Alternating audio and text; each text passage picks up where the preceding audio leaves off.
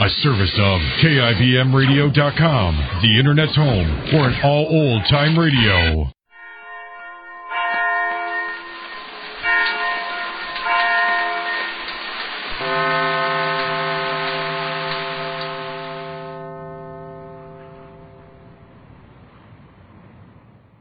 Yes, it's the Goldbergs.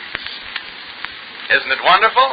Yes, it's like discovering a new kind of wash day. You bet. Now I use this same granulated soap for everything in my wash. That's right. Now I can wash my prettiest rayon slips with this same soap and that gets my towels so white. Absolutely. Say, what are you two talking about? Let me in on this. Oh, excuse us. Why, this lady was just showing her enthusiasm about Duz, that new kind of granulated soap. Well, yes, haven't you heard about Duz? It does all three kinds of wash, from work shirts, towels, to rayon slips. You mean this does everything in the wash? Yes, everything. And that's important to remember now during spring house cleaning, because you can use this same Duz for your heaviest wash rugs and blankets, and for your bright washable slip covers and rayon net curtains, too. Well, it's news to me that any wash day soap could be really safe for those fussy colors. Oh, but Duz is different. Different from any other leading granulated wash day soap. It's extra safe for your rayons and colored washables. Yes, you should see how grand Duz is for my slip covers and curtains. And yet it gets those heavy wash rugs wonderfully clean. Does it take a lot of scrubbing? No, ma'am. You won't have any hard scrubbing to do. Why, you can't buy a soap that gets dirt out easier than Duz. And wait till you see how dazzling Duz gets your white bedspreads and linens. Why, I've never used a soap that gives me whiter washes than Duz. Of course you haven't. Washings don't come any whiter than Duz does them. Well, this Duz certainly must be different. It is. Well, you can tell the difference in the suds. Sure. If you've been using any of the 4 other leading granulated laundry soaps in your machine, you'll find Duz gives more suds even in hardest water. Suds that build up faster and last longer. You see, Duz is not just a new improvement of an old soap, but a really new kind of granulated soap. Ask for Duz, D-U-Z, today. And let Duz do everything in your wash at house cleaning time and all the time.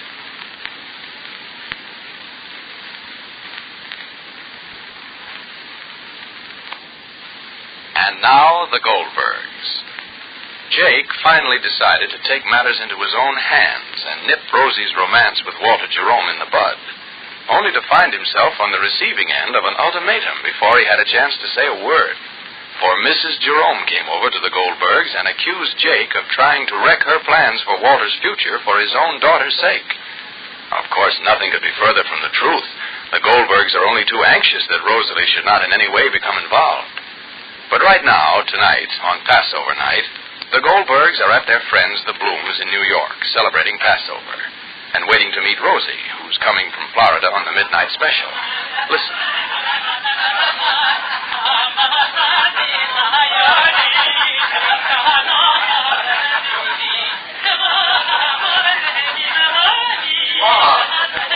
Ma, what's the matter? Don't you feel well? I'm all right, Sam. There's so many people inside, darling. So many people, and it's so warm. I want to sit by the window and cool myself off a minute. Oh, we had such a big supper, such a big Seder. Oh, and I think I'm excited because Rose will be home on the midnight train. Well, drink a little water, Ma. Oh, Sam, maybe it was the wine. It was only sweet wine. Mrs. Goldberg, aren't you feeling well? I'm feeling very well, Mikey, darling. I'm feeling very well. Is Grandpa going to sing soon, huh? You better be there when he does, Mikey. You better be there when he sings, Mikey. Oh, your mama's getting up from the table. You see that? Oh, your mama, Mikey. Mrs. Blue, darling, please. Sit down the table, please. I'm cooling myself off a little bit. Sit down the table. Don't disturb yourself, please. Oh, your mama's such a to-do, Mikey. Such a to-do. She always sees everything. Do you feel better now, Ma? I'm wonderful, Sam. Excited because Rosie's coming home, huh? Uh-huh. Me too. Oh, Mikey, darling, this is the first Passover Seder that Rosa is not present.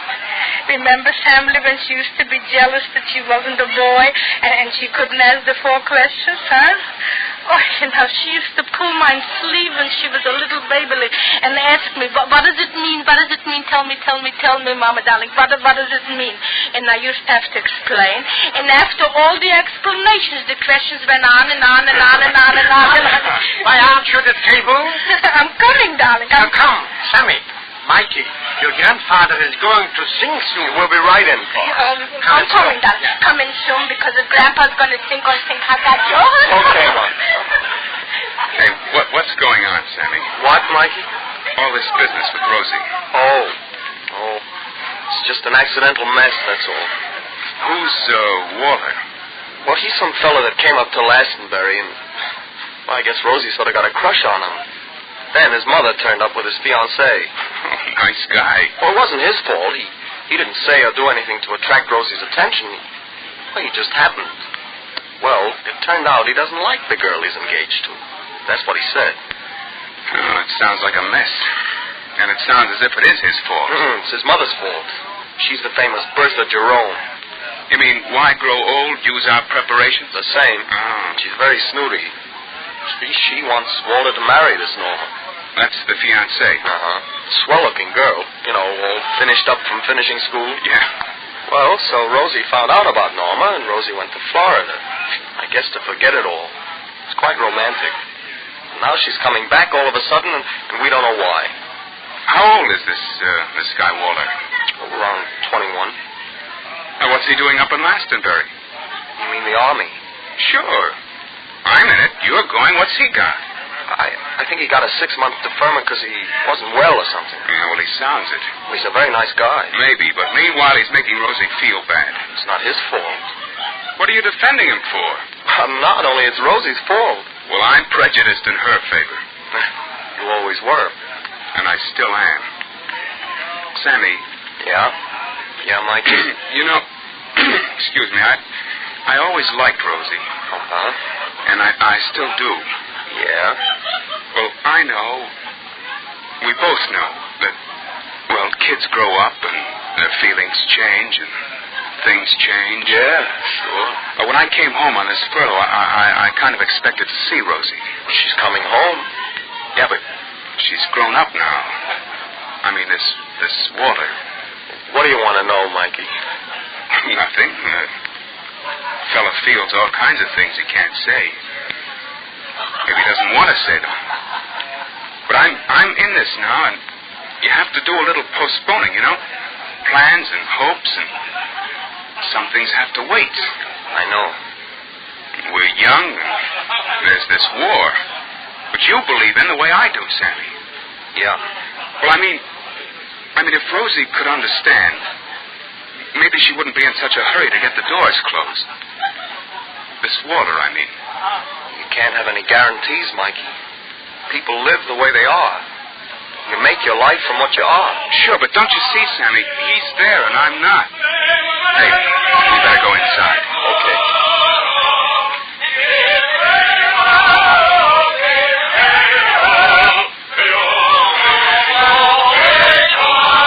Sarah, darling, sit over here. Come on, just turn over, it'll be home.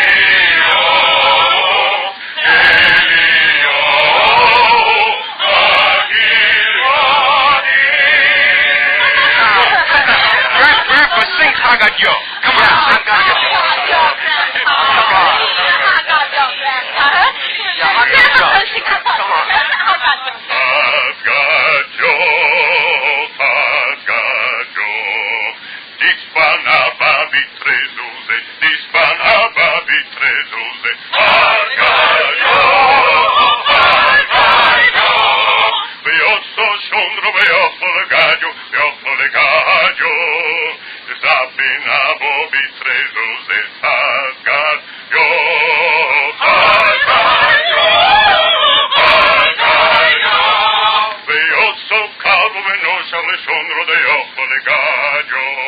Desabinavo vitresos, desabinavo vitresos. ¡Al gallo! ¡Al gallo! Yo soy otro brinco de calvo, y no es Alessandro. Y no es Alessandro de ojo de gallo, desabinavo vitresos. ¡Al gallo! Mr. Goldberg. Mr. Jerome to see me? Tell Mr. Jerome I can't be disturbed. Jake, darling, maybe it's something. Please, Grandpa. Continue with the singing. Go on, Grandpa. I got you.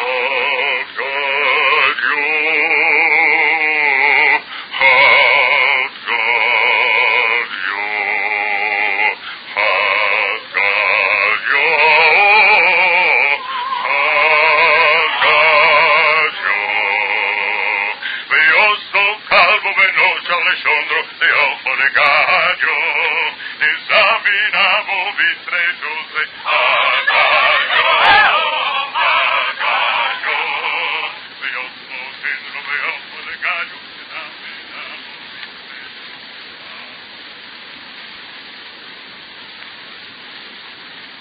So while the singing goes on, Mr. Jerome waits to see Jake. How did he happen to come to see Jake at the Blooms? And what has he got to say?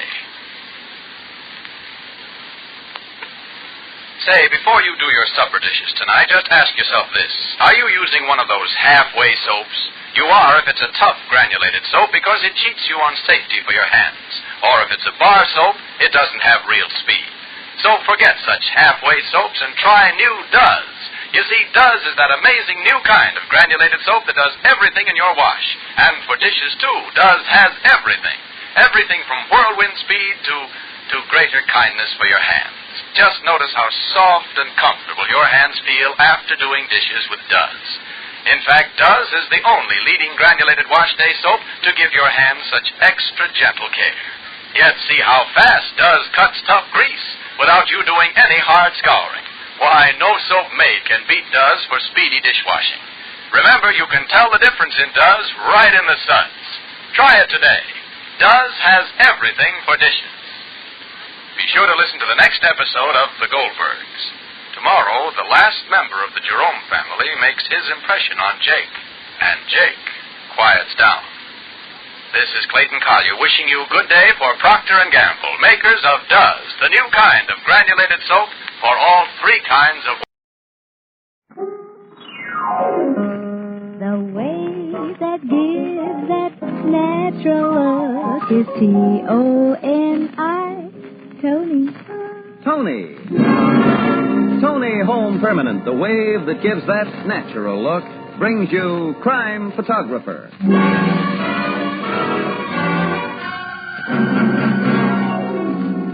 Good evening, everyone. This is Bill Cullen greeting you for Tony Home Permanent and inviting you to listen to another adventure of Casey, Crime Photographer, ace cameraman who covers the crime news of a great city. Written by Alonzo Dean Cole, our adventure for tonight, Holiday.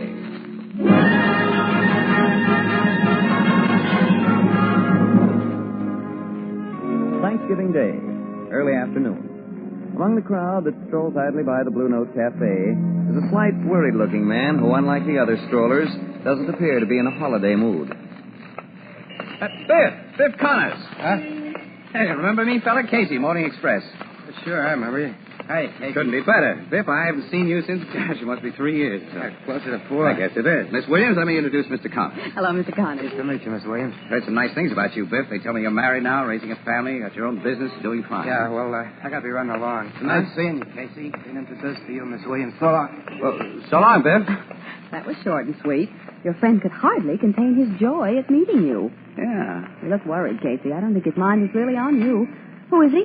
Well, he used to be one of the cleverest safecrackers in the country. Safecracker? He knew more about safes than the people that make them. Well, he didn't keep him out of jail, though. He served 3 stretches. You don't usually introduce me to your criminal associates. Biff wasn't the usual kind of criminal, Annie. Since his last term in the big house, he's going absolutely straight, too. I know that. Yeah, I hope nothing's gone wrong with the guy. Oh, probably not. Ah, here's the Blue Note. Let me push open the door for you. You? Well, look who's here. Hi, pal. Good afternoon, Ethelbert. Happy Thanksgiving to both of you. And to you? In big red letters. Had your turkey and trimmings yet? No, we plan to go to a movie and then have dinner about 7 o'clock. You having it here? What? Thanksgiving dinner in this joint? Oh, not a chance. What's the matter with this joint? The chef's putting out $1.75 special today. Casey's taking me to the Ritz for dinner. And then we're going to a play. Yep. Movies in the afternoon, the Ritz for dinner, and then an evening show, huh? Mm-hmm. You are having a holiday. Uh-huh. We're not going to waste any of it hanging around here as much as we love you, Ethelbert. Oh. Casey, it just came to my mind. As of November 1st, you owe us on your October bill. Oh, well, that's all right, Ethelbert. Just carry it over to December. I'm going to need all the dough I've got on me today, I think. Yeah, and you'll need all you got on you in December. I don't like to dun a pal, Casey, but I know you. Huh? Oh, hello, Biff. Excuse me for butting in like this, Miss Williams, but Casey, after I left you outside, I got to thinking. Well, we're glad to see you again, fella. How about having... No, thanks. I hope you'll excuse me, Miss Williams. Casey, if I ain't asking too much, will you step outside with me while so I can talk to you alone? Well, I'd appreciate it, Casey, lots. Sure, go ahead, Casey. I'll wait for you here. Oh, well, okay, Annie, thanks. Okay, Biff. Thanks a million. You look awful worried, fella. What's this all about?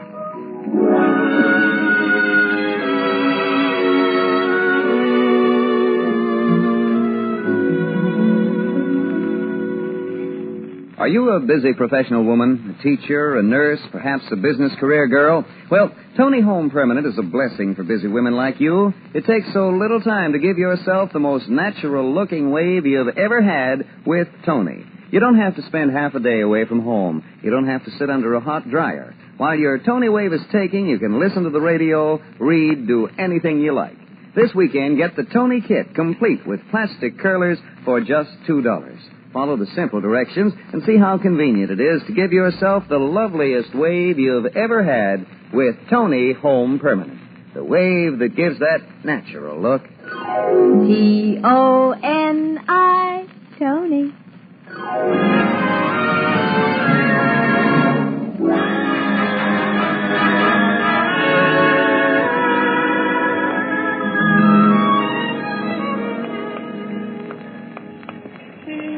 Turn into the side street, Casey. It ain't too crowded. We can talk. Okay, Biff.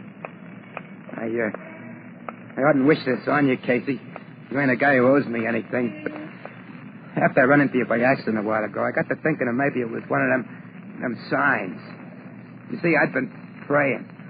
Well, Biff was always a regular in my book, and I got to thinking that maybe you was the one guy in the world I could turn to for help. Yeah, well, what kind of help do you need? I'm not so heavy with dough. I had plans for the day, but if you've got to have... No, I don't want any money.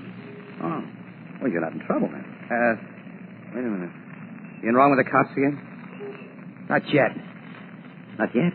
Casey, I've been 100% straight since I came out of stir last time. I ask you to believe that. I believe you, Biff. The wife, and I built up a nice little business. We got a store uptown, tobacco, candy, toys, stationery. Things were going along just swell until 2 weeks ago. What happened then? A couple of guys come into my store with a proposition. They wanted me to crack a safe. Yeah? They offered me $5,000 to do this job. Nice money. I told them where to go with it. And a couple of days later, they come back. They raised their offer to $10,000. I threw them out of the place. Gone. Well, that didn't get me nothing. He told me I'd play along with him or else. And then this morning I found a loaded .45 caliber automatic under my candy counter. What? A gun? Yeah. I'm an ex-con, Casey, a 3-time loser. You know what it'd mean for me if the cops found a gat in my possession? You'd get the book. Sure, I'd be put away for keeps. The gun was planted under that counter, Casey, sometime during the night. I wrapped it up. I made an excuse to the wife that I had to come downtown, and I went to the North Bridge, and I dropped it in the river. This gun was left where you'd be sure to find it. Yeah. It wasn't meant as a frame, just as a hint of what'll happen if I don't play ball. Well, the two guys been around to follow up their hint? I don't know. I ain't been back to the store. Oh. Since I left the bridge, I've just been walking around trying to think. Wife don't know anything about them guys in the proposition. I ain't told her. And I can't tell her. She knows all about my record. You can figure how scared she'd be. And you haven't told the cops? Does a guy like me ever run to the cops? Well, it'd be smart if you ran to him this time. No. Why not? In the first place, they wouldn't believe me. An ex-con. I figure I was trying to put something over. I can't blame him, Casey. Well, I can tell him. You gotta promise me you won't. Well, Biff, listen. Suppose they did believe me. What happens? They set a trap for the guys who propositioned me. Them guys got friends who'll know that the squeal that the cops acted on had to come from me. My life wouldn't be worth a nickel. Yeah. Guess you got something. Promise me you won't say nothing to the cops, Casey. You got it. What do you want me to do, Biff? I don't know. I just had to talk to somebody, that's all. To a guy I knew was right, and I ain't got such a good head, Casey. I figured maybe you could figure my way out. Well, thanks for the compliment. Well, who are the guys that came to you with this proposition? I don't know. They didn't tell me their names. Well, I get around a little. What do they look like? One was tall and skinny, had a long face and big yellow teeth. He kind of looks like a horse. Yeah? The other's a little dark guy, heavy set. Oh, wait a minute. The one you say looks like a horse, has he got a long scar on his neck? Yeah, like somebody done a shiv job on it. Can't be two mugs who answer to that description. Scar neck, horse face must be Jake Bannister. Head strong-arm goon for Nick Reynolds. Nick Reynolds? Well, you must know who he is. Well, the name's familiar, but... Hey, you are out of touch with the rackets, kid. Nick Reynolds is the Mr. Big behind some of the dirtiest crooked work that goes on in this town. But he poses as a solid, respectable business guy, and the cops have never been able to nail him. Oh, wait a minute. Tell me more about the little heavy-set mug. Well, he looks... He's got a cauliflower ear like a pug. And he stinks of perfume. Hey, Tony Chef. He's another of Reynolds' guys. This is beginning to sound like hot stuff. I don't suppose they told you whose safe they want open, huh? No. They tell you anything about it? Only there was a small house safe, a real tough one. That's what he needed, an old hotshot like me. And they offered you dough to crack it, $10,000. They didn't say anything about giving you a share of what's in it. That's right. I got a notion there isn't any dough in the box to share, Casey. Just something that somebody wants and is willing to pay high for. Think you can find out from those guys where the box is, the location of the house, and who lives there? Well, they won't tell me unless I say I'll play ball with them. That's right, they won't. Look, Biff, go back to your store. They ought to be paying you a visit there today after planting that gun. Try to learn all you can. And then... Well, I've made other plans for this afternoon, but I'll stick around the Blue Note. I'll write down the number of a phone booth there so we can talk in private when you call. Here it is. Thanks, Casey. I got a dinner date for around 7 that I can't break, fella, and then I'll be tied up for the rest of the evening, so if your guys don't show by 7, well, things are going to have to just ride a while, I guess. But in the meantime, I'll be running down a little tip I got on Nick Reynolds. A tip? Yeah, it's just a piece of gossip I didn't think much of until I heard your story. Now, it may mean something. Well, so long, Biff. Take it easy now and try not to worry, huh? Yeah, I'll try, but remember, you promised me, Casey. You won't tell the cops. Yeah, that's right. I won't tell the cops.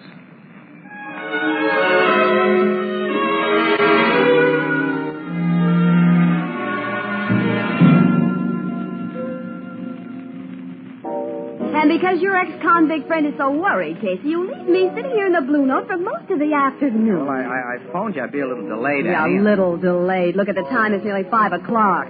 You were taking me to the movies this afternoon. Remember? Oh, please, kid. What's a movie when a guy's in a jam? Oh, yeah, the poor fellow is in a bad spot. He's in a terrible spot from what Casey's told us, Miss Williams.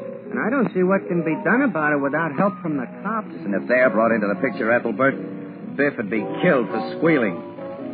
Nick Reynolds is behind this thing, and he plays rough. Casey, you said you'd been following up a tip on Reynolds? Yeah. What? You know Monty Summers, Annie? Of the Summers Detective Agency? Yeah, Summers Blackmail Bureau would be a better name for his outfit. Yeah, that's right. Well, Summers is a shakedown artist of the dirtiest kind. He's done a lot of work for Nick Reynolds, but he doesn't work for him anymore. There's been a bust-up. Yeah, I heard that. Well, my tip was that Summers pulled the old double-cross and collected evidence against his boss, Reynolds, enough to send him away for life. Now, Reynolds is supposed to be paying him plenty to keep that evidence under his hat. Well, that tip sounds like a phony. Reynolds wouldn't pay a blackmailer. He'd have him bumped off. Well, sure, like you just said, Casey, Nick Reynolds plays rough. Yeah, but he's too smart to play rough when he stands to lose by it, though. If Summers has the goods on Reynolds, it's in documentary form that won't be destroyed by his death. It's a cinch that Summers has convinced his old boss that the stuff will be made public if he's killed or if he disappears. Yeah, that's so. But, Casey, what's it got to do with your friend Biff Connors? Ethelbert, 2 of Nick Reynolds' trusted hoods offer Biff a flat sum, not a share, to open a house safe. You mean? Well, it could be Monty Summers' documentary evidence that Reynolds wants. I see. And if it is, Sure. and we could get it, Casey. Oh, what a story. What a story. With exclusive pictures, too. It'd be worth missing an afternoon movie for, wouldn't it, kid? I'll say. And if the evidence got Nick Reynolds sent to jail, this town would be a much better place to live in. But how is this theory of yours going to help Biff Connors, Casey? It doesn't. It's a complication. Well, since Biff hasn't phoned, I guess Reynolds' mugs didn't show up at his place. He's probably taken a holiday off. No, I'd like a little holiday myself. And away from this place.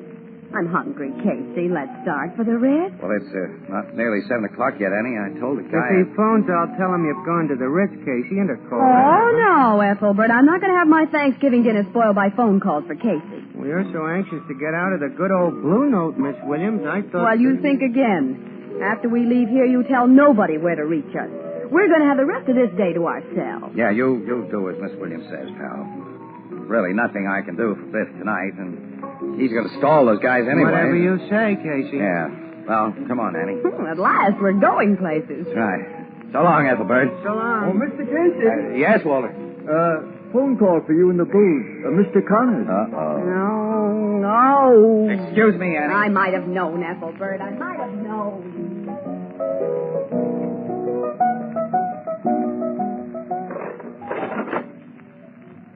Hello, Casey speaking. This is Biff Connors. Anything happen? Plenty.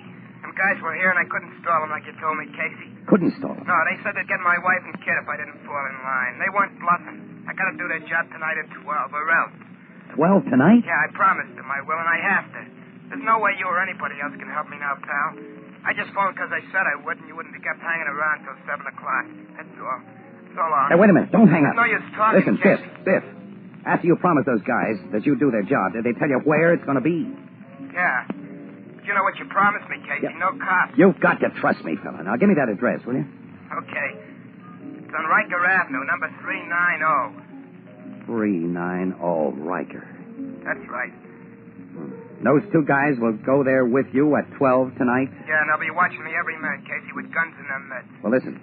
Stay in your store. I'll get in touch with you there by 10:30. You got some plan, Casey? You think there's a chance? There's a swell chance, Biff. There's every chance. Now, stop worrying, kid. You'll hear from me in a couple of hours. Hold on. I got faith in you, Casey. So long. Faith in a liar. I can't figure any chance. Annie. Yeah, I know. Don't tell me. We're not heading for the Ritz and turkey dinner. No. We're going out to look over Monty Summers' house right now. Oh, you mean Monty Summers, the blacksmith? I looked up his address this afternoon just in case. He lives at 390 Riker Avenue. Come on, Annie, let's go. Yeah, so long, Ethelbert. So long. No Thanksgiving dinner for you two.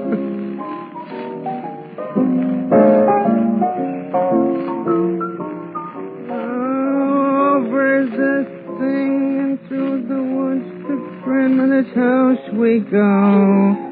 The horse knows the way to carry the sleigh through the something or other. Hi, Ethelbert. Say, wasn't that Casey and Miss Williams just leaving the Blue Note Oh, there? hello, Mr. Cullen. Yeah, that was them. Oh, they didn't speak to me. Well, they was going so fast, they must not have seen you. Yeah. Why the speed? Well, they're trying to stop a safe cracker from cracking a safe he don't want to crack. I don't quite follow you, Ethelbert, but I gather that crime does not take a holiday? No.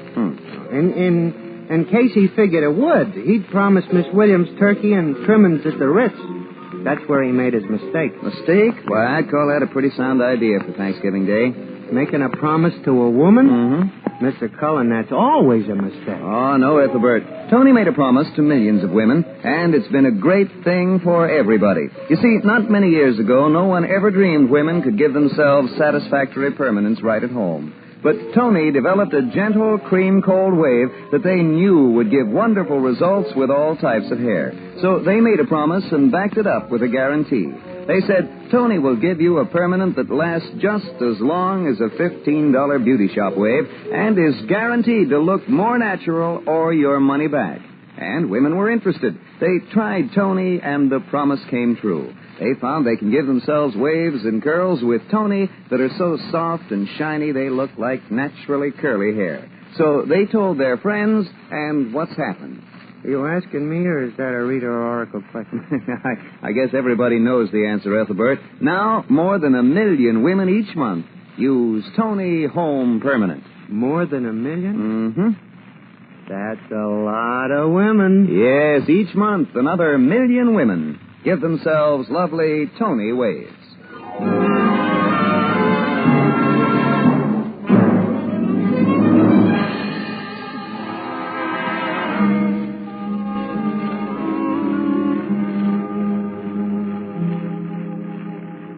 That's a whale of a big house, Annie.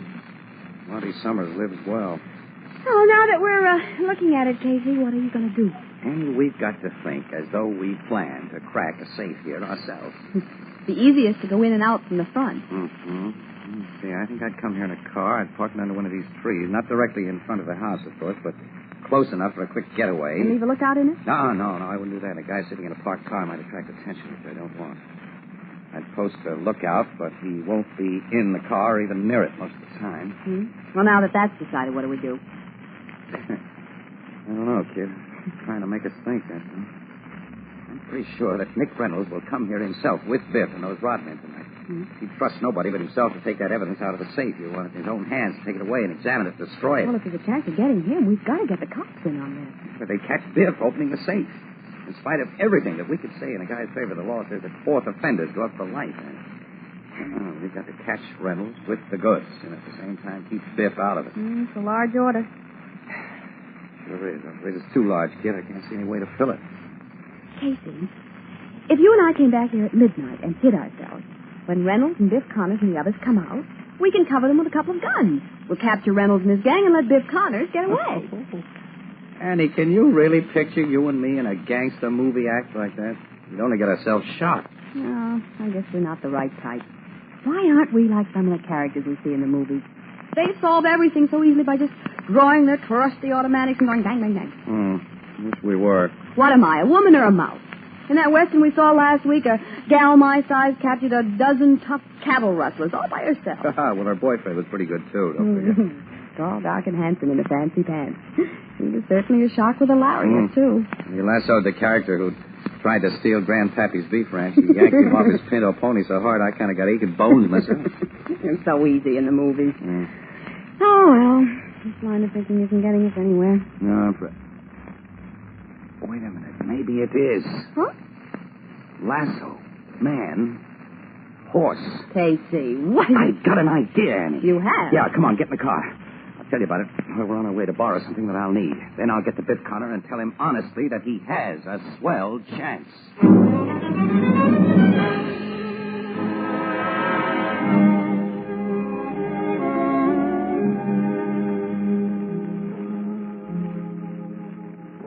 I really got a chance, Casey? Bet you have every chance. Tell me. No, not yet. You tell me about the setup for tonight, as you got it from Reynolds' Rodman. Well, I'm to meet him a couple of blocks from here, see, at 11 o'clock, like I told you. That's right. They'll be in a black sedan. They'll have the tools they'll need for the safe job. Then we drive right out to the Riker Avenue house. They say the guy who owns the joint won't be there. That's why the job's got to be done tonight. It's only a servant in the house, and he's been fixed. Well, they don't look for any trouble, then, huh? No, they claim it'll be a cinch. They're due for a surprise. You're the only one who's not headed for trouble. Casey, tell me what... No. The less you know about this whole thing, the better for you.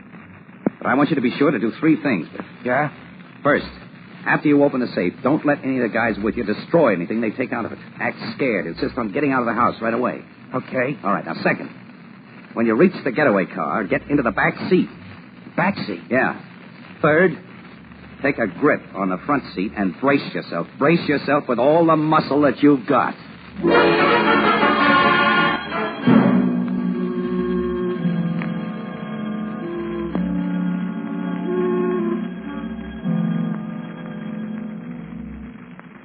They've been in that house over an hour, Casey. Yeah. Monty Summers' safe must be really tough. Reynolds had to get an expert like Biff this job. You're sure it was Nick Reynolds that we saw go into the house? He's dead sure. He went in with Biff and horse face. Yeah. Reynolds' presence here, Annie, means that we guessed right about his deep personal interest in that safe.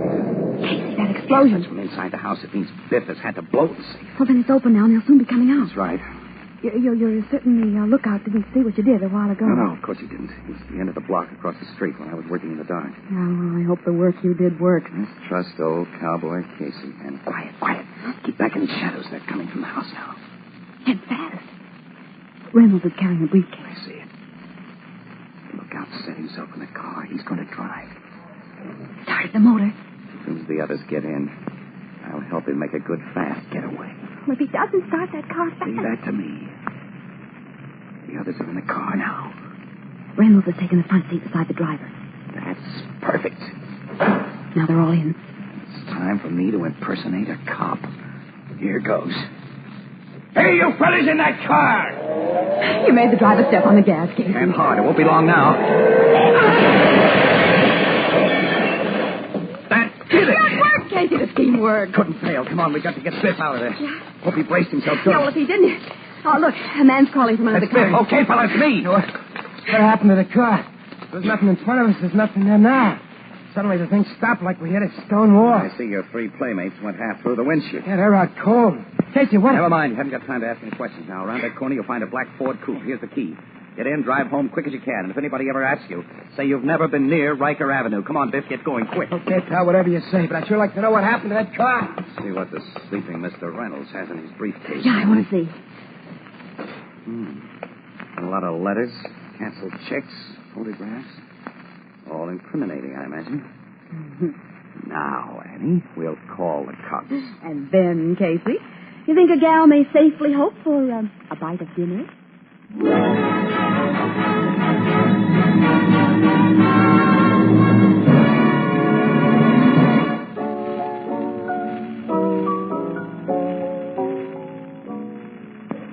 For soft water shampooing, use Tony Cream Shampoo.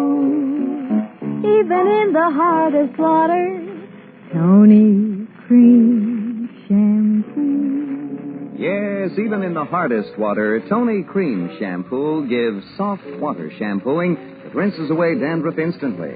Leaves hair so soft, so smooth, so shining clean. Today, bring out the sparkling beauty of your hair with soft water shampooing. Get the handy tube or jar of Tony Cream Shampoo. It's new.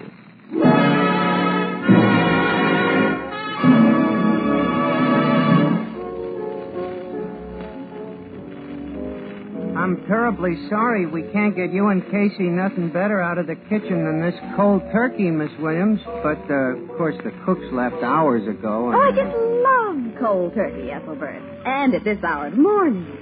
So much nicer than the dinner I expected to have at the Ritz. Yeah, well, I'm awful sorry, Annie. I certainly gummed up your day, didn't I? Don't you ever know when I'm kidding, Casey? I've had a swell day. A real day for Thanksgiving, because we accomplished something worthwhile. Your pal, Annie. Say, you ain't told me yet how you made that car stop like it had hit a stone wall.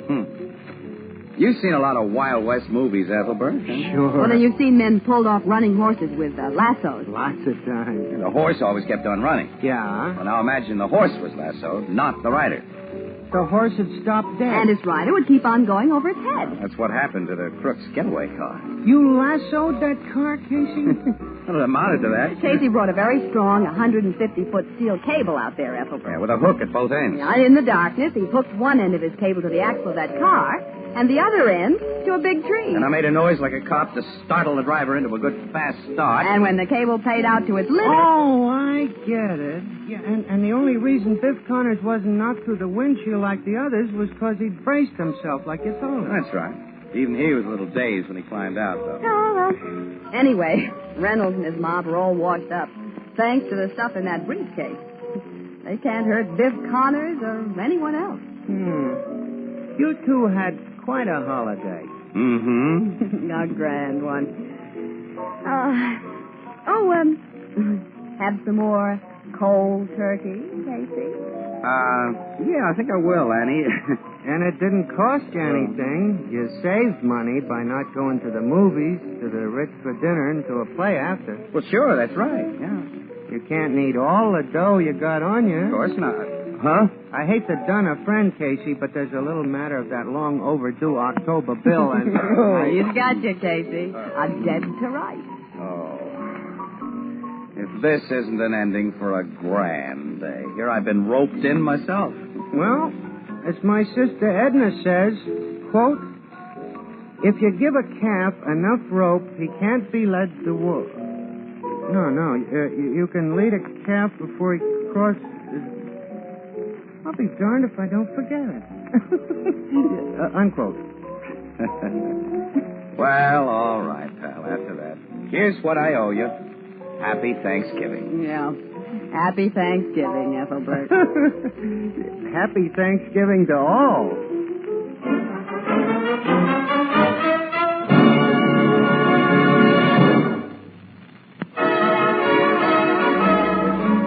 Crime Photographer, starring Stotts Cotsworth as Casey, is directed by John Dietz. It's written by Alonzo Dean Cole and is based on the fictional character of Flash Gun Casey, created by George Harmon Cox.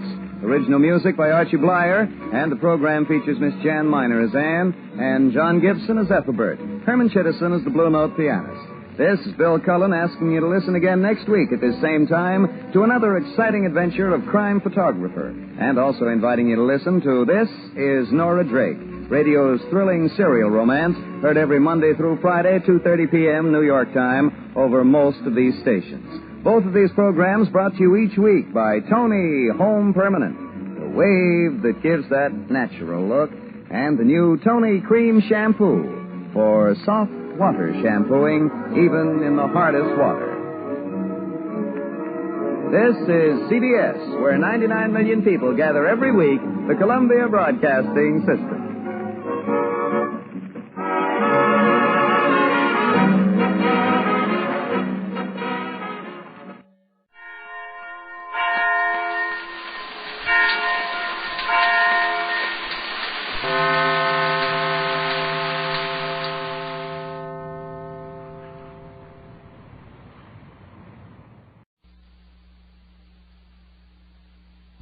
What did I do wrong? I just told you what you did wrong. What?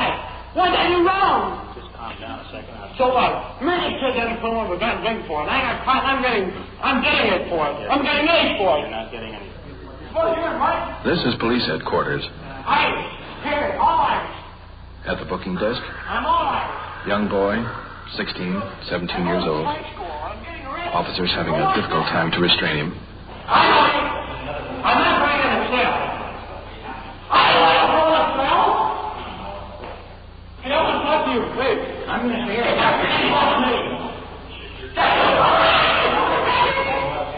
Come on. Bert, can you hear me? Yeah. What's the matter with him? Juvenile officers picked him up. He's been blasting marijuana. He's trying to even talk to him now. Oh, brother, he's really blowing his top. Now, that stuff really makes him crazy. Come on in the bureau, Don. I've got a quick report to make, and then we'll get out in the field. Okay, right behind you.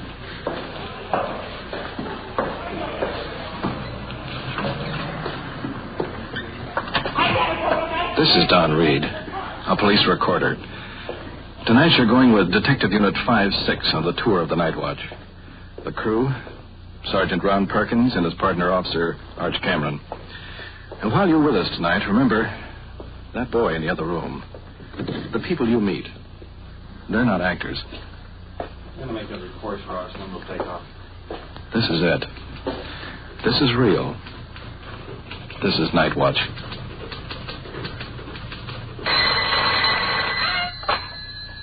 Sergeant Perkins. Sergeant, are you busy? No, what do you got? We've got a woman out here. She said her baby's been stolen. Oh? I'll bring her right in. Right. Don, you better stick around. Might have a kidnapping. Night Watch, the actual on-the-scene report of your police force in action. There are no actors. There is no script. Every voice, every sound is authentic. The investigations are recorded as they actually occur. Night Watch, presented with the cooperation of the Police Department of Culver City, California, W.N. Hildebrand, Chief. We switch you now back to police headquarters and to police recorder Don Reed. Coming in the office, Sergeant Perkins. the woman who claims somebody has stolen her baby. Detective Ross. How you doing? Policeman Kingston. Can you tell us now just what happened? What the circumstances are? Well, he came by. He asked me my baby. Who is he? Just a friend about it. I've known him quite a while. All right. And what happened? Okay, he asked us would we go with him to take some people to Santa Monica to the beach. And I told him yes, just me and my baby. How old is your baby? My baby's 1 year and 6 months old. All right. Today. So coming on back, he said, you come anyway. You didn't have to come. I said, well, you can put me out right here. He said, if you keep talking to me, I will put you out here. Well, just put me out. So before he got there, he hit me. And cursed, and he hit me. My baby was asleep, laying on my lap. So I said, well, just let me out. And he stopped the car. He didn't stop it. He just stopped and told me what he going to do to me, and I got out.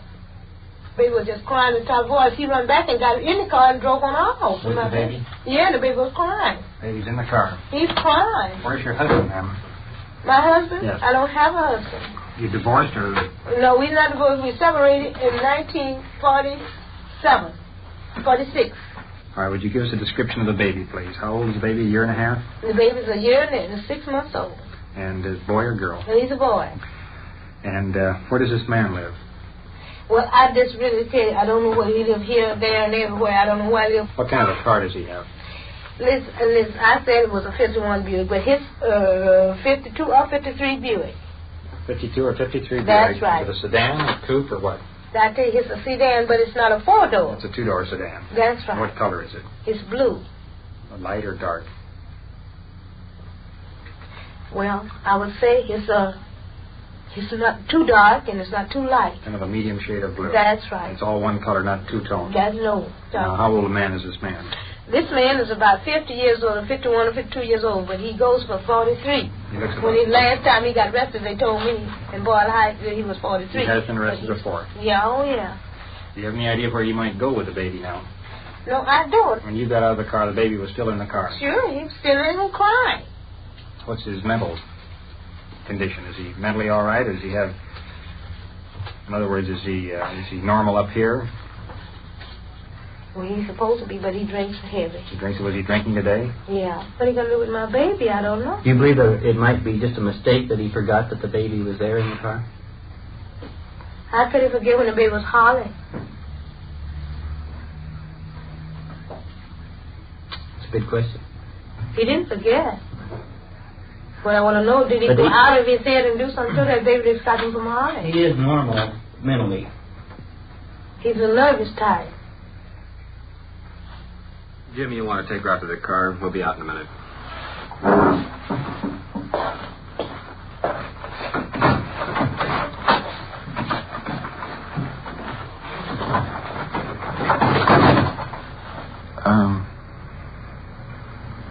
What do you make of this, Steele? I don't know, Don. She's not reacting like a mother should that's lost her baby. No. Of course, it might be because she's been drinking. Oh, he's been drinking pretty good, too, has he? Yeah. That makes me think the baby's in real danger. Of course, he's got a police record. Let's check R&I and see if we can get his last known address. R&I, please. Well, somewhere in the back of a car we have a baby that's missing. It may be well taken care of, and it may not. Regardless, we have to find him.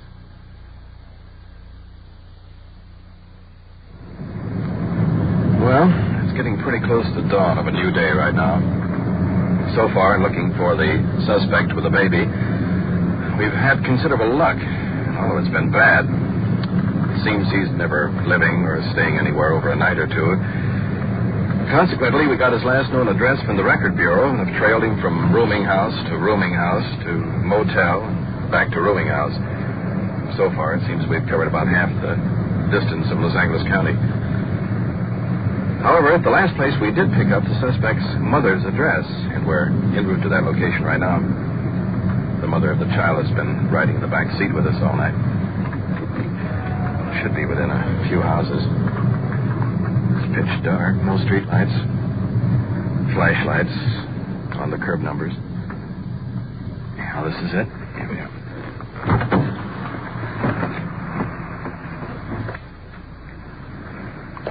The should be where the mother of the suspect lives. Let's see what we can find out.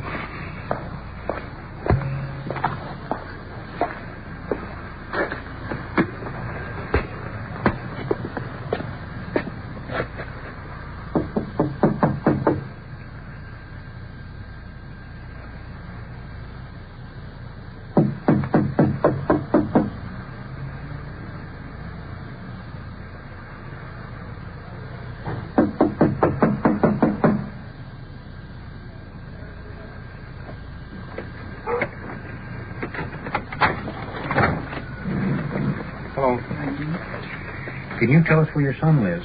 No, I sure don't know. Do you have any idea? No, I don't. Well, it's very important we get in touch with him. Do you know how we can reach him? I don't know. I don't even know where he's staying. No phone number or nothing. How about your daughter? Would she know? I don't know. Do you know anybody at all that we can get in touch with to reach him? I don't know. To tell you, I don't know. Okay, ma'am.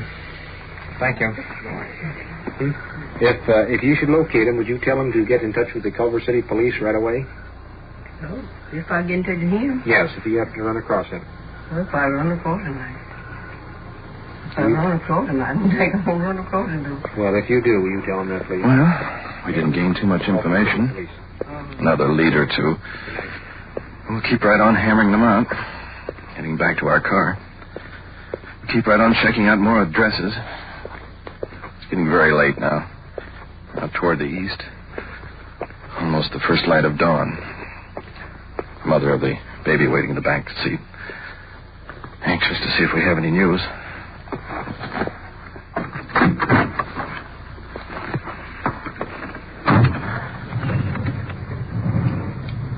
Well, you just sit back and relax. Yeah, I do the best I can.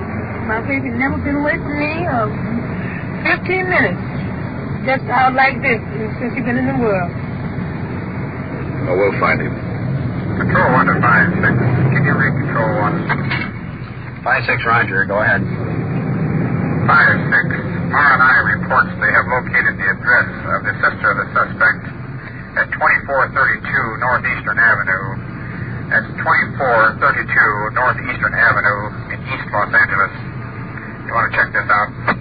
Roger. You might advise the watch commander. We haven't come up with anything yet. We'll check out the sister's house right now.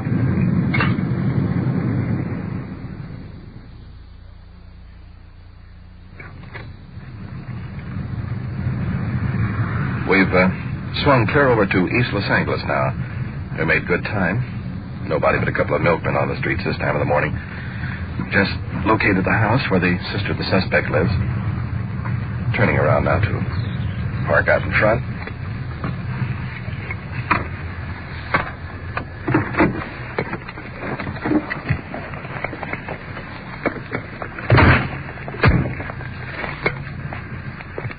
Arch, you want to cover the rear? Our partner, Arch Cameron, going around to cover the rear. Sergeant Perkins, mother of the youngster. 3 of us going up the front door.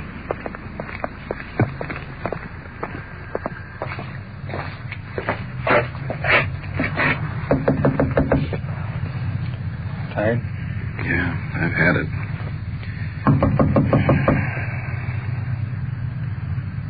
And there goes the light on. I guess we got somebody in. Hello, police officers.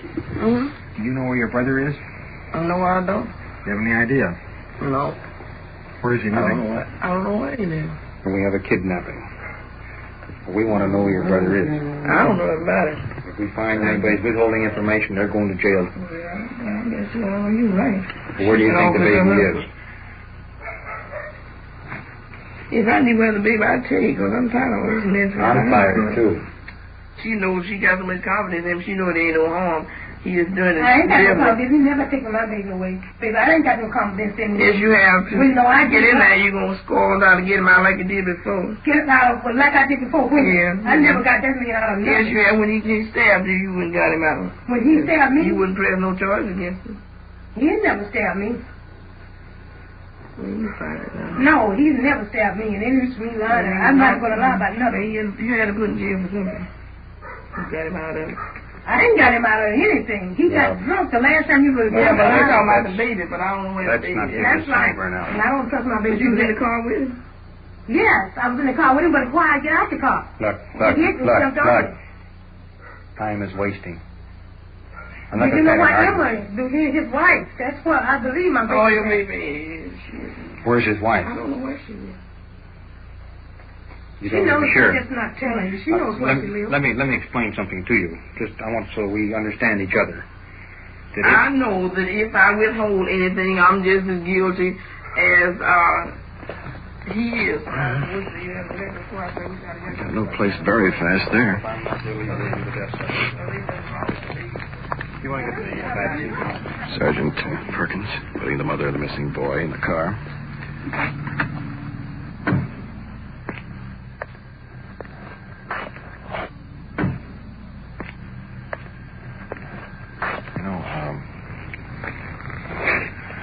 Between you and I and the gate post, if that guy is going to, even if he doesn't harm the child, if he happened to be really drunk, locks that kid in the car. That's what I'm afraid of. But the windows sealed. Baby will be all right till it starts getting hot. Yeah. It's going to start getting light very shortly. Well, where's my partner? He's still staked on the back. Oh, boy, we're not any farther now than when we started. Are we? Yeah, we've talked to a lot of people. Well, we might as well take the mother home. Maybe something will turn up in the meantime. Yeah, let's hope so.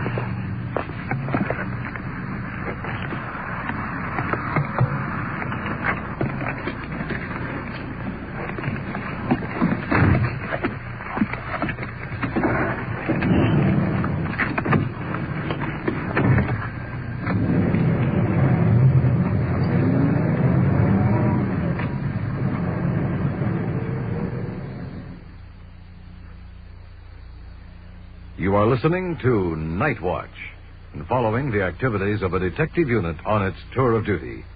Remember, the people and sounds you are hearing are real, and the investigations are recorded in the field as they actually occur. We'll bring you the final results of tonight's action at the conclusion of Night Watch. Now, right now is the time to sit down and write that letter to that serviceman you know. Letters from home and friends to servicemen are important, vitally important as a morale factor to the men overseas. This is particularly true in isolated installations where the arrival of mail is one of the very few daily diversions. While we are providing American servicemen overseas with the finest weapons and equipment in the world, the spirit of each man is based on his morale, and his morale is based in large on the letters he gets from home. Let us never give the men in our armed forces the impression they are being forgotten, that we're too busy to sit down for 5 or 10 minutes and write. Don't just write a letter to a serviceman. Write to the one you know personally. That letter will really mean something, because it'll be a tie with the folks back home. So write a letter to a relative or friend overseas in the armed forces. Think of him, and put some of those warm thoughts down on paper. He'll appreciate it, and you'll feel better for having written. And now we switch you to Detective Unit 5-6, somewhere in the field, and your police recorder, Don Reed.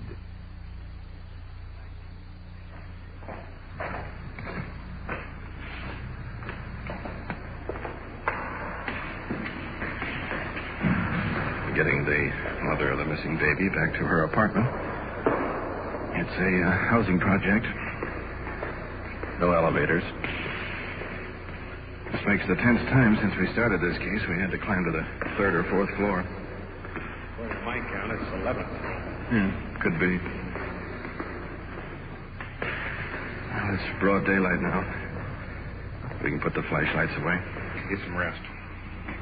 How are you going to know? Will they call you if you bring him or if you get in? Well, we've got a broadcast all over the county of Los Angeles. All the police cars, all the departments. When we get back, the day crew will take over and work until we come back on again tonight. So you just try to get some sleep.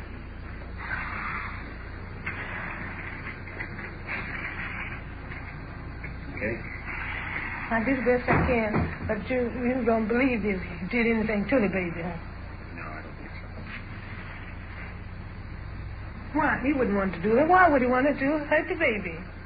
I don't think he's hurt the baby. I don't think you have to worry about that. Look, you've been up all night. You go and get some sleep. We'll take care of it. We'll find the child. And bring this baby to me. Let me know where to get him. We'll let you know just as soon as we find him. Okay? Okay, I'll do the best I can. Goodbye.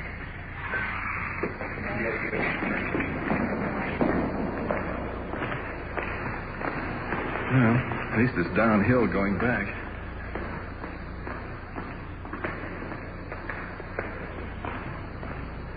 I wish I could believe what I told that woman. Must be an answer to it somewhere. It beats me what it is. Yeah. How about a cup of coffee? Maybe that'll give us an idea.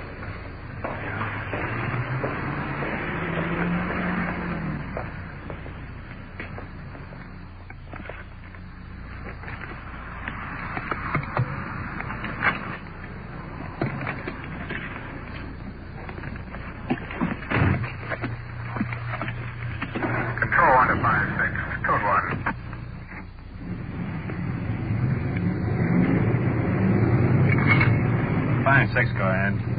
They can read us this far away. Unit calling. You're breaking up. Is this Unit 5-6? Repeat. Roger, go ahead. 5-6. We have been trying to reach you. Your suspect wanted for possible child kidnap has been picked up by LAPD and is now in custody at the Goldbergs station. Sergeant Ward is en route and requests you meet him there. 5-6, is the baby in custody also? 5-6. We do not have that information at present. 5-6, Roger. Now we're making some progress. How about the mother? Shall we tell her? Well, right now we don't know what to tell her. Let's get over to L.A. and check this thing out.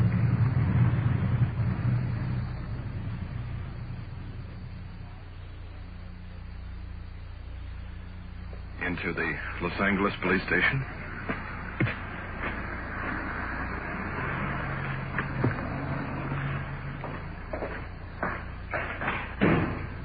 There's high ceilings. The voice sort of booms, like talking in a tunnel. An office here on the right. Little boy sitting on the desk, custody of a matron. No doubt that's the little fellow we've been looking for. First, more than the suspect in here, Yeah.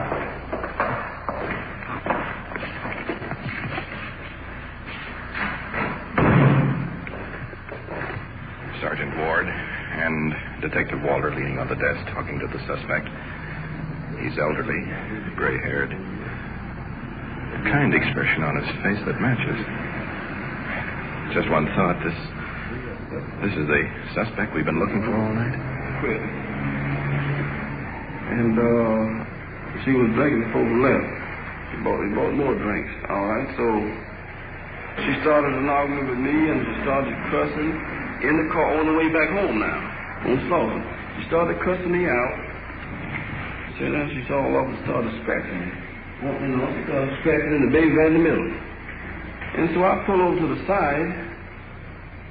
So she threatened to jump out of the car before I even stopped the car. And I pulled over to the side. And when I pulled over to the side to stop the car, while she was fighting me, then she got out of the car and started going to some people's residence to use a phone. You see? For what reason, I don't know. She's just drunk. She's crazy when she's drunk. So I went on back and got this baby, and them brought him down here to the police station here. You see, the reason I didn't want to take her to the police station last night was this. I knew she was drunk, and the minute they find her in the condition she was in, see, they're going to take that baby away from her. See, I know that. The fact of it is, the baby should be taken away from her.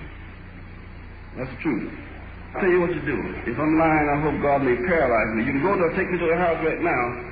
She didn't have nothing to eat. I got fish there for her, chickens for her in her icebox, and bought bread and gave her money. And I got a pocketbook out there. She didn't have no money, and I gave her $1, and the $1 still in the pocketbook. But the woman is absolutely insane when she gets drinking. She's the best woman in the world when she's not drinking. I pushed her away from me. when I was trying to stop the car. And I noticed that when I pushed her, she's treacherous, very treacherous when she gets a drink. She gets drunk, you understand? I got a witness where she have throw that baby on the floor, and people will testify to that, where the baby, they were so afraid the baby, she's going to kill that baby, they want to turn her up themselves. Did you have any intention of keeping the baby away from the mother? No, it's not my baby. No, it's not my baby. No, I should say not. Did you make any attempt to contact the Culver City Police Department? I sure didn't, because I didn't even know what location I was in. But the reason I didn't see you outside a minute. Okay. We've got anything on this fellow to book him on. There's no intent and apparently no motive on it. I think that this probably accounts for the strange reaction the mother has had several times. I'm with you, Burton. Well, look, let's take the child back to its mother and take this fellow with us and let him explain it to her. Good deal.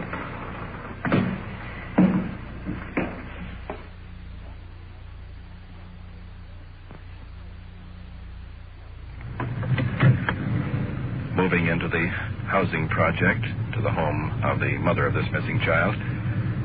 In the back, our gray-haired suspect with a youngster on his lap.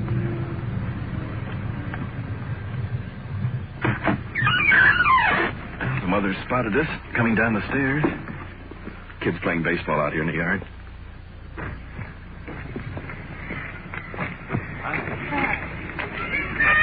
Well, there's a little fellow. Thank you, Lord. I'm just about to go crazy. You could have brought my baby by here. You know, he wasn't home. He came out 6 o'clock this morning, came out last night twice. 6 o'clock this morning? And then I came last night twice.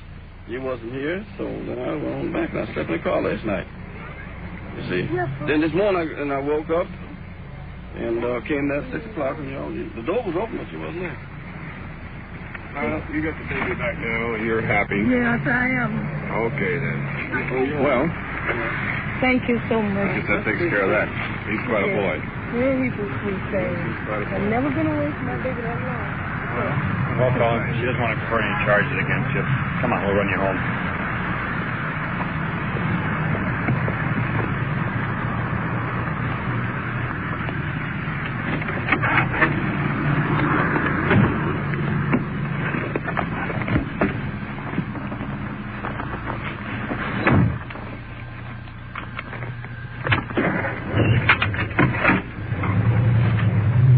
It didn't turn out the way we expected. Yeah. But we were right about one thing. What's that? Sure going to be a hot day.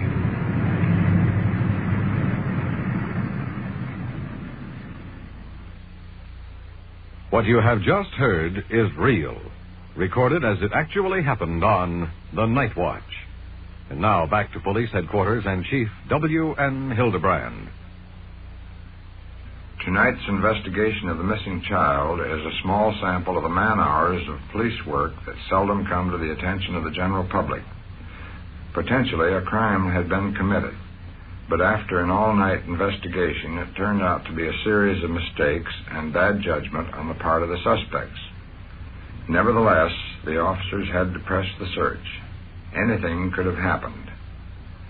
Although no formal arrests were made, the Juvenile Bureau conducted a thorough investigation of the home conditions of the mother and the child.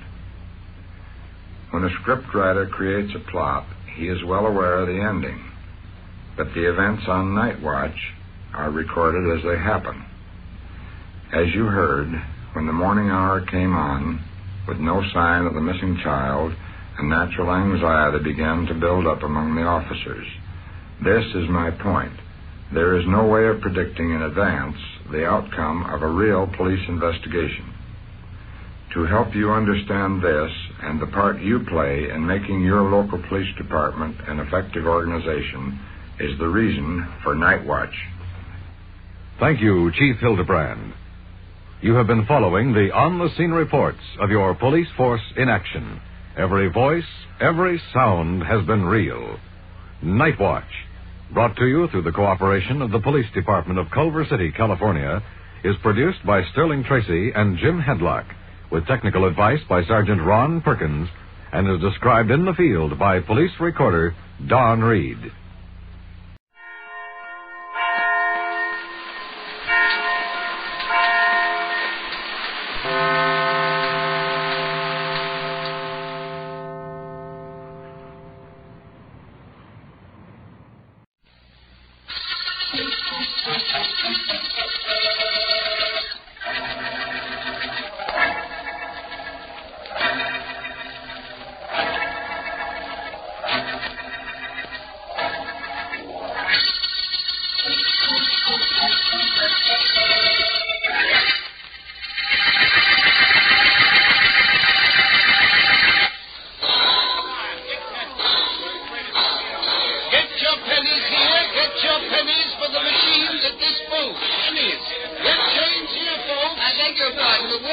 Joe Baker, please. Boss, in back in his office if he's in. Thank you.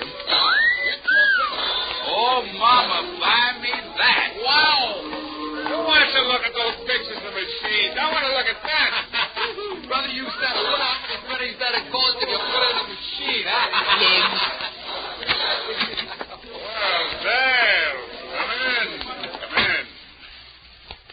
What do I owe this unexpected pleasure? Sit down, Dale. Sit down. I'll stand, Al, and I'll tell you why I'm here. I'm going to Hollywood, Al. Yes, so I heard. I was very glad to hear about the break you got, Dale. Very glad. You don't know how glad. I was getting a little tired of this penny arcade I'm running. You haven't changed a bit, Al. I was hoping you would. That's why I came down here to see you. All right. How much is it going to cost to keep your mouth shut? About what I know about you? Yes. Well, Dale, darling, I haven't decided yet. I'm not sure. I am the talkative type, you know. How well I know.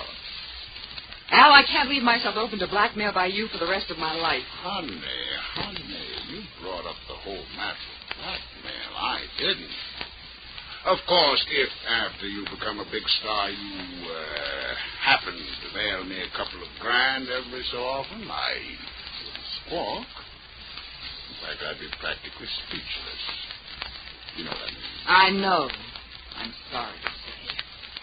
Al, I can't go out to Hollywood with you hanging over my head, and I don't have the money to buy you off. I thought maybe if I came down here today, you'd be willing to forget what you know about me. But I see that was a mistake. Offhand, I'd say it was. Well, that means that something's got to be done about you, Al. And I know just the guy who can do it.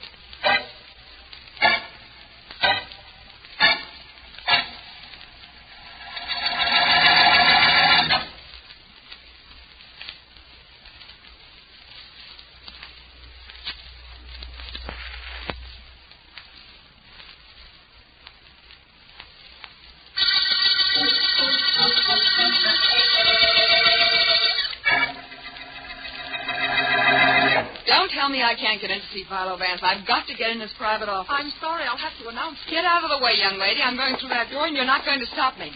Out of the way. You're not going in there. You can't just break in on Mr. Vance that way. I tell you, I'm going to. What's going on here? Mr. Vance, this girl insisted on going right into your office. I told her she'd have to wait until... I don't have to wait until anything, Vance. I've got to talk to you. Well, I guess there isn't anything I can do, but listen, is there? Come in, miss, please. Thanks. Sorry I caused a disturbance, Vance, but I'm upset. You rather upset my office assistant, I noticed. You're catching. Please sit down. Thanks, Vance. I'm Dale Leslie. I'm supposed to sign a contract now for Hollywood next week, only there are complications, and I'd like to hire you to straighten them out. I'm at your service. Okay, thanks. A fellow named Al Baker owns the Penny Arcade on South Street. Yes? A couple of years ago, before I broke into show business, I did something I'm not very proud of. He knows about it. He'll bleed me for life if I make good in pictures. You want me to see him? Well, that wouldn't do any good. I've seen him. What I want you to do is to see a man named Davy Rowland. He's my manager. He's also in love with me and a little on the tough side. You told him about Baker? That's right, and he didn't like it. He took a burn. He said he'd get Baker. Maybe that's what I wanted him to say, but what I really wanted was for him to throw a scare into Baker.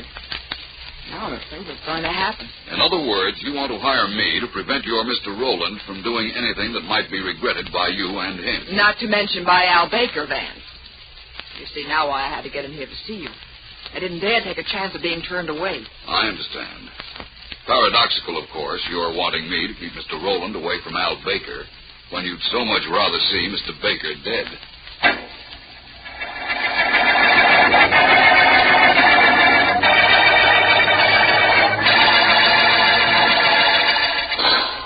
Pennies!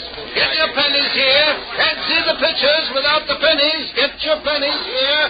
Well, mister, what's with you? You're blocking the booth. You want change or you just want to attract attention? I'm sorry. I didn't realize I was in the way. My name is Markham. I'm the district attorney.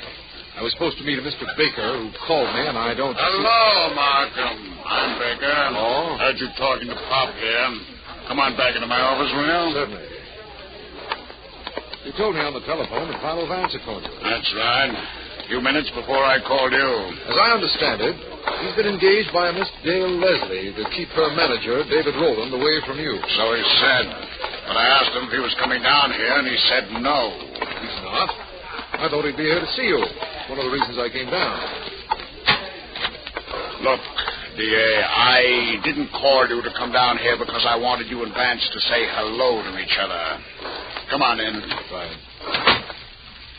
I want you to tell that Rowland to lay off of me. He's a kind of a rugged character, and he's got a yen for Dale Leslie a mile long. No telling what he might do to me to show that dame how tough he is. Sit down, will you? What do you want me to do, Mr. Baker? Supply you with police protection? What am I, a sissy? I don't want any cops hanging around. I won't need them if you'll call up this Rowland guy and tell him you know he's out after me. That'll keep him away. All right. You like these pennies on my desk? I keep my souvenirs. There isn't much to like or dislike about pennies. Yeah? Mr. Baker, the stuff came you ordered. I brought it here. Where do you want me to put it? Just put the package on the desk. Okay. It's a little heavy. Oh, allow me. Oh, it ain't that heavy, but thanks anyhow. Well, you got me, Mr. Baker. Brick. There. Okay, Maisie, that's all. Out? Out. Out. See you later, boy. That's some stuff I bought for this office, Mark. Wait a minute. Will you? I want to see if it's all here. Here's the bill. Never forget to send a bill, don't they? No, they don't. Pot and pen desk set. You like it, Markham? Yes, it's very nice. Decorative and useful. I like it very much. How about this blotter here? The corner's genuine leather. You see what it says, genuine leather? Yes, of course. Mr. Baker, would you mind letting the rest of whatever's in that package stay there until you and I have finished our conversation? I'm in a bit of a hurry. Oh, sure. That's okay. Just want you to see this stuff, that's all. Hey, you're going to call that Davy Rowland for me and tell him what you said you were going to? Yes, I will. Thanks, Markham. Thanks a million. So long, and take care of yourself. That, Mr. Baker, is a rather strange thing for you to be telling me.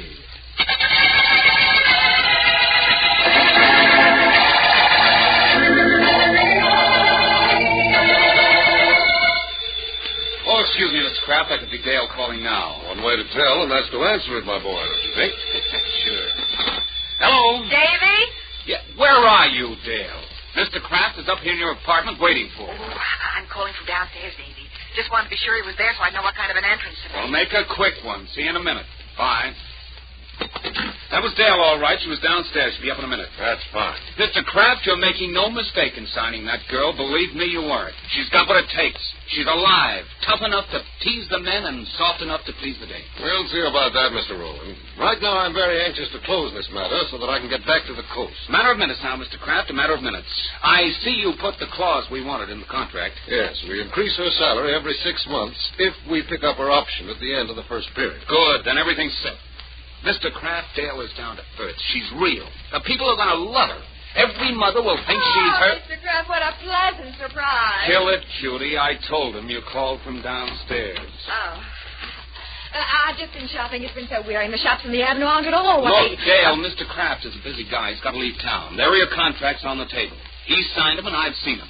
Write your name on both of them, will you? Now. Oh, well, all right, but there's really no need to rush. There really is, Miss Leslie. I'm going back to California. I have several things to do before my plane leaves. Here's a pen, Dale. Make with a name. Why, of course, baby, darling. That's one. That's the other. There you are, Mr. Kraft. Thank you very much. Forgive me for rushing, but I really have to leave. You'll hear directly from the studio, Miss Leslie, as soon as I get back. Well, thanks a lot, Mr. Kraft. I tell you, you haven't made a mistake. Thank you for your assurance. Goodbye, and best of luck to you, Miss Leslie. Oh, I'll take you to the door. Thank you for what you've done, Mr. Kraft. There were only some way I could show you. Mr. Kraft is in a hurry. Oh, that's right. Well, goodbye, Mr. Kraft, and thanks again. You're welcome, and goodbye. Well, Dan, we did it. Oh, we sure did. Oh, now I can be myself. Look, Davy, we got the contract, and now we got to be careful. You've got to promise to lay off that Al Baker. It could be a little late for you to tell me that now. Oh, Davy, you didn't... Relax. Everything's under control. Only the district attorney called me and said that Baker was screaming about what he thought I'd do to him. Well, never mind that. What did Philo Vance say to you? Vance? I didn't talk to him. Huh? What's he got to do with this? Vance didn't call? There was no place he could call me. I was here for the past couple of hours waiting for you. The DA got me here when he called to find out from you what my phone number was. What about this Vance business? What's he want from me? Well, I asked him to talk to you, to make sure you wouldn't do anything to Baker. I knew that you know how smart Vance is, and you wouldn't take a chance on doing anything if he was around. You're smart. You're a genius. What? You're the most stupid dame that ever walked. You told Vance about you and Baker and me? Well, I had to. Don't you see, I'd rather take a chance of having Baker talk than be mixed up in a murder story. Well, no matter what happens to Baker, I'm the fall guy. What? Dale, I could kick that pretty face of yours all over this joint. I don't know what stops me. Davy. Except I love you. Some reason. What? Get out. Get out of my apartment. Get out or I'll call the cops and have you thrown out. I'm not kidding, Davy. Get out, I said. Get away from that phone. You getting out? All right, dope. Cries dope. Most stupid dame that ever lived. I'll get out. But you don't know what you're letting yourself in for. Yourself and me both.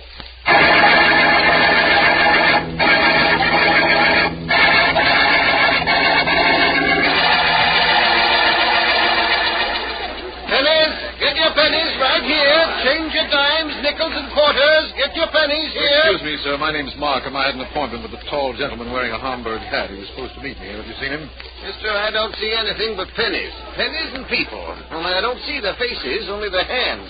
Been doing this for 10 years. Bet I can tell what a fellow looks like from his hand. Thank you. I doubt very much whether Vance would ask you for change. Hello, Markham. How are you? Sorry I'm late. It's all right, Vance. Just after 2 o'clock. Glad you got here. Pennies, get your pennies here. Change your dimes, nickels, and quarters. Pennies right here. Interesting-looking man, isn't he, Markham? Yes, he is. Okay, Pop, lunchtime for you. I'll take over. Thanks, Maisie. I'm back in an hour. Well, Markham, it seems that you and I are working on this case together, although we were brought in it by parties on different sides of the fence. As I explained on the phone, Vance, I'm not really in it. All I did was warn Mr. Davy Rowland that Al Baker has appealed to us. Mr. Rowland said he'd be here at 2 o'clock. He hasn't shown us yet. It took me several hours to reach him on the phone. I have an idea that if we get him and Baker together, we can straighten everything out amicably. I imagine so. I wonder what it is that Baker knows about Dale Leslie. Well, that shouldn't be hard to find out. In fact, I'm pretty sure I know what it is. If I'm not mistaken... Markham, that's the shot. Yes, came from that room back there. That's Baker's office. Everybody stay exactly where you are. Don't move. Please, nobody leave this place. Come on, Vance. I'm on the way, Markham. So this was Baker's office back here. That's right. I was there this morning talking to him. Come on, Vance. Come on in. Right. Well, that's our friend Baker, all right. With a bullet in his head. Slumped over his desk. His hands are practically touching that new desk pen set he was so proud of. His head knocked over this desk clock when he slumped. Poor fellow. Yeah. Well, I'll get Sergeant Heath of Homicide up here at once, Vance. There's a back door to this office, so there's no point in trying to chase whoever shot Baker. Whoever it is was out the back door the minute he fired, Markham. Well, my friend, we've got a murder case. And a pretty complicated one, I imagine. Yeah. What's this on the floor, man? There's a penny. That's probably fell from Baker's desk. Probably. Well, Markham, we have a murder case, and you've just given it a name.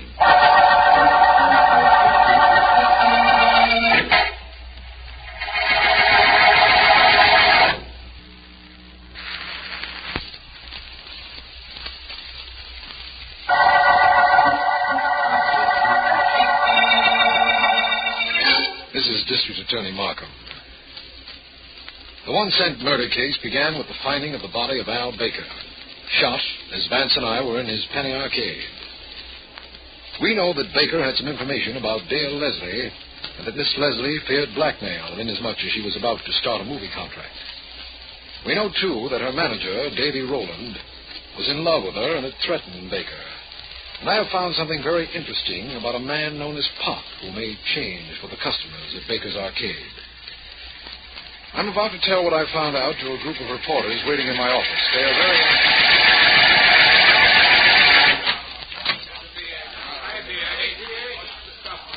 Good afternoon, gentlemen.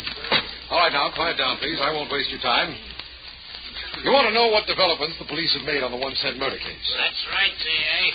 What's going on? Well, we've made no arrests as yet. We're holding a man named George Dobbs, known at Baker's Arcade as Pop, the changemaker. What's with him? Well, Sergeant Heath and I questioned him after the murder. He says he was out to lunch, but we found that he hadn't been to any restaurant in the neighborhood. Now, under questioning, he broke down and admitted that he was the former owner of the arcade.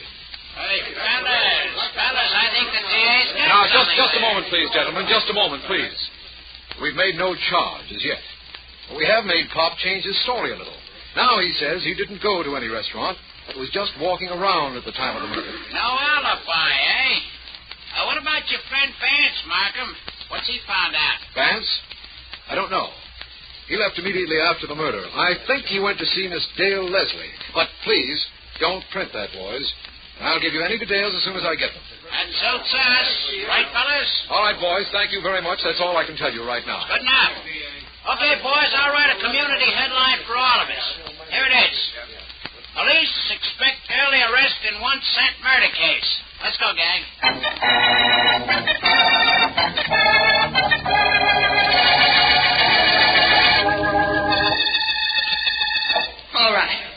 All right, I did it.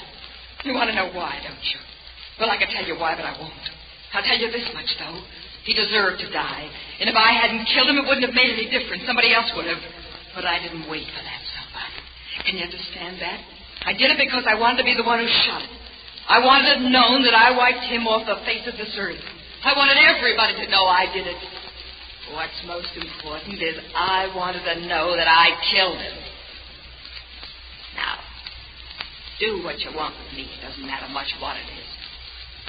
In fact, it doesn't matter at all. Would you put on the lights, please, Mr. Kraft? Yes, of course, Vance. Thank you. Well, Miss Leslie, a very good piece of moving.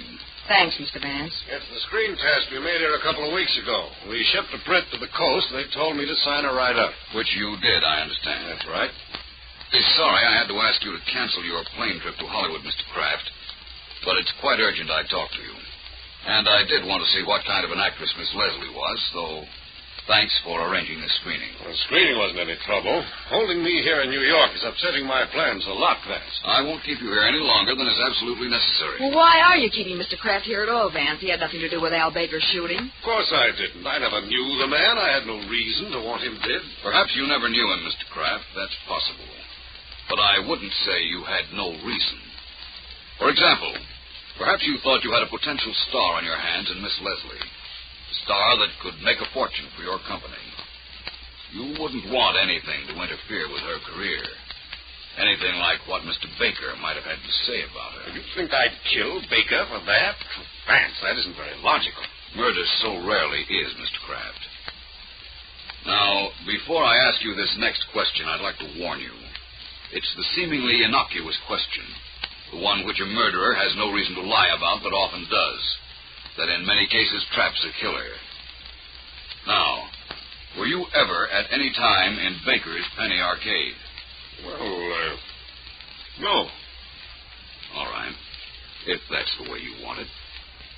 You were there, Miss Leslie? Well, of course, yesterday morning when I went to talk to Al. What time yesterday morning? 10:30. You're sure of the time? Positive. You're not wearing a watch? I wasn't then either. But I know it was 10 o'clock when I left my apartment. It was 10:25 when I got out of the cab, and 10:30 on Baker's desk clock while I was there. That gives me a pretty good reason for knowing what time it was. Yes, it does. You didn't go back there in the afternoon about 2? Now, Vance. Just asking, that's all. And what did you find out by all these questions, Vance? Now that, Mr. Kraft, would be telling.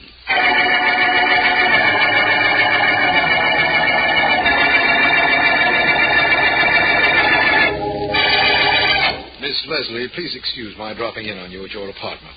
This is not exactly an official visit. Well, Mr. Malcolm, I'm certainly glad of that. I had quite a little semi-official visit with your friend Philo Vance about an hour ago, and I'm officially a little tired. Vance seems very interested in the Hollywood scout, Mr. Kraft. And I'm very interested in ducking all this unpleasant publicity. I can understand that. Miss Leslie, Vance and I are working independently on this case, which is a little unusual, but I think we can get better results that way. That's why I came up here. Uh-huh. To see if you knew where David Rowland is. We haven't been able to find him, you know. Davy? Why, he... Oh, sit still, Mr. Markham. I'll go to the door. Whoever it is, please don't be long.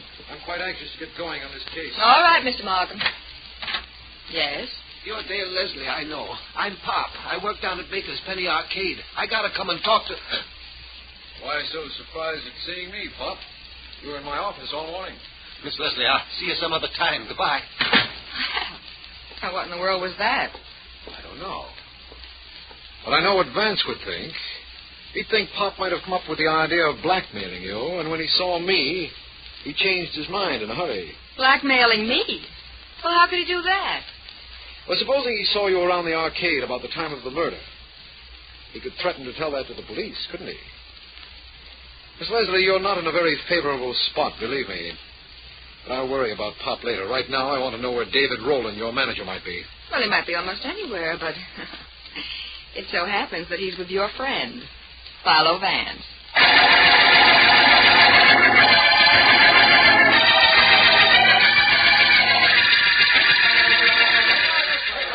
Close the door, will you please, Mr. Rowland? Noise isn't very conducive to concentration. Why, sure, Vance. Up to now, I was a manager.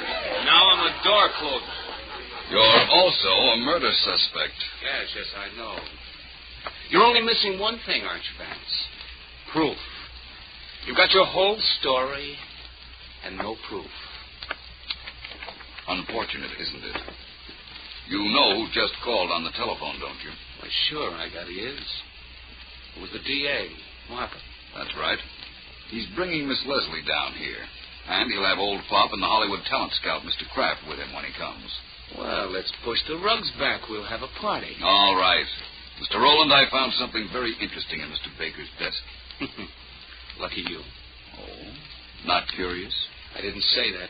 In that case, I'll tell you what I found. It was a bill for several articles that Baker purchased the day he was killed. He bought a fountain pen desk set, a clock, a blotter, and that paper knife on the table. Setting up housekeeping, I guess, huh? No. But he was supplying us with proof of the identity of his murderer. What? Sit down, Mr. Rowland. You, really know who killed Baker, Vance? You wouldn't bet I didn't know, would you? No. Only you're not going to be able to tell anybody that you know, Vance. I'm going to see to that right now. They told me you were tough, Mr. Rowland. Let's see. Out.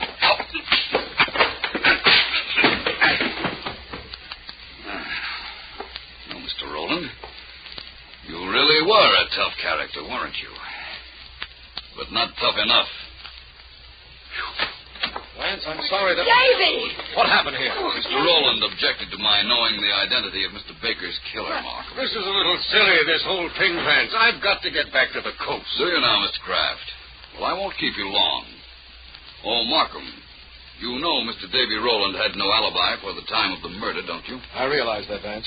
But you must have found out something else, and when you did, apparently he tried to get you. Well, Davy was just the guy who would try, I guarantee that. He tried all right. As soon as he knew that I knew who killed Al Baker, he tried desperately. Well, you can't blame him. He was fighting for his life, wasn't he? No, Miss Leslie. He was fighting for yours. You murdered Al Baker.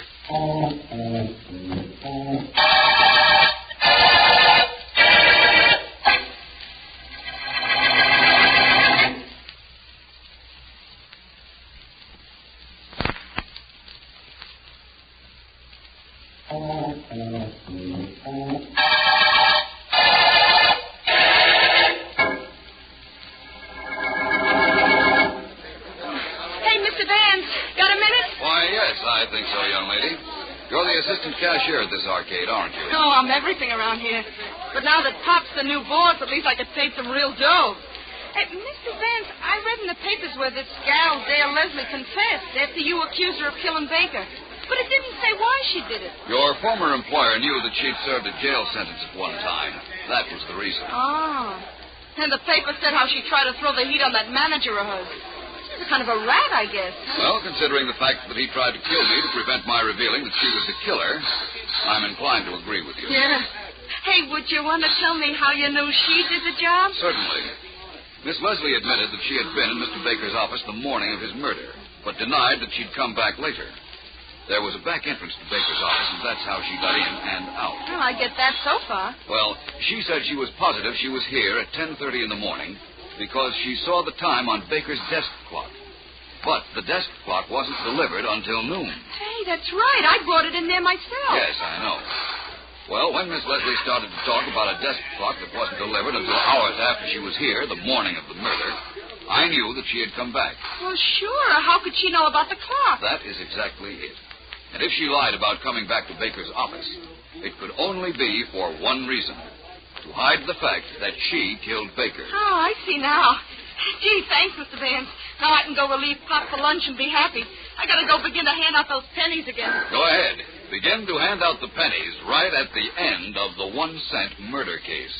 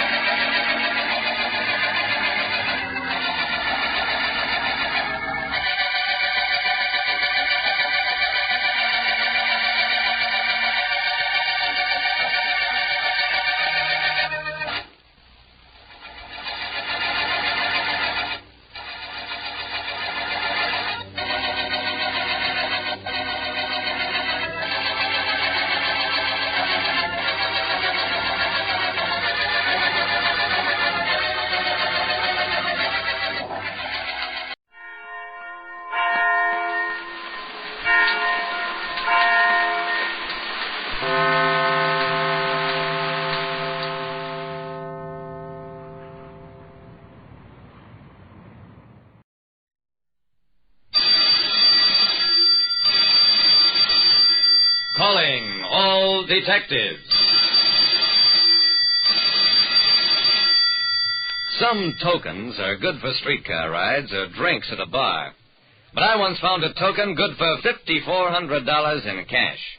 That is the situation on this page from my casebook, the casebook of Jerry Browning, private detective.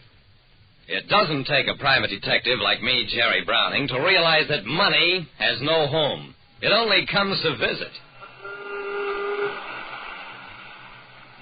I was entering the lobby of the finance building to keep an appointment with the secretary of the Dairymen's League when the man who bumped into me hard enough to knock me off my feet didn't stop to apologize. By the time I got up, he'd run across the lobby, darted out the opposite exit on Market Street. Seconds later, 2 cops burst into the lobby, streaked across to the opposite exit in pursuit of the man. Oh, well, it's nice to see somebody else working for a change. I bent over to dust my trouser cuff when I noticed the coin on the lobby floor. It was about the size of a $50, had a face stamped on one side, some words in a foreign language on the other. I picked it up, then went on about my business.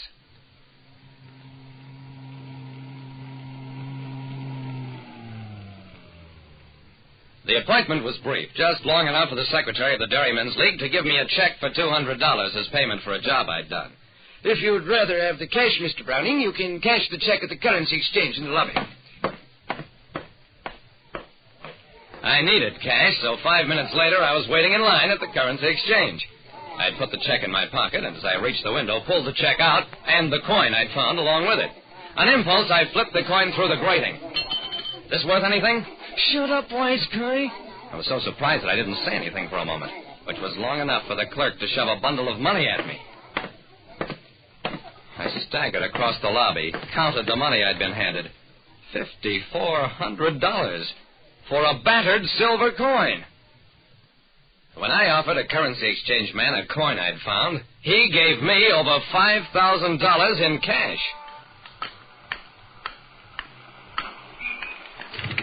I went out to my car, got in, and did some thinking. Now, for all I know, there may be old coins worth $5,400 or even more. It's a cinch that a currency exchange clerk wouldn't know about them. So why was I given the money? Unless the coin was a token, private currency with arbitrary value. But what kind of a token was worth $5,400?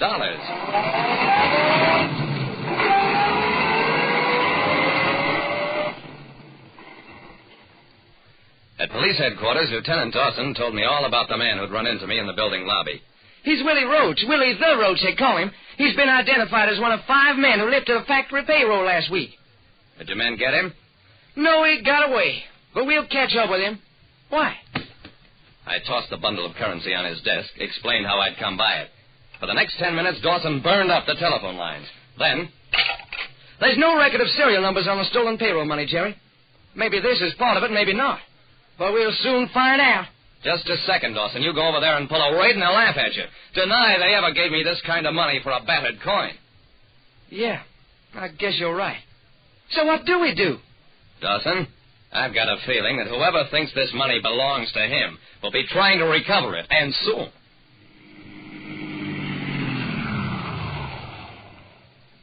I drove home, parked my car in my garage, turned off the lights, stepped out, and... When I came to, I found myself lying on a couch. I didn't open my eyes all the way, just enough to make out that I was in a small room. At a little distance from me, 2 men were sitting at a table. Well, I'd been right. They did want their money, and a lot sooner than even I had thought, except that the money was locked up in a safe at police headquarters. I closed my eyes as the men got up, walked over to the couch. He's still out, Joe. You shouldn't have hit him so hard. So what? So he croaked, so who cares? I care. I worked for that, though. I'm entitled to it. If the guy croaks before I get it back, I'll never get it back. It's tough, Willie. Maybe I can choke some life back in him. I could feel Willie's breath on my cheek as he bent over me, and in that same instant, I threw up my knees and, not to make too fine a point of it, kicked him in the stomach. An instant later, Joe was smashing away with me with one hand, trying to draw a gun with the other. That was a mistake. Well, I was now in command of the room, though I had no idea what lay beyond it. I bent down, took the gun from where it had wedged in Joe's pocket, and for the first time really looked around. Realized that I was in an office. I opened the door cautiously and found myself in the anteroom of a suite of offices. While I was still wondering what to do, the front door opened and a man walked in. Did you get the money back? It was a currency exchange man, and we recognized each other in the same instant. Come on in and close the door. Maybe I've got some more old coins you'd like to buy, or a bullet if you so much as jerk a muscle. Please don't shoot. Don't shoot, the man says. I'm going to cut you up into small pieces and toss them out the window. He looked as though he'd faint. I took a couple of menacing steps toward him, and he practically babbled. All about how he'd let a gang talk him into having his currency exchange used as a payoff point. How he'd purchased this group of old coins, which the gang used as tokens. How he took in hot money hauls at discount and eased the currency back into circulation. In fact, he was still babbling when the door opened again, and Dawson burst in with a police squad. Jerry, I'm certainly glad I came in time. What happened to you? I glanced in the mirror, and even I was shocked at my appearance. Face battered, eyes almost closed. No wonder the currency exchange man had been so frightened. I gave Dawson a savage look. Dawson, you've got some peculiar ideas of coming on time. You'll find 2 characters sleeping in that office over there. This joint is probably gang headquarters. As for this character, he wants to tell you the story of his life. Me? I'm going home to bed. And that's all there was to it. The police rounded up the whole gang, and Dawson got his picture in all the papers. Not only for breaking up the currency exchange gang, all because he'd assigned one of his men to tail me, but also for saving my life. The money in the police safe was listed as part of the recovered loot, so I didn't get any of it. Oh, well, private detective can't expect to make money all the time. Sometimes he works for practice, too. Anyway, like I said, whether it's old Spanish coins or $1,000 bills, there's no use worrying about money. Since it certainly doesn't worry about you. Listen next time to Calling All Detectives. Mystery drama, mystery quiz, and a chance for you to match wits with yours truly, Jerry Browning, Private Detective.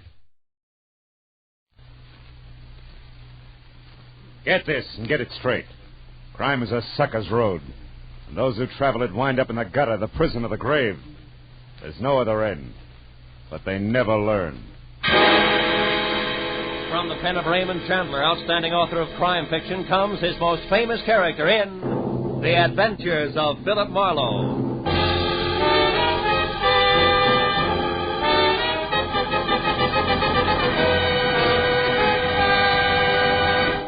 Now, with Gerald Moore, starred as Philip Marlowe, we bring you tonight's exciting story, The White Carnation.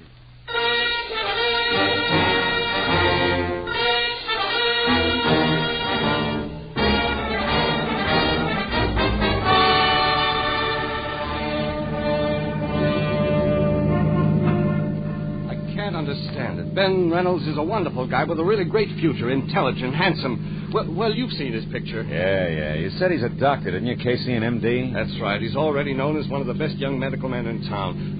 Turn left at the next corner, Marlowe. Okay. You also said he'd be married soon. Soon. Tomorrow. Oh. And to the swellest girl in the world, Margaret Vanderveer. Vanderveer. As in Beverly Hills, huh? Yes, you know them? Oh, just a name. Marlowe, we've got to locate Ben Reynolds fast and find out what's wrong. Are you sure it's not just a last-minute case of cold feet? Cold feet? Yeah. Oh, Marlowe, he's in love with the girl. I'm his best man, I know. Besides, this marriage means a lot to the guy's career. He wouldn't run out. It happens, Casey. Oh, not to Ben. Why, he was fine, happy, full of laughs, right up to the minute we went into that flower shop. Flower shop? Yeah, some small place called Steiner's Flowers on Temple Street. Ben and I were driving along there this afternoon when I remember the one thing I'd overlooked was a white carnation for the groom. We stopped and went in. And came the switch. I'll say so. While I talked to the florist, Ben browsed around the shop. Then all at once, he grabbed me by the arm and said, "Let's get out of here." He was white as a sheet. We left in a hurry, and all the way up here to his place, he kept looking back like he was afraid of being followed. What'd he say about it? Oh, he wouldn't tell me a thing. When we got to his apartment, he gave me a real brush-off. I went on home. Then at 7 tonight, I got a call from him. Give me that call word for word if you can, Casey. Well, he said, "Tom, listen to me. There's a man named Gregory Toledo. I thought he was dead, but he's come back to life. I can't go on until he's dead again, this time for sure. Please don't interfere or say anything. You'll hear from me." Then he hung up. Gregory Toledo, huh? Was Ben at home then? No. I tried to call him back, got no answer. I thought it over for a while, then called you. See, I'm not only his best man, I'm his best friend, too. Oh. That's his place there. Okay, kid. I think you've done right so far, but brace yourself. For what? For something ugly. It says all the earmarks. You might wind up needing lilies, not white carnations. Let's go. The apartment was ground floor, rear, and dark.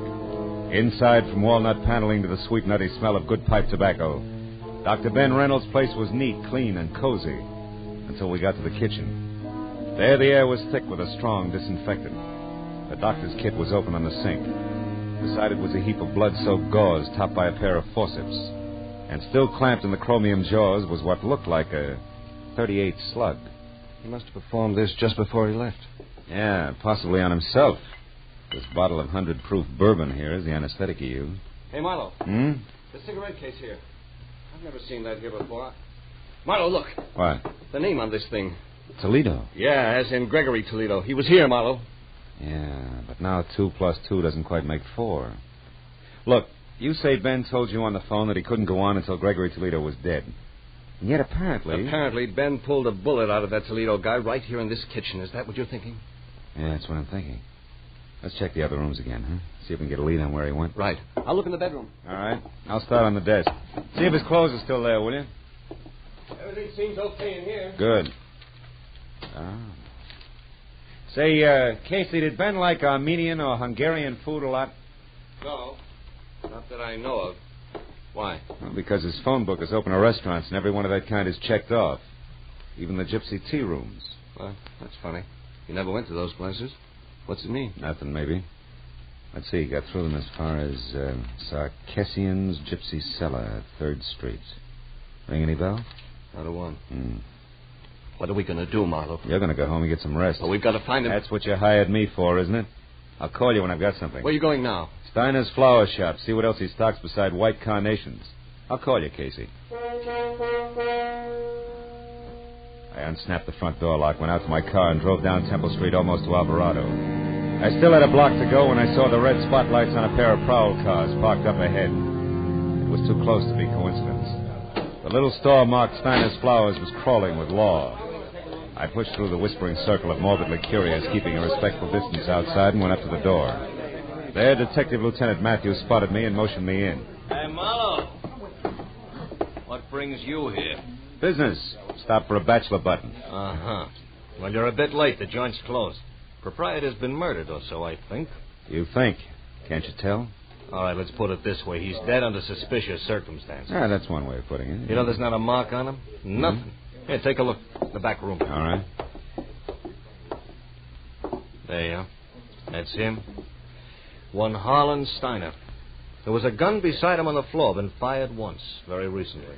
What caliber, Matthews? Oh, 38.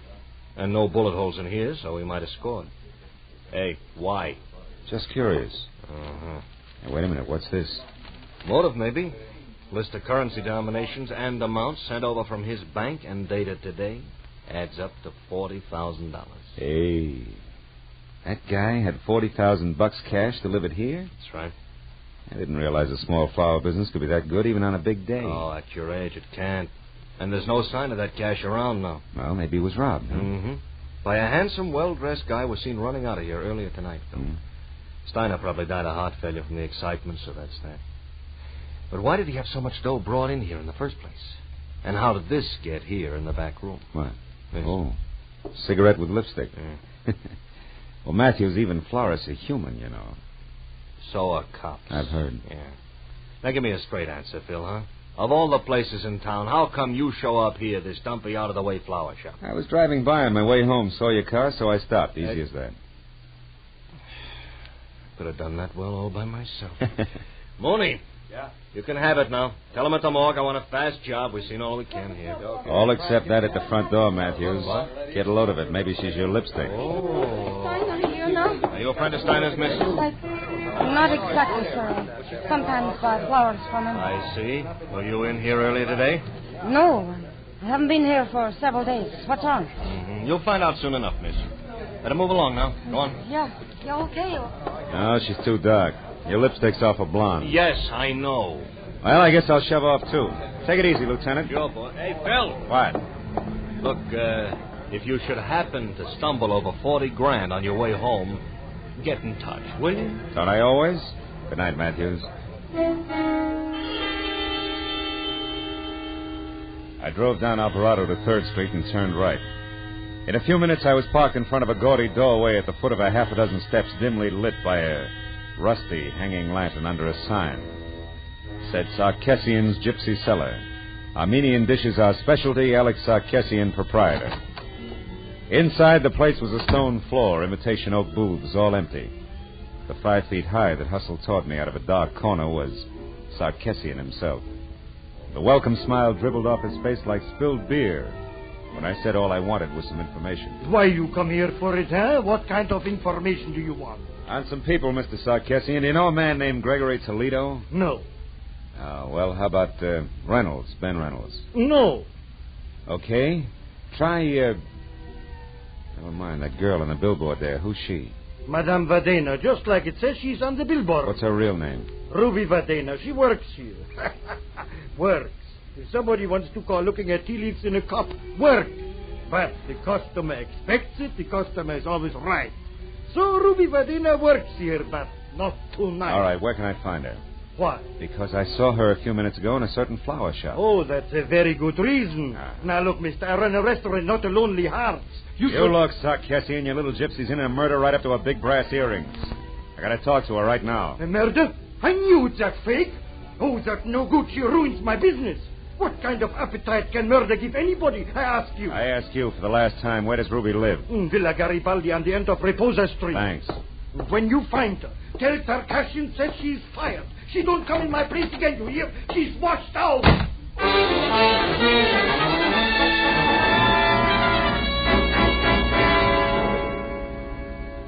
closer street turned out to be a narrow, block-long tunnel under dark, matted cypress trees, at the end of which Villa Garibaldi squatted like an ancient yellow toad, 2 stories high. I'd gone far enough in my headlights to pick up the clutter on the stairs when Ruby herself stepped out from the trees and headed for the front door. She had enough head start that she was upstairs and at the door before I caught her. Leave me alone. I haven't done anything, Copper. Leave me be. I'm no cop, Ruby. Oh, no. Lisa and I saw you at the flower shop. You're not kidding anybody. Is this your door here? Maybe, but you can't get in there without a warrant, Copper. So keep it out here and keep it short. What do you want? Who is Gregory Toledo? I don't know. All right, let's try an easier one. What was that florist Harlan Steiner to you? If you're not a cop, what do you care? I'm a private detective, honey, and I care plenty. You know what happened to him, don't you? I think he's dead, if that's what you mean. He was just a friend, that's all. Oh, no. You're not the type for just friends, Doc. Hey, wait a minute, sugar. Somebody's in your room. Oh, no. The money. Open the door. Hurry up, will you? Well, come on. Now, get out of my way. Reynolds! Ben, stop! Stay back, you! For an instant, I'd seen Ben Reynolds, his face twisted in fear, a package wrapped in green oil paper clenched in one hand. Then he grabbed up the only lamp and smashed it at me. In the dark, I heard him run through the kitchen and out the back door. By the time I got outside, he was gone. I started for my car to follow him, but stopped again at the sudden sight of a gun barrel shoved out from the shadows between 2 trees and pointed straight at me. Don't move, fella. Not 1 inch or I'll kill you. You sound like you mean it. I do. You're not going any farther, fella. Don't try. And whoever you are, forget about the green package. You'll live longer. Yeah, I'll take your word for it. Just tell me one thing, baby. Are you and the doctor a team? That all depends. Now go on. Back the way you came. I've got an appointment with the doc, and I wouldn't want to keep him waiting. Start walking.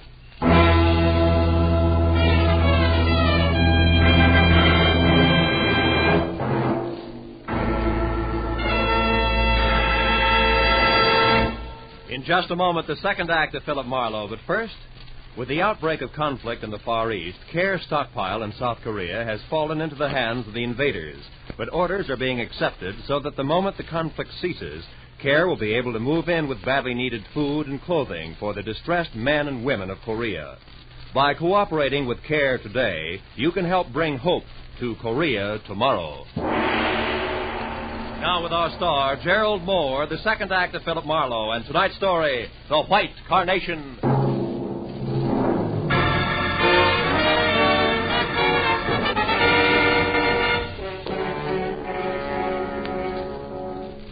When the lady in the dark left for her appointment with the doctor, I knew that my next move should be a tight huddle with the good gray heads of homicide. But I also knew that first there was the matter of Ruby Vadena. I could tell by the way she was coming for me.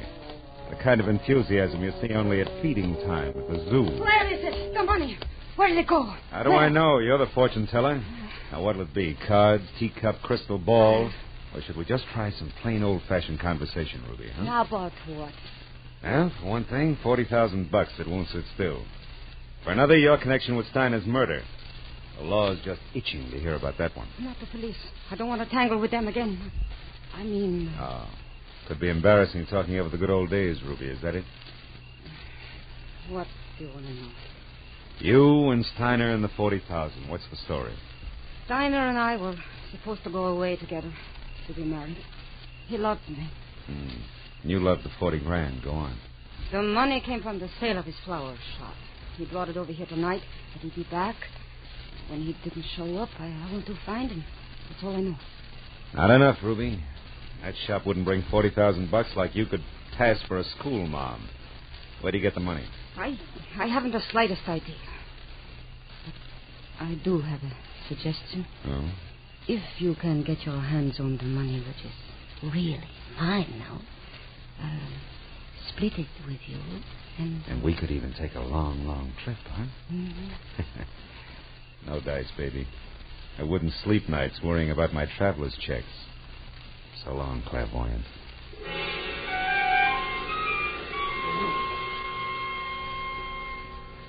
When I left the piano-shawled beauty with the $sign heart, I stopped at a mobile gas station, and while they filled my tank, I made a call back to the flower shop.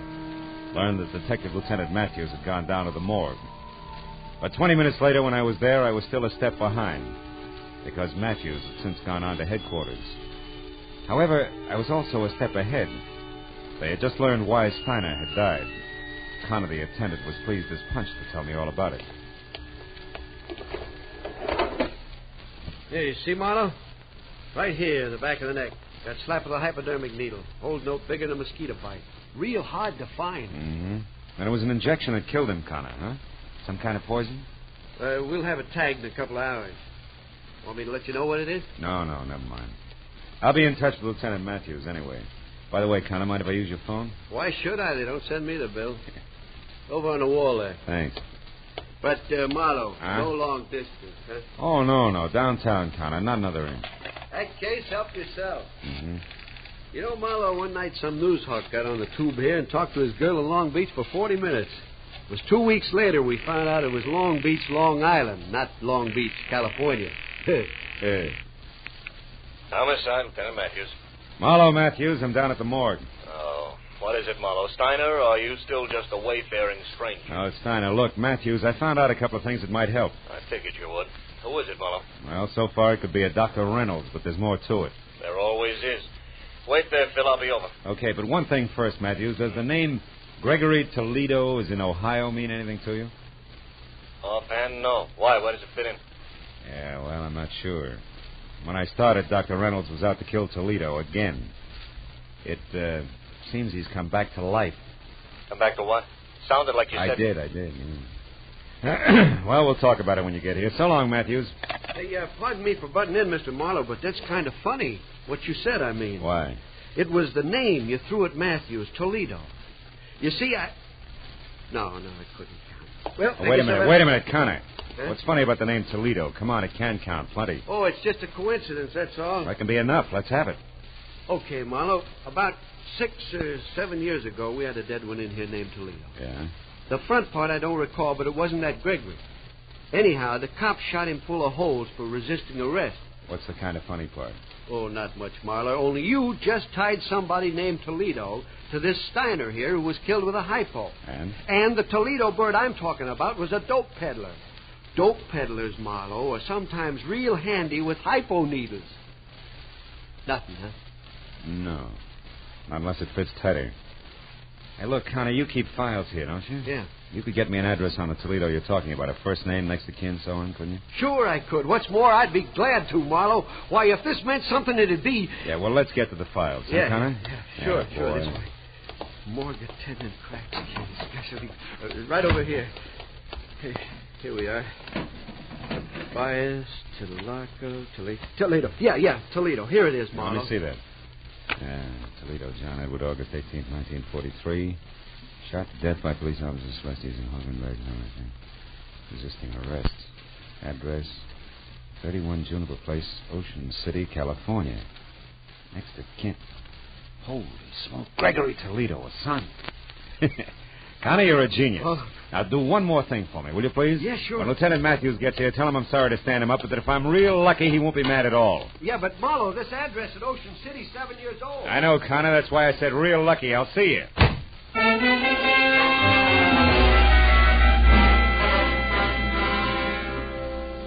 The gentleman who answered the door at 31 Juniper Place was about 60. Wore a spotted torn bathrobe that read like a menu and needed a shave, a haircut, and peeping through his torn slippers, I saw a Blue Jay corn plaster. However, his spirit was bright. Seems he liked having visitors. Yes, sir? You're the manager? Oh, I am indeed. Have been for 18 years. Albert A. Keyline. You looking for a room, sir? No, just some information, Mr. Keyline. My name's Marlowe. I'm a private detective, and A private detective? Well, come right in, sir. My goodness, don't often get to chat with a man in your profession. No, I welcome the opportunity.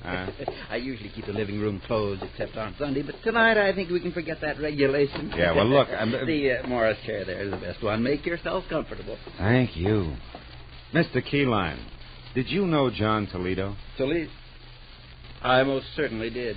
He stayed here for 5 years. I'm unhappy to inform you. He was killed on my front lawn there in 1943. It was good riddance to... Oh, I see why you're here, Mr. Marlowe, but frankly, I expected the police, not a private detective. Well, why should you expect the police? Because not 2 hours ago, Emma Mallory, my neighbor, saw Greta Toledo over at the amusement pier. Greta Toledo? You mean Gregory Toledo, don't you? I don't think so. I would have said Gregory if I meant Gregory. Oh, I don't doubt that for a minute. Besides, that boy'd know better than to come back to Ocean City. It's done him enough harm. I said Greta Toledo, John Toledo's daughter, Gregory's twin. Twin? Wait a minute, Mr. Keyline, this is important. Greta and Gregory Toledo are twins and the children of John Toledo? That's right, sir. All three lived here for 5 years, like I said, and a more different brother and sister you never heard of. Well, different like what? Like heaven above. Careful. And that other place below, that's what. The boy was 5. The girl a terror. At 13, she was tormenting Alicass, and at 18, when she left here, she was a brazen hussy. Both went their separate ways from here a week after John was buried. You haven't seen him since? No, except one night about a month later when the boy, Gregory, came here to visit me and asked for all the pictures I had of him and his father and sister. I used to be an amateur photographer, you know. I got a pictures, time at a... pictures, Mr. Keyline, why did he want them? And I guess he was kind of soft-hearted. I gave him the whole batch except one of Greta. And I only saved it because the lighting was so good. I've got it right here. I took it a couple of weeks before they got John. Look. See how the sunlight behind her head gives a soft feeling to the whole picture? Yeah, it's practically a halo. Yes, sir. Very professional. I'll just take that now, Mr. Marlowe. I might try and improve it someday. Yeah, the best of luck. Keyline, don't move your finger. My finger? Well, why not? Mr. Marlowe, are you sure you feel all right? Frankly, no. But I hope to get better as I go along. Listen, Keyline, that neighbor of yours, that Emma, who said she saw Greta Toledo at the amusement pier, was it the big one off the foot of Surf Street? Oh, sure was. Emma saw her go behind one of the concessions and take a flight of stairs down to the beach. Which flight of stairs? There's a half a dozen of them, Keyline. Think, will you? I don't have to. I know, because Emma said it was the flight to the cotton candy concession. You know, that fuzzy stuff. And he's near the merry-go-round. I'm sure of that because Emma mentioned the merry-go-round. She never leaves out any details, you know. Emma's a thorough...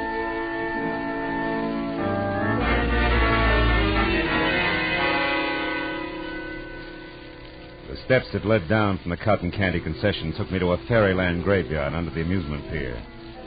Dead carousel animals, horses, sea serpents, dragons that smiled, all broken and bent and piled any side up.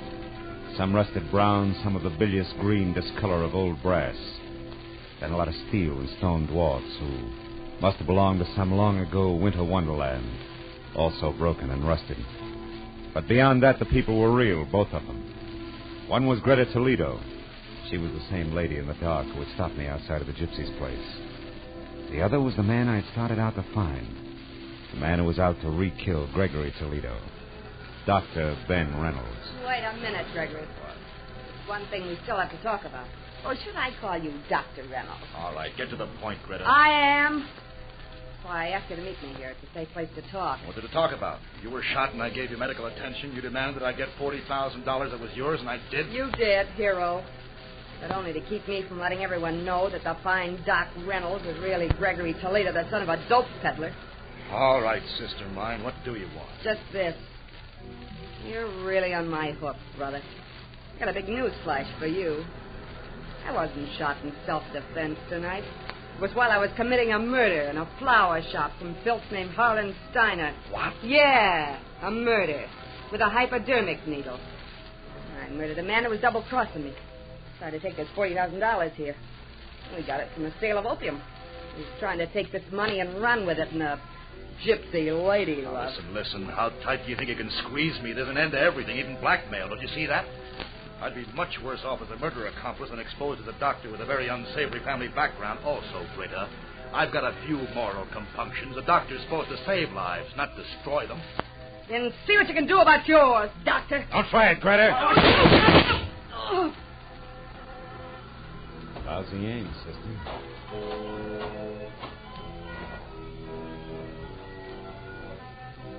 She's dead. Yeah. And so is Gregory Toledo, finally. We better get to the police, Dr. Reynolds.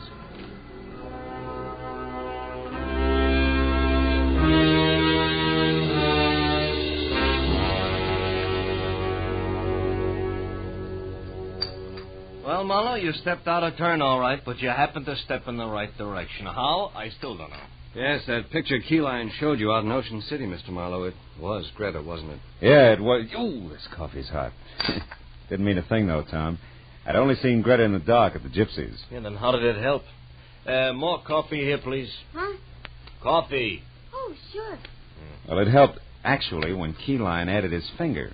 That covered the girl's hair. And when I could only see the face... It looked like a man, and you saw not Greta, but her twin brother, Gregory. Wait a minute. right. Who you knew as Dr. Reynolds from a picture you'd seen earlier?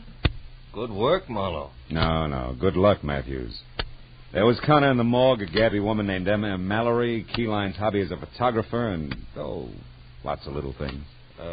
Pardon me, Lieutenant. I don't quite know how to say this, but what about the publicity, the newspapers, and what it'll do to, Dr. Reynolds being Gregory Toledo. Dr. Reynolds being who?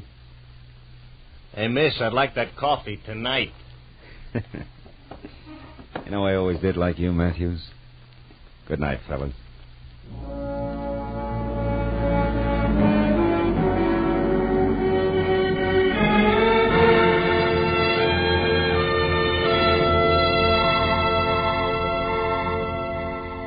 When I got outside, it was pushing 4 o'clock in the morning.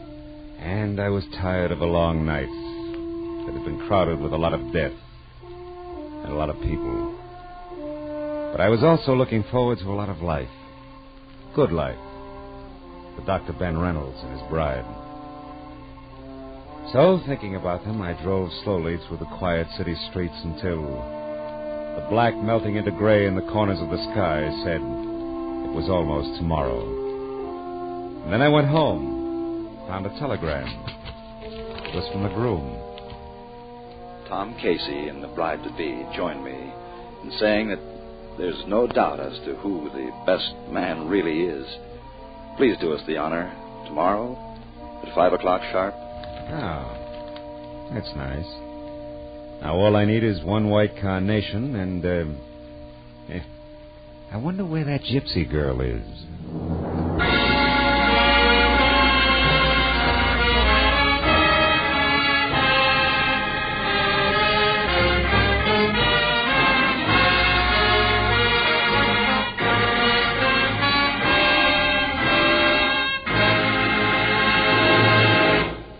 The Adventures of Philip Marlowe, bringing you Raymond Chandler's most famous character, star Gerald Moore, are produced and directed by Norman MacDonald and written for radio by Robert Mitchell and Gene Levitt. Featured in the cast were Paul Dubov, Virginia Gregg, Fritz Feld, Georgia Ellis, Tom Tully, Parley Bear, and John Daner. Detective Lieutenant Matthews is played by Larry Dobkin. The special music is composed and conducted by Richard Arant. Be sure and be with us again next week when Philip Marlowe says... This time a Skid Row suicide changed into murder. A cobbler with an accent was afraid to call the police. And a hard-boiled Hollywood agent broke into tears. All because one woman kept her whole life between the covers of a big leather book.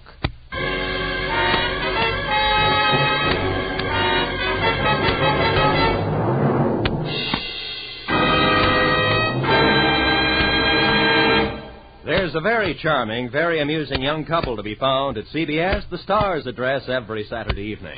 They're Liz and George Cooper, and Liz is played by the glamorous Hollywood comedian Lucille Ball. It's wonderfly hilarious. It's comedy at its best. My Favorite Husband, starring Lucille Ball, every Saturday night on most of these same CBS stations. THESPARESSADDRESSISCBS. The Star's address is CBS. This is Roy Rowan speaking.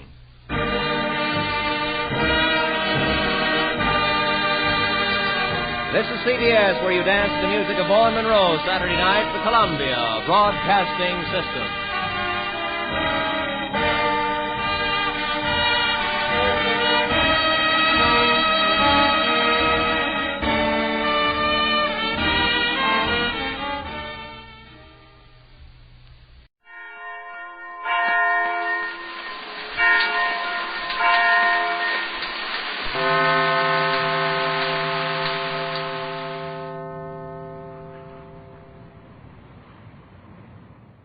The National Broadcasting Company presents Counterspy.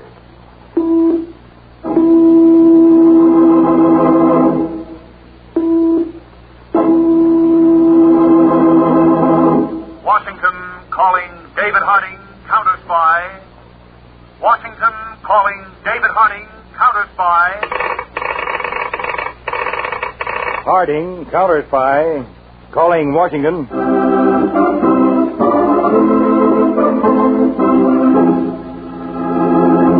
United States Counterspies, especially appointed to investigate and combat the enemies of our country, both at home and abroad.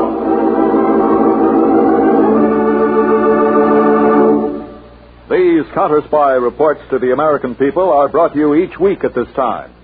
Now, the case of the stolen secret.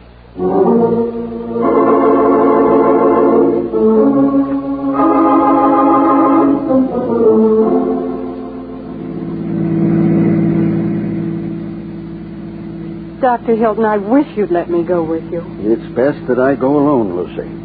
After you leave me off at the railroad station, I'd like you to go back home and wait until you hear from me. Just as you say. But somehow I don't like the idea of you going to Washington by yourself. I'll attract much less attention that way. That formula in your briefcase is so important. You can never tell what Now, might... come, Lucy. You're getting all upset over nothing at all. You've worked 2 long years on it. I've watched you, Dr. Hilton. I know how much it's taken out of you. It was worth every minute of it, my dear. I know, but I can't help thinking of the desperate measures certain people might take to gain possession of it. At the present moment, my dear Lucy, that would be a sheer waste of time. Only this week I discovered certain of my hypotheses were invalid. Fortunately, I know now the cause of my errors. Nevertheless, my formula will still be in the hands of the National Defense Coordinator in the morning. Oh, you say it so lightly, as though your very life weren't in danger. Lucy, I'm not the swaggering hero you'd like to think I am. I think you're pretty wonderful, Doctor. Do you mind? Not at all. I'm flattered. You've been like a father to me. Yes, unfortunately, I'm at the age where I best suit the fatherly role. Is this close enough to the platform? Fine, my dear, fine. Dr. Hilton, I still can't help worrying. Won't you please let me go with you? I brought along my overnight bag. Please say yes. Lucy, believe me, I assure you that nothing very much can happen to me or the formula. But how can you be so sure? Because until I make certain revisions in my figures, my formula will be of no consequence.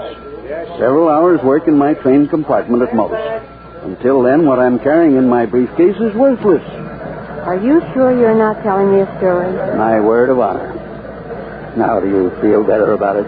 Much. But you will be careful anyway. Now, promise me. I promise, my dear, not to run afoul of any cloak and dagger tactics between now and my arrival in Washington. Well, there's my train coming in. I'll be back in Centerdale Tuesday. Goodbye, Lucy. Goodbye, Doctor. And don't worry. Everything will be perfectly all right. Perfectly.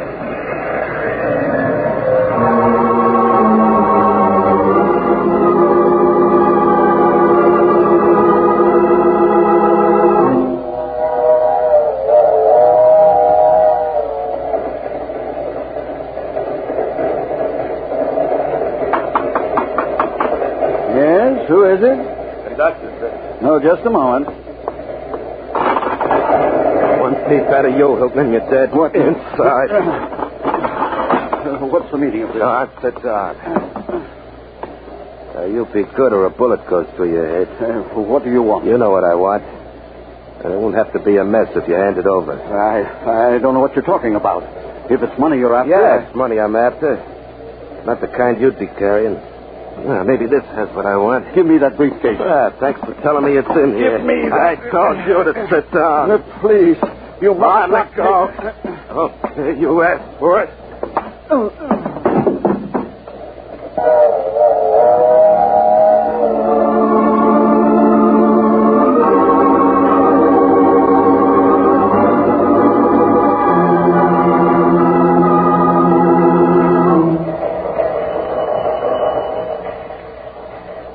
Agent Jennison, Centerdale Counterspy Field Office, to David Harding, Washington. Dr. Theodore Hilton found murdered aboard train en route Washington.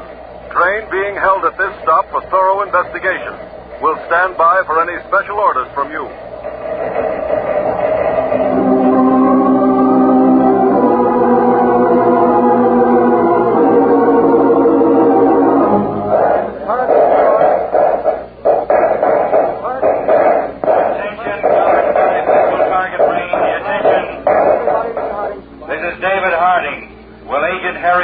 Report immediately to my office. This is urgent.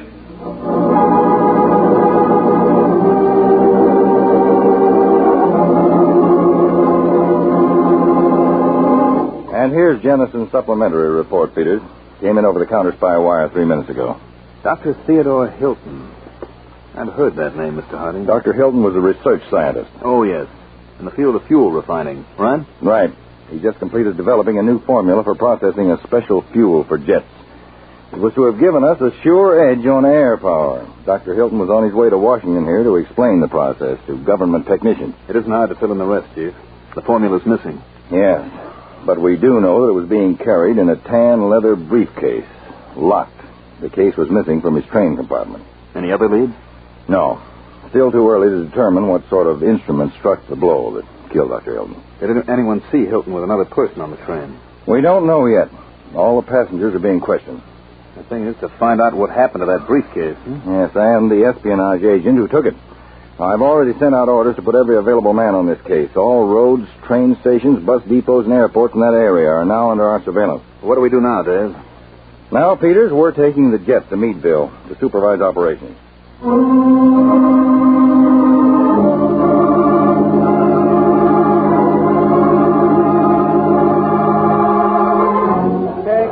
A ham on rye. 2 coffees. Yeah. Coming up. I got 'em.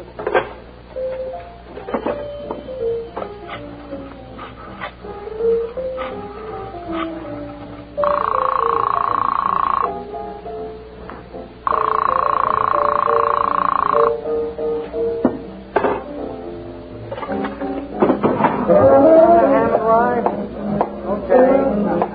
Coffee coming up. Sugar's out. Pack of cigarettes. Aye? Yeah, what kind? What do I care? Any kind. Okay, here you are. I get you some matches. Keep. Good night. Hey, wait a minute.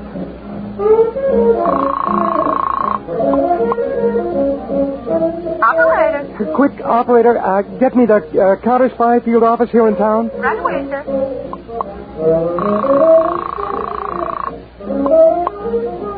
Centerdale, Counterspy field office, Agent Jennison. Yeah, hello. This is Cy Smith, Smitty's Diner on Elm Street. Yes? Look, a guy just walked out of here carrying a briefcase that looked like the one I heard about on the radio, the one that Dr. Hilton had when he was killed. He just walked out? Yeah. Did you watch where he went? Yeah, he hopped into a car out front. It looked to me like it was a Chevy. Could you describe what he looked like? Sure. He left a half a buck for a pack of smokes. Who'd forget a guy like that?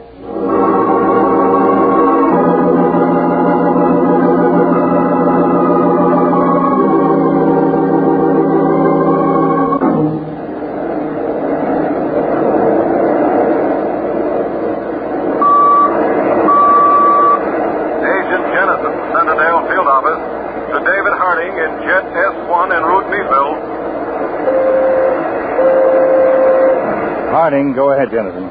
Continuing report on the diner operator. He's given us a pretty clear picture of the man with the briefcase, but he was unable to make identification from our local photo file. All right, Jennison, contact our statistical department in Washington. Tell them to have everything prepared for an identification search.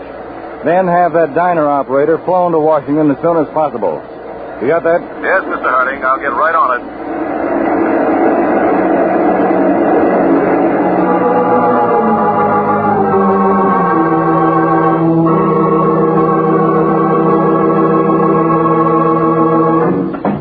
Where were you, Karok? I've been trying to get you on the phone for a couple of hours.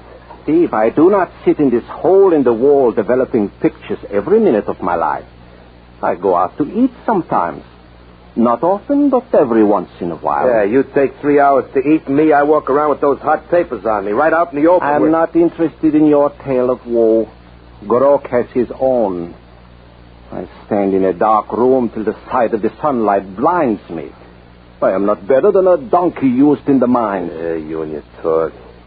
At least I do my job well.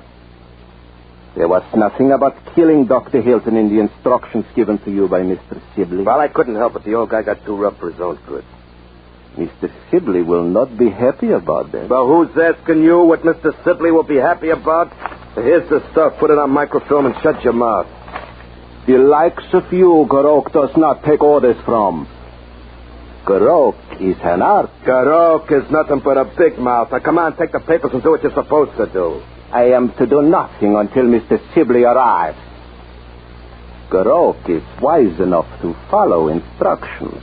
You sure put on a big front, don't you, Garok? I do the dirty work. Very dirty work. I'm telling you, Garok, I'm not taking much more of you. You cannot frighten me, Steve. Garok has brains. Yeah, well, and Garok also has a gun in his pocket. Ah, Mr. Sibley.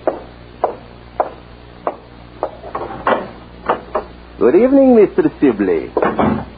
I see we're all assembled. Good. He just got here. Yes. Steve. Hello, Mr. Sibley. It would be more appropriate to make that goodbye, my friend. What? You needn't become alarmed. As yet, I haven't decided under what circumstances we shall part. I'm convinced only of the necessity of ending our relationship. Now, look, Mr. Sibley, I got what you were after. Control yourself. Yes, Steve, do. There's no need for becoming upset. A drink, Mr. Sibley? Not at the moment, Garok, thank you. Here's the papers, Mr. Sibley. Maybe we don't click too good together, but anyway, here's what you were after. So if it's okay with you, I'll take my payoff now and beat it. To simple minds, everything seems so uncomplicated. Sit down, Steve. I have some things to say to you before you leave. I'll stand. As you wish. Briefly, my friend, you've gone about your assignment in a fashion so slovenly that I find it absolutely incredible. You mean about what happened to Dr. Hilton? What else could I possibly mean? Well, I couldn't help that. It was an accident. I didn't think that slug on the head would kill him. It's just an accident. That's unimportant now. The man is dead, and the formula is of almost no use to us because of that fact. Without Dr. Hilton, it'll take much too long to make practical application of those papers you think so valuable. That is why Garok did not put them on microfilm. So the operation itself is a failure. But added to that, you've allowed yourself to become identified. What do you mean? Nobody saw me. No?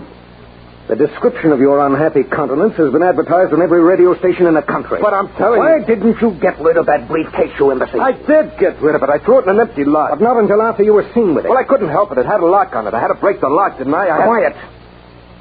The point is you're very dangerous to us at the moment, to our entire network. And most important of all, to my superior. Why, I thought you were running the operation. Garok. Yes, Mr. Sibley. I shall leave the matter of Steve's disposition up to you. And I, Mr. Sibley, will leave it up to this gun. Hey, wait. For Garok, this will be an exquisite pleasure. I shall wait here until you return. Where is the liquor? In the chest over there. I have some very fine brandy. Now, Mr. Sibley, give me a break. I do enjoy fine brandy so much. Goodbye, Steve.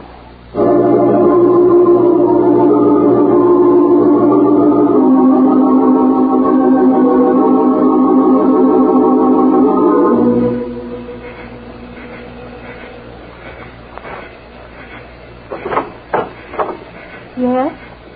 Miss Lucy Braden? Yes? I'm David Harding, Miss Braden. This is my assistant, Mr. Peters.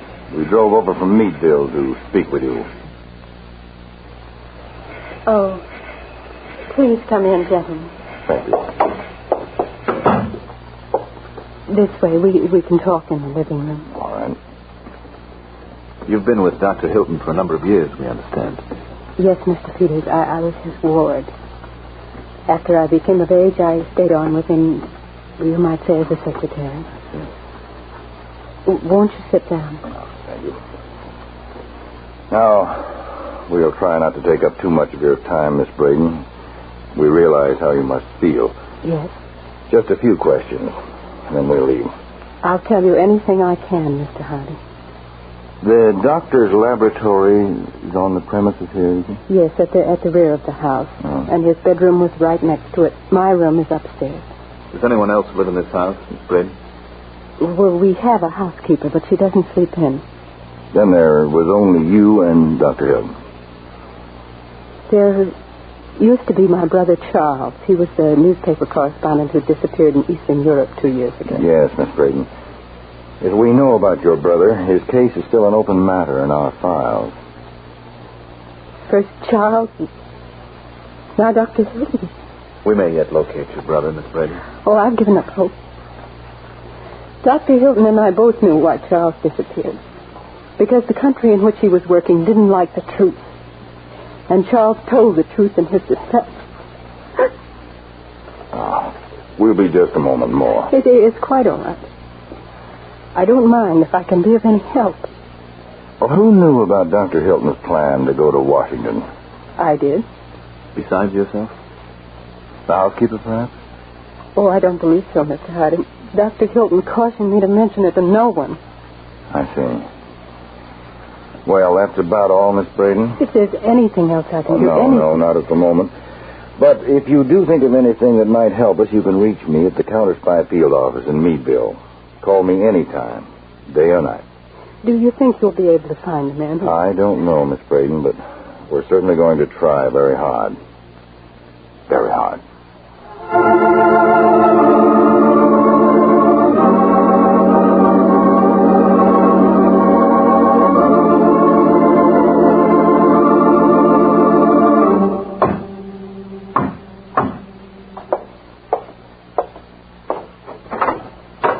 Well, Garok, you're back sooner than I... Mr. Sibley. Garok, what happened? Your head is bleeding. That animal, Steve. Come on, man. Speak. What happened? He lunged at me before I could fire. What? He was desperate. You know how a man who is going to die sometimes becomes... You let him get away. I tried to stop him. I held on to him. Grok, a small man. He is such a large animal. He kicked me on my head. He got away. He kicked Grok.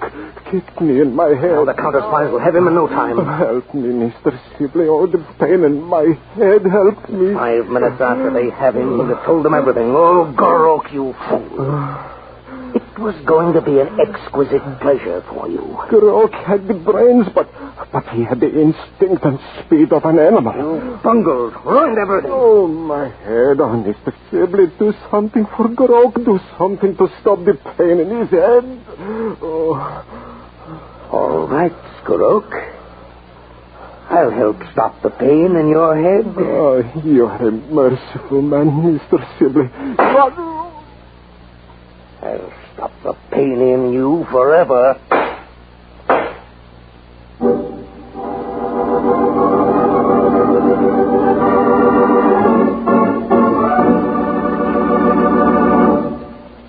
You are listening to the case of the stolen secret on Counterspy. That new private detective, Charlie Wilde, solves another mystery in just a short while over most of these NBC stations. And later today, there's another broadcast of your Sunday evening extravaganza, The Big Show.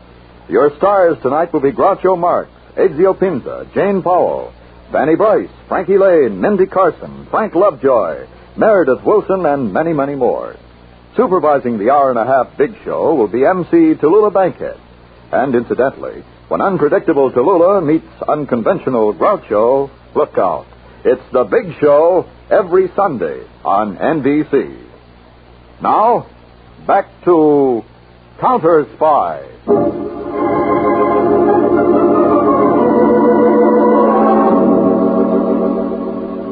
That's the information, Carter. Radio to all patrols. Have them notify me here at the Meadville field office.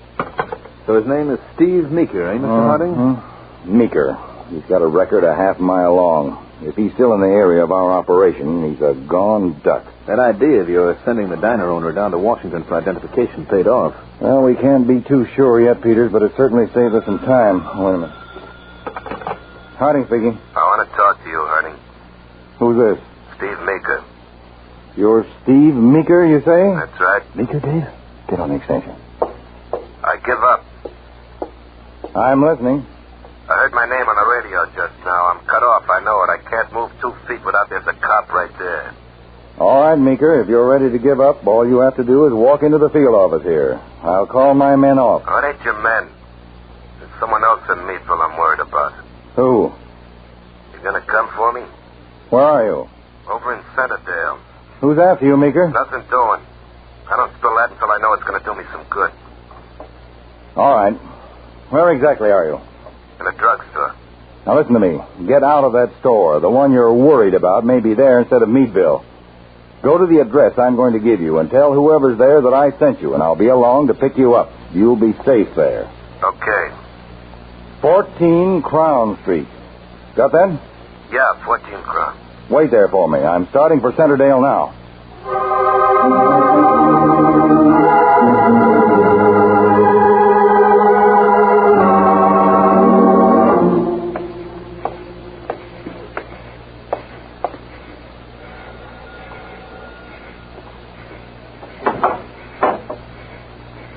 Yes? This is 14 Crown, ain't it? Yes, it is. Well, then I got the right place. Whom do you wish to see? I don't know the name. Oh, I'm sure you must have the wrong information. Oh, no. This is where David Harding sent me. Mr. Harding? Yeah, he said I should wait here for him. He said if I gave you his name, you'd let me in. Then come in. You can wait for Mr. Harding in the living room. I'm Lucy Braden, Mr. My name doesn't count. Did Mr. Harding say what time he'd be here? As soon as he can get over from Meadville. Sit down if you like. Thanks. Mind if I smoke? Not at all. Can I get you something? Well, what have you got? Maybe rye?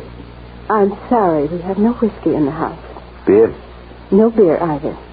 But I have some soft drinks in the refrigerator. Soda pop, eh? Yes. Would you care for some? Well, okay. I wouldn't mind. I'll be right back. Hey. Yes? Got matches? I'm all out. You'll find a lighter on the desk. Thanks.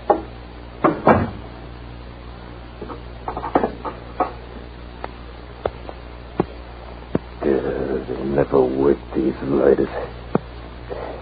Never the first time.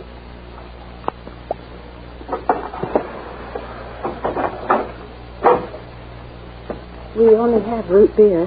Oh, root beer's okay. In fact, it's perfect. I took the liberty of pouring your glass. Mm-hmm. You can take any liberty you like with me, Annie. Any time. There's more if you want it. Nice and cold. I like drinks that are nice and cold. Would you please... Would I what? Nothing. Are you sure Mr. Harding sent you here? Mm-hmm. He sent me. He sure set up something nice and neat for me. What do you mean? Look, honey, I'm no friend of Harding. Then what is I'm on the lam. Wait. Let me go, please. Came to me just now, like that. Please, let me go. You're hurting me. I was going to do a dumb thing, but now I got a better idea. Yeah, great. What a setup. Please let me go, please. You're leaving this place now with me. What? That's right. You're getting me out of this jam, baby. You're my rain check.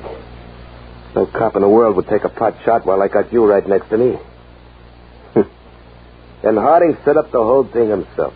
We'll write him a letter of thanks when we get out of the cut. You're crazy. Sure, like a fox. You can't get away. If you're wanted, they'll get you sooner or later. With you along, honey, nothing can... Oh.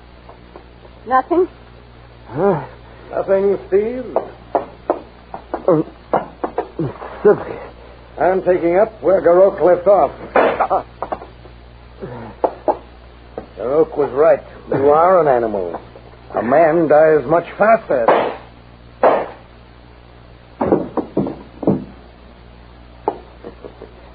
And that, Lucy, makes the final bridge we've burned behind us. You waited long enough to fire, Stiglitz.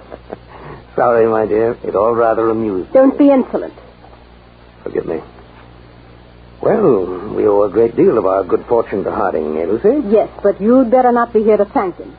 Listen, that must be Harding now. It's too late for me to get out. Get in the back of the house, hide in the kitchen closet. They must have heard the shots. What are you going to tell Harding? Leave that to me. Give me your gun. Yeah. Now hurry, do what I told you. All right.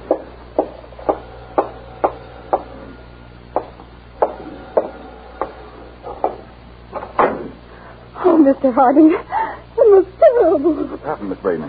Where's the man I sent? Come in, please. Did you hear the shot? Shots? What shots are you talking about? There's the man you sent. Over there near the table. What happened? He tried to make me go with him. He said he was going to use me as a shield. I broke away from him, and there was a gun in the desk. I tried to hold him at bay. He came after me. Now, take it easy, Miss Braden. You don't have to be too upset. He was a vicious killer. He murdered Dr. Hilton. He was the one? Yes. Oh, Mr. Harding, how could you send that man here to this house of all places? I'll let you think about my reason for that, Miss Braden, when you're in a cell in a good, strong jail. What? Until you come to trial for murder and espionage. What are you talking about? As the head of Aspiring, Miss Braden, you should know exactly what I'm talking about. You don't know what you're saying. Now, if you'll just come along, we can talk it all over down at the field. Stand right where you are, or I fire this gun. Oh, I do know what I'm talking about. Unfortunately for you, you do.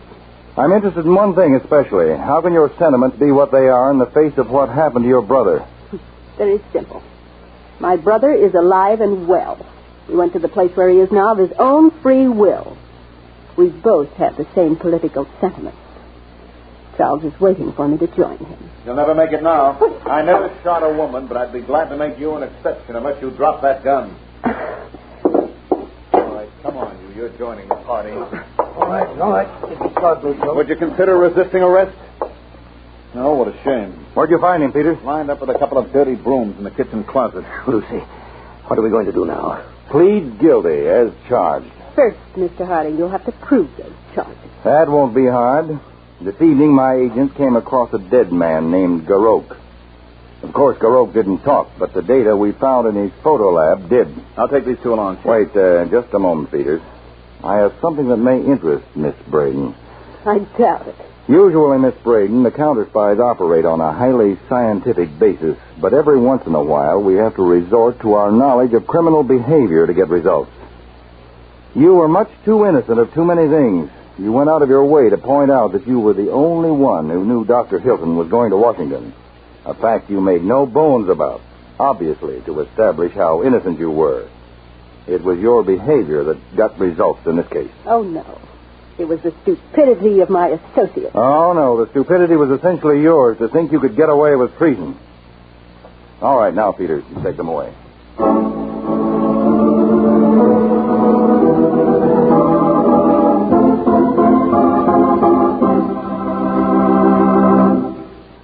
Tune in every week, same time, same station, to Counterspy.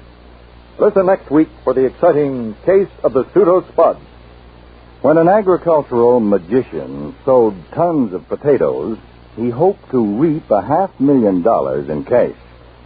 Instead, he reaped a harvest of sawdust that blew up in his face and launched your counterspies on a search for clues that covered thousands of miles. The full details will be revealed next week in Case of the Pseudo-Spuds on Counterspy.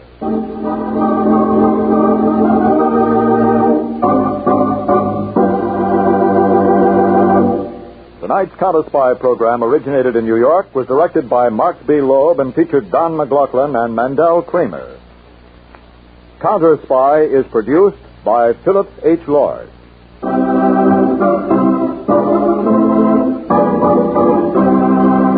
Now, Charlie Wilde, and in a half hour, hear The Big Show on NBC.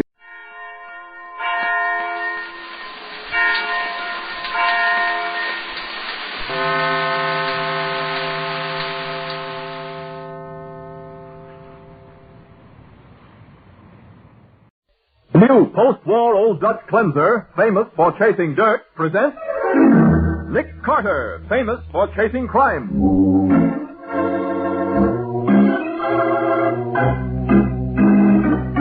Every week at this time, two great names are joined as new post-war Old Dutch Cleanser brings you one of the most resourceful and daring characters in all detective fiction, Nick Carter, Master Detective.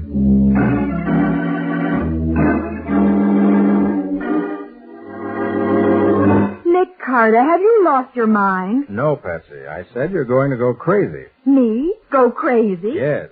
And Matty and I are going to chase you. But why are you going to chase me? Because you've got the King's apology. And you're going to run with it until you run into a killer. And now, the case of the King's apology. Today's adventure starring Lon Clark as Nick Carter. Brought to you by new post-war Old Dutch Cleanser.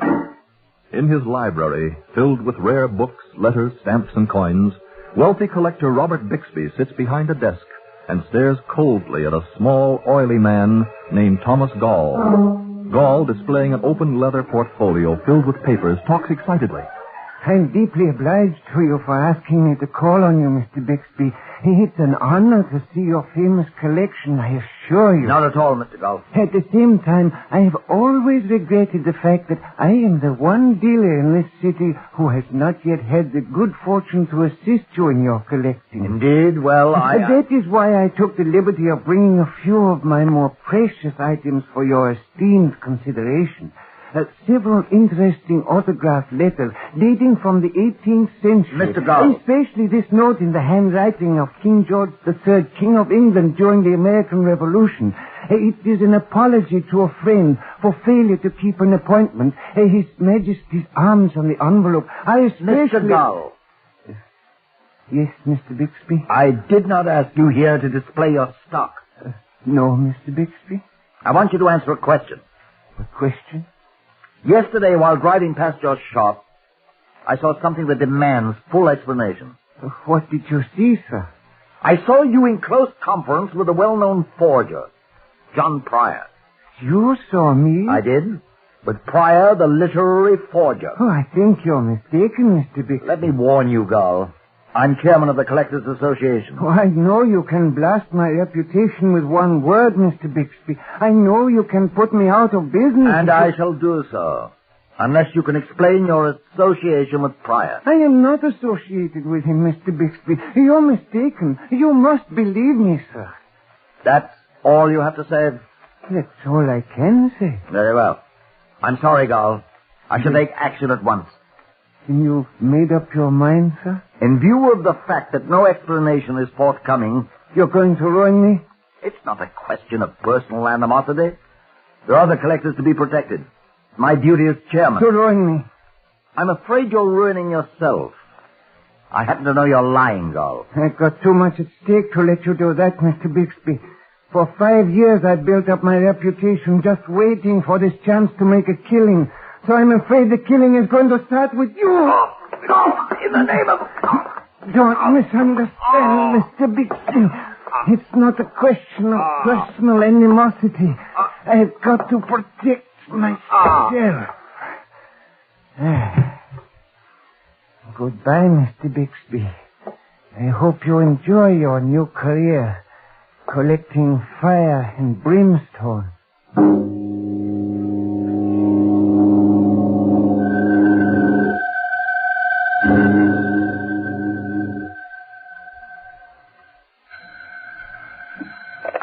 Nick Carter's office, Patsy Bowen speaking. Oh. Hello? Hello? What's the matter, Patsy? Got me proposing in a new and different way? Well, I don't know who it is, Nick. Hello? Hello? Sounds like someone groaning on the phone. Here, let me have it. Yeah. Hello, this is Nick Carter speaking. Nick Carter. Yes, this is Nick Carter speaking. Who is this? Nick Carter. Is something wrong? Can't you speak openly? Or are you sick? Come quick. Who is this? Hello? Hello? What is it? Someone asked me to come quick. No name, no address. Hello? Hello? And no answer.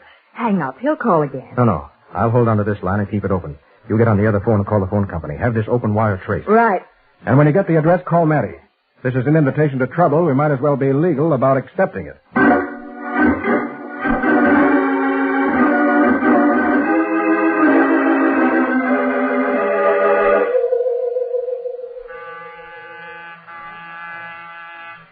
Well, all I've got to say is, Nick, if you interrupted my sandwich to bring me here on a false alarm... What'll you do, Sergeant? I don't know. For years, Nick's been breaking into my meals. I still haven't figured out what to do about it. There's no false alarm, Matty. Nobody's answering the door, Nick. You sure it's the right house? Sure it is. Robert Bixby, 1035 Russell Place. Uh-huh. I'd still like to know what this is all about. So would I. All right if I use a skeletal key? Look, are you sure he groaned on the phone? On my word of honor, Sergeant. All right. Let's go in and have a look. Good.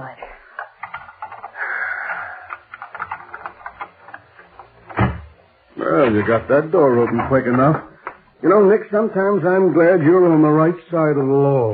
Except when Nick interrupts your meal. Yeah. And if this is a false alarm... It isn't, Matty. But... I know it now. Huh? What? Look. On the left in the library. What? Oh. Holy smoke. This is Robert Bixby, all right. And he's dead. Oh. Yeah. And we're smack in the middle of a murder case. He was strangled. Look at the finger marks on his throat. Golly. See the way his head tilts, Matty? Yeah. His neck's broken. He died instantly. What? But he telephoned us, Nick. No, he didn't, Patsy. Not with a broken neck. What? Someone else called us. Someone who was here during or immediately after the murder. Oh. Give me the aluminum powder kit for my kit, will you? I want to dust the phone for fingerprints. Right, Nick. Now, Matty, you better look around. See if anything looks displaced or missing. Yeah, okay. Will do. Here's the powder, Nick. Thanks.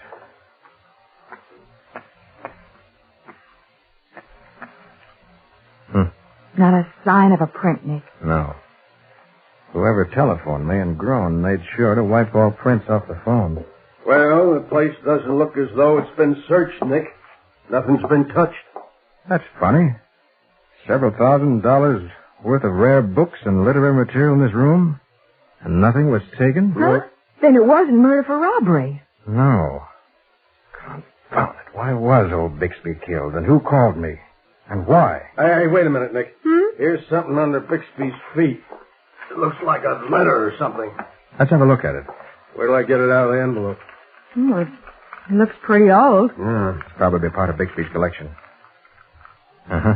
It's dated 1780. 1780? Oh, let me see. Seems to be some kind of an apology. Nick, it's signed George R. R. That means Rex, Latin for king. Then this was signed by King George? Yeah, King George III, judging by the date. That must be the royal coat of arms on the envelope. Do you really mean that letter's from a king? It's a royal apology, Sergeant. Isn't that exciting? Not only exciting, Patsy, but it also gives us an angle on this case. Huh? What's that? The letter's a forgery. It is? Well, how do you know? Never mind that right now, Patsy. Just take my word for it. Okay, Nick. But a man like Bixby would never have a forgery like this in his collection. Evidently, his death was in some way connected with this king's apology. And I have an idea. What's that, Nick? Suppose you go ahead with the departmental routine, Matty. Sure, Nick. Patsy and I are going to check our files for a forger who can do this kind of work. And if we find the man who forged this letter, we may find the man who murdered Bixby.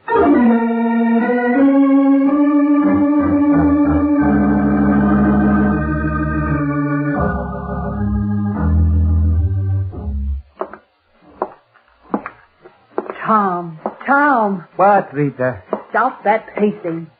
You're giving me a headache. I can't help it. That Bixby, I could strangle him all over again. The pompous ass. Sitting there as though he were my judge. But he's dead, isn't he? Yes, and I could kill him again. And I could kill him each day forever. To ruin the work of 5 years. Yes, that's what he wanted. One word from Bixby and we would have been finished. But we're not. For 5 years I've been honest. For 5 years I built up a reputation for this moment. They trust me now, those fools who buy letters and autographs. They believe in me. And in 6 months we'll unload every forgery. We'll make a fortune. That's what I've been waiting for. You've been a good wife, Rita. You played along with me during those years when we had to be honest. And don't think it didn't hurt. Ah, but now comes the payoff. We'll make 200,000, maybe 3. And we can't be stopped now that Bixby is dead. We can rise to him. I'll take it. Yes? Go. Yes? This is Pryor. Yes? I want you to come over to my place for a talk. Why? I got bad news for you, Gordon. Talk straight, Pryor. When Bixby got you up to his place, How did you find out about that? I was there, Gordon. You were what? Bixby had me hidden in the next room. He was going to confront us, Gordon. He had it all set up. Then you... That's right, I know all about it. I think you better come over to my place for a talk right away. But It'll cost you money if you want me to forge you an alibi for murder.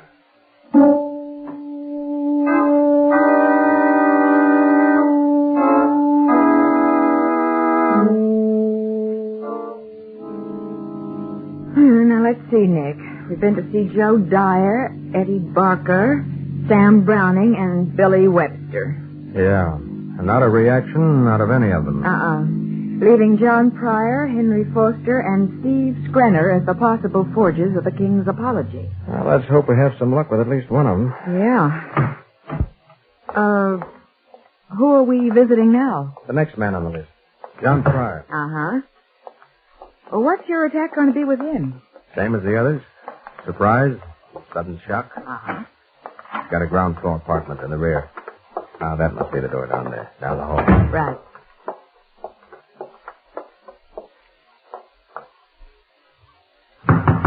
Oh, the way you knock gives me the shakes, Nick. So stern and official. It is precisely why I do it. Gives us a psychological edge. Yes? You, John Pryor? Yes? I'm Nick Carter, working on a murder case. I want to talk to you. I brought my secretary along to take notes. Now, wait a minute, Mr. Carter. Quit stalling, Pryor. You're in a bad jam, and you know it. I don't know anything of the kind. Take a look at this letter. What? Don't dummy up, Pryor. This is a forged manuscript, the King's Apology, dated 1780, and it's your work. Now, Mr. Carter. Ties you into the murder of Robert Bixby so tight you won't get out of it with a crowbar. You're nuts. That isn't my work. No? Any objections if I take your fingerprints? Fingerprints? You heard me. Prints were left on this letter, on the inside flap of the envelope. I want to compare them with yours. Sure, I've got no objections, Mr. Carter. Just let me go into the kitchen and get the grease off my hands, huh? Okay. I'll get the equipment ready while you're gone. Now, I'll give you all the prints you want as soon as I get my hands clean. Go. I heard You've been haggling long enough. Now, make up your mind fast. Do I cover for you? But he said he had your fingerprints. He's laughing. I didn't leave any prints in that letter. And you think I'm a baby? But 100 grand. That's my price. Make up your mind. No. What? I said no, Pryor. I can't trust you, not with Nick Carter so close to my tail. I'm sorry, Pryor, but no hard feelings.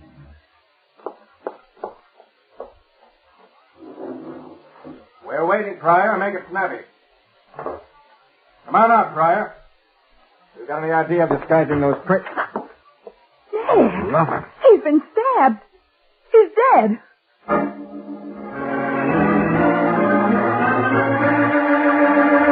Nick and Patsy stare at the body of John Pryor, stretched out on the kitchen floor, a kitchen knife through his ribs. We'll see what they do in just a moment.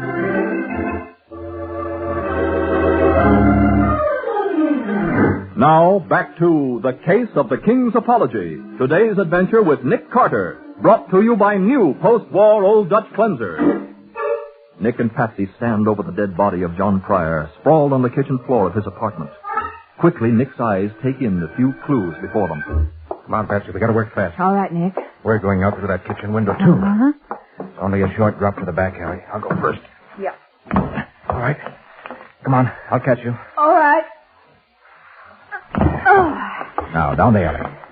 Nick, do you know... Whoever killed Pryor isn't more than 20 seconds ahead of us. We may have a chance of catching up with him. But who is it? I don't know. Must have been hiding in the kitchen while we were there. Yeah. Pryor probably went back to cook up an alibi and was killed to keep his mouth shut. Oh, Nick, this is a dead end. Well, I'll see it. That means we've got to go back to the other way. No, that's a dead end, too. I noticed it when I came through the window. Yeah, but... Wait. Huh? Here's a cellar door. And look at the handle. What? Got blood on it. Yeah. He must have gone in here.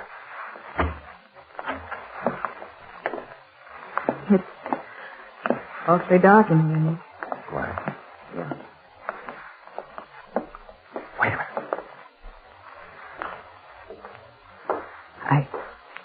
I think I hear someone. Probably the killer. Let's go now. Quick.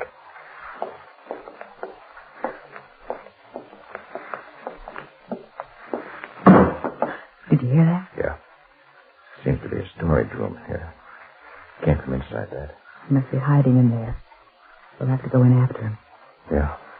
Now stay with me. Be careful. It's almost pitch dark. Nick, can't you use your flashlight? No. He's got a gun. He can use the light for a target. Come on. Oh, Nick! Devil. Someone closed the door behind us. Killer. He was waiting in back of it. Oh, God. Found it. This door is fastened on the outside with an iron bar. What? Then we're locked in? Yes. Instead of trapping the killer, he's trapped us. And? Why are you sniffing? Got bad news for you. He's opened a gas pipe somewhere in this room. Oh, Nick. If we don't work fast, we're a couple of dead ducks.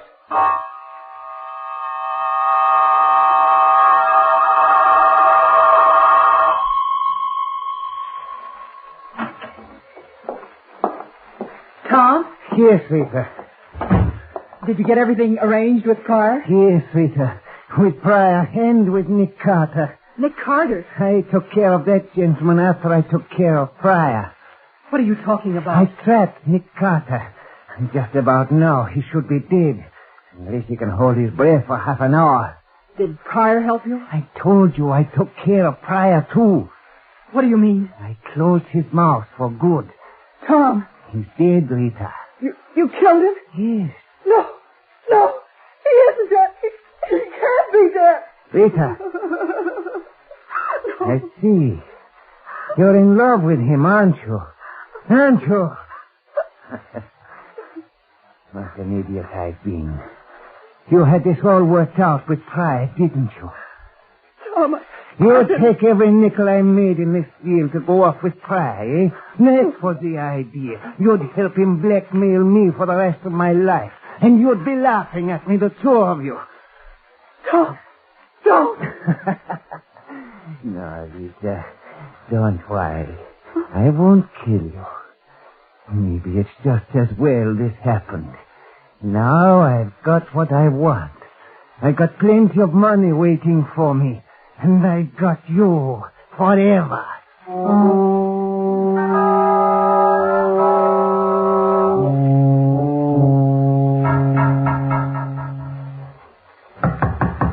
Come in.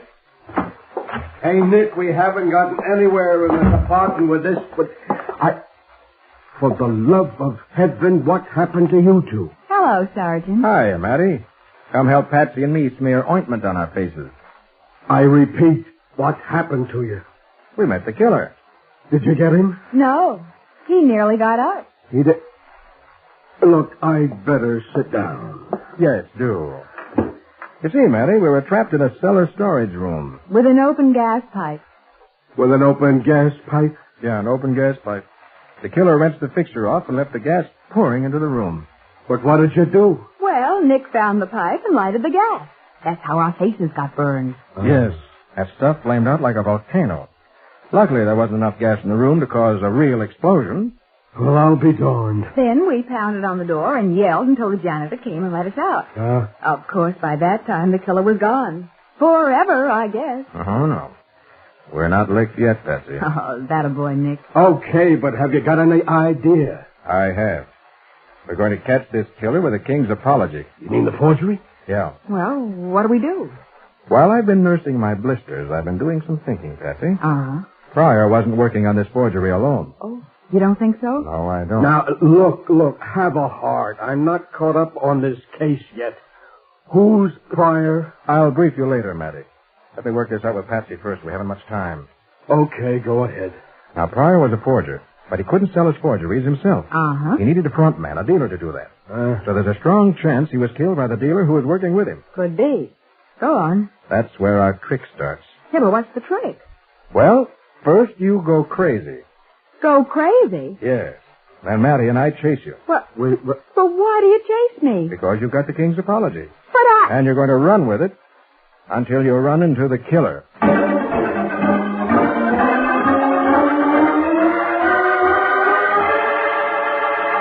Patsy takes the forged letter and listens carefully to her instructions, her face brightening as Nick unfolds the mechanism of the trap. We'll learn what it is in just a moment.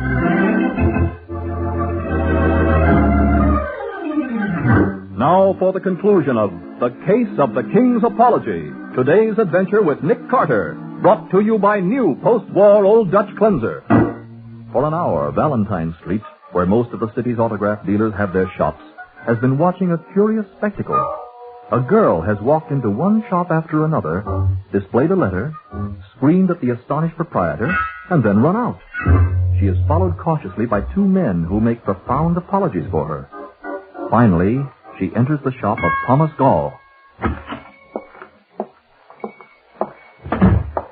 Yes, madam. May I be of service to you? Do you sell autographs? Yes, madam. I have a very fine stock for your consideration. Uh-huh. Do, you buy them too? Well, madam, if it is of a... What's that, may I ask? It's a rare old letter, a king's apology. King George III of England. Where did you get that letter, madam? Oh, I found it. Where did you get the letter? Well, maybe it isn't legal, but I found it, and finders keepers. I was outside a house on Russell Place this morning. Russell Place? Uh-huh, number 1035 Russell Place. A man came running out, and he dropped this letter.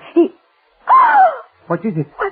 You're the man. I know you're the man. You're the man who came running out. Lisa, come quick. You're the man who ran out of the house that Bixby was murdered. You dropped this letter. I know it. I want a policeman. You want to be arrested. Help me, Lisa. Get your hands off me. You're a killer. I thought we were... Well, we're not. Not until we get rid of this maniac. Like a wildcat. Help me get her into the back of the store. Come, we'll get close. You want to burn for murder? You're an accessory, Lisa. No, I'm not. You're in this with me. This girl has got to be shut up for good. Come on. I'm afraid it's too late, Gall. What? Tom. You left the transom over your door open. We heard everything. This is Sergeant Matheson of the Homicide Squad. You heard the confession, Matty? Every blessed word, Nick. You mind releasing the young lady? She's my assistant, Miss Patsy Bowen. Your assistant? That's right. She pulled this act on every dealer in the street. Oh, what they must all think I'm crazy. Oh, no, Patsy. We explained as we followed you. Mr. Gall's confession will do the rest. But you were locked in the cellar. You couldn't be here. No, Gall, I'm not an optical illusion. I'm just the man with the bad news. Sergeant Matheson wants you for murder. Murder? Yes, murder. Yeah. I'm afraid you're invited to keep a date with the state's executioner, with no apologies accepted.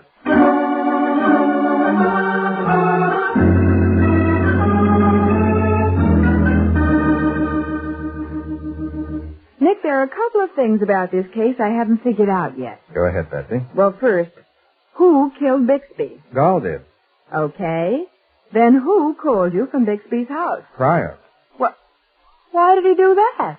Gall said in his confession that Pryor was in love with Rita and wanted her for himself. Uh-huh. She was apparently willing to help him double-cross Gall and then turn Gall over to the police for murder. Oh, so when Pryor phoned you, he was setting up the case. That's right. Mm-hmm. Wanted the police to close in on Gall quickly. That would increase the pressure and make the blackmail easy. Then, after he had all Gall's money, he could turn him in and go off with Rita. Well, I see. Now, one last thing. What? Since when have you been an autograph expert? Oh, I'm not. What?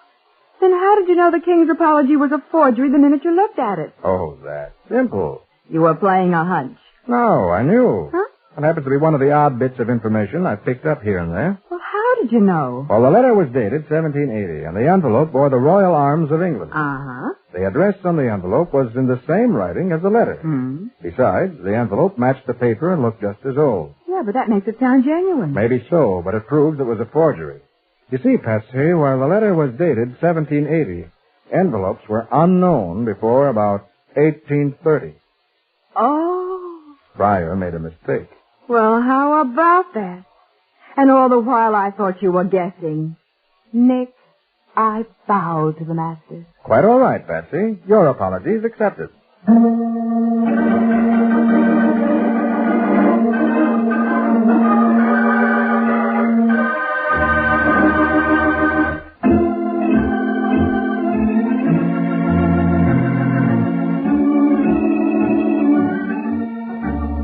Nick Carter, Master Detective, is presented each week at this time by the Cudahy Packing Company. It is produced and directed by Jock McGregor and is copyrighted by Street & Smith Publications, Incorporated. Charlotte Manson is featured as Patsy. Ed Latimer plays Natty. Today's script was written by Alfred Bester. Original music is played by Henry Silverne. This program is fictional, and any resemblance to actual persons, living or dead, is purely coincidental. This is Michael Fitzmaurice saying, when minutes count, use new post-war Old Dutch cleanser.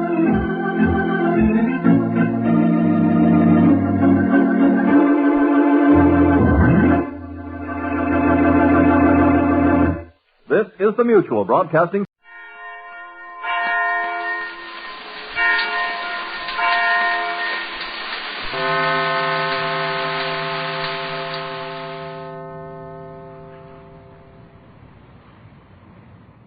NBC presents, transcribed, Frank Lovejoy in Night Beat.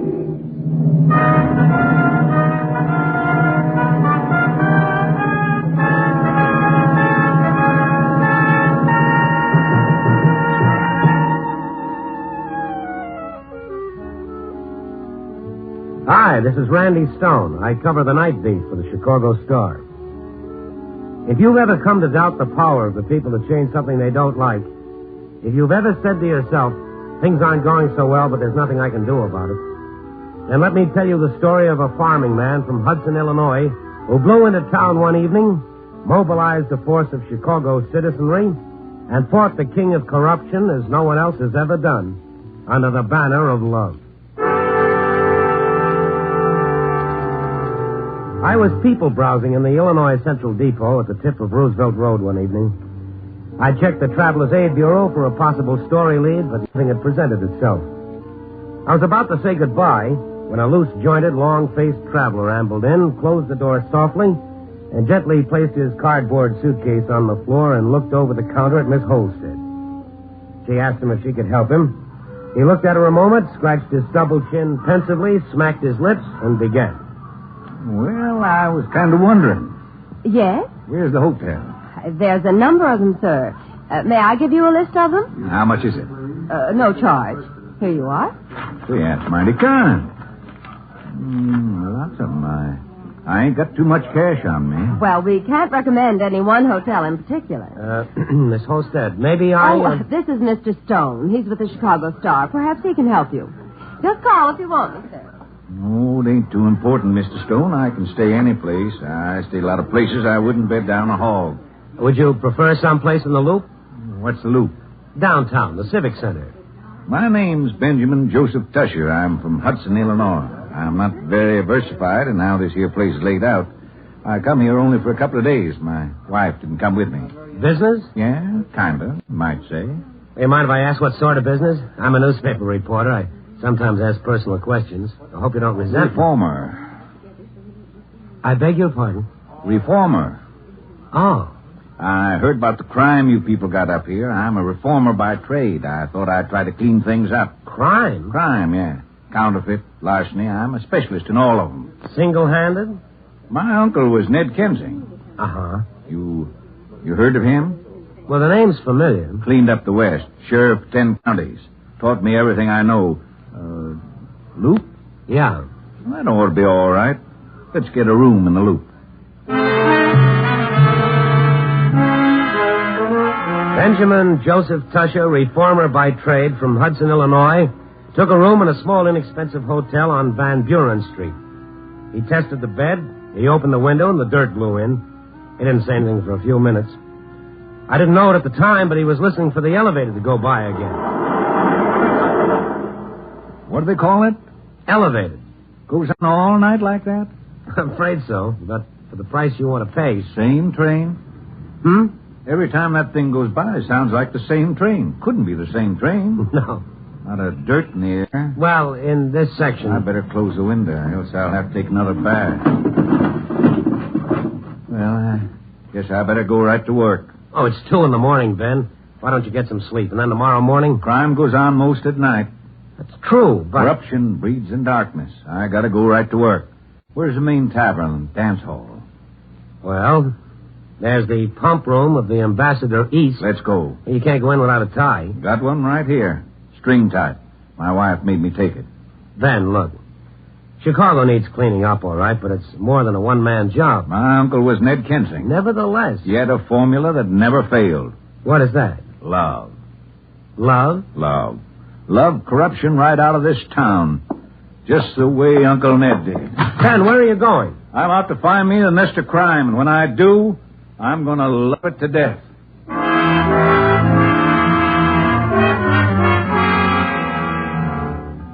I finally convinced Ben to go to sleep and begin his campaign the next day. I finished my appointed rounds, wrote my story, he went home and slept. Next afternoon, I went over to Ben's hotel. Ben was getting dressed, and on the bed was a pile of pamphlets. Afternoon. What's the pamphlets? Take one. They're free. Love Against Corruption. That's the name of the party. Join with us in our crusade to cleanse this metropolis of crime and vagrancy. That's our platform. Copied word for word from Uncle Ned's pamphlet, 1897. No dues, no button, no name, no pin. Just say I'm with you, we take you in. I'm going out to Union Square. Somebody told me that would be a good place to start. Where'd you get these pamphlets printed? Recruited up a printer in the organization, among others. It's been a lively morning. Come in. Here are some more pamphlets, Mr. Tusher. Right off the press. Thanks, Miss Jewell. This is Randy Stone, Chicago Star. How do you do? Welcome to the party, Mr. Stone. Oh, thank you. I also called John Lahr, just as you said to do. He's a difficult man to reach. John Lahr? You've heard of him, of course. Ben, what's the matter with you? You're trying to commit suicide? Fun is fun, but John Lahr... Don't you worry, Mr. Stone. Mr. Stone's a worrier, Miss Jewell. Oh, Lahr is the #1 boy, Ben. I know it. He runs organized crime in Chicago. I know it. Oh, Ben, don't be crazy. You'll get yourself killed. Lahr doesn't fuss around. Mr. Stone, I learned a lot of things today. One of them is the law ain't been able to tag Mr. Lahr with a thing. That's how clever he's been. The other is that everybody's scared to death of John Lahr, and nobody's gone after him. Our political party means to attack him with love. Right, Miss Jewell? Attack with love. That's right, Mr. Tusher. Sing, Miss Jewell. Well, I'm not a very good singer. Go on. I want Mr. Stone to hear it. Mr. Stone, this is our campaign song. Love corruption out of town, the Tusher, Tusher. Love corruption out of town, the Benny Tusher way. I wrote it myself. Gone to work all night, gone to work all day. We'll love corruption out of town, the Benny Tusher way.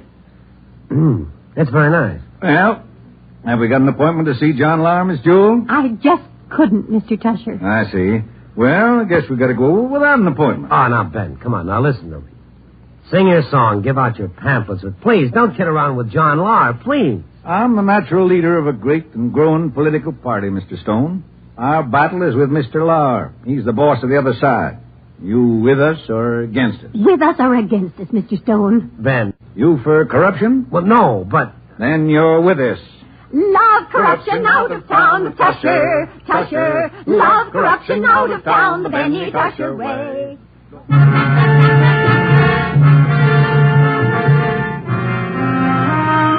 Ben Tusher was a changed man.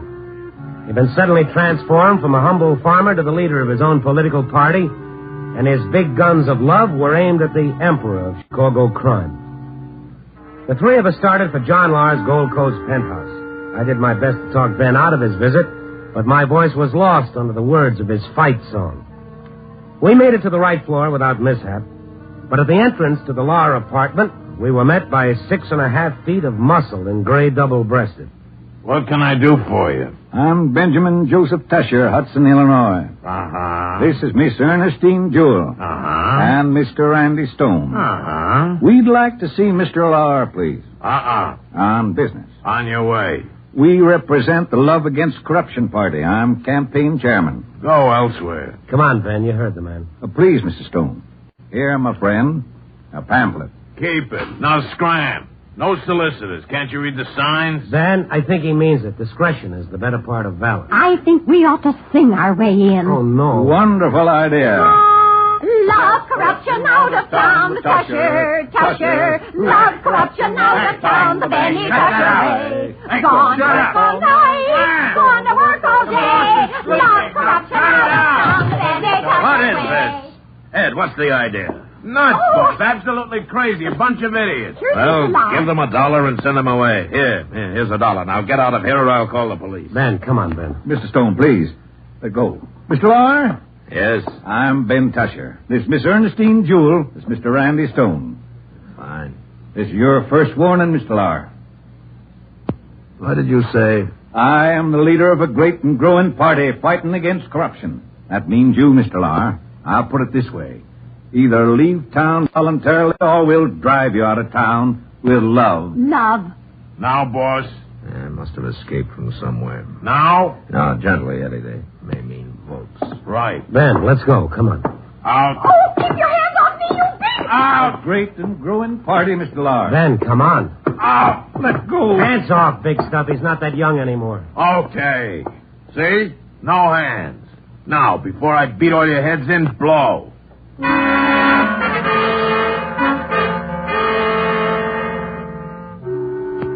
Had Mr. Lahr not been a gentleman gangster, we might have been treated a mite rougher. As it was, Ben Tusher's collar was only slightly mangled and Miss Jewell wasn't touched at all. Ben was undaunted. From Mr. Lahr's apartment, we followed our leader to Union Square. Ben climbed aboard a bench, put his pamphlets beside him, and started to assail the park habitués with samples of old-fashioned oratory.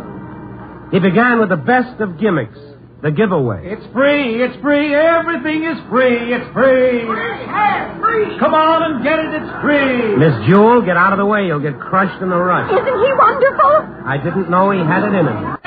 Get them before they're all gone. Limited supply. They're free. They don't even know what he's giving away. They don't care. It's free. Get them now. Here they are. Fine. Now, in exchange for the gift, just a second of your time. Turn the page to the inside. Describes our political party. We're against corruption. So are you. Naturally, we see eye to eye. It's what? Corruption. We're going to drive it out of town. You and who else? Me and you. What way? Pamphlets? Pamphlets and love. Love it out of town? Love corruption out of town. That's right. Yeah. We're going to get banners, and we're going to sing songs, and we're going to march on old John Lahr, who's been running things here too long as it is. Hey, boy! Yes, sir. I'm with you, buddy. How many others? Go on, Mr. Stone. Give him support. I'm strictly an observer, Miss Jewell. I thought you worked for us. Well, I am. I will, then. I'm with you, mister. I'm with you. That's fine. What we need is to sing our song and get everybody in the against corruption mood. Page 13, everybody. Yes, page 13. Love corruption out of town. Tusher, Tusher. Love corruption out of town. Any Tusher way. Gone to work all night. Gone to work all day. We'll love corruption out of town. Any Tusher way.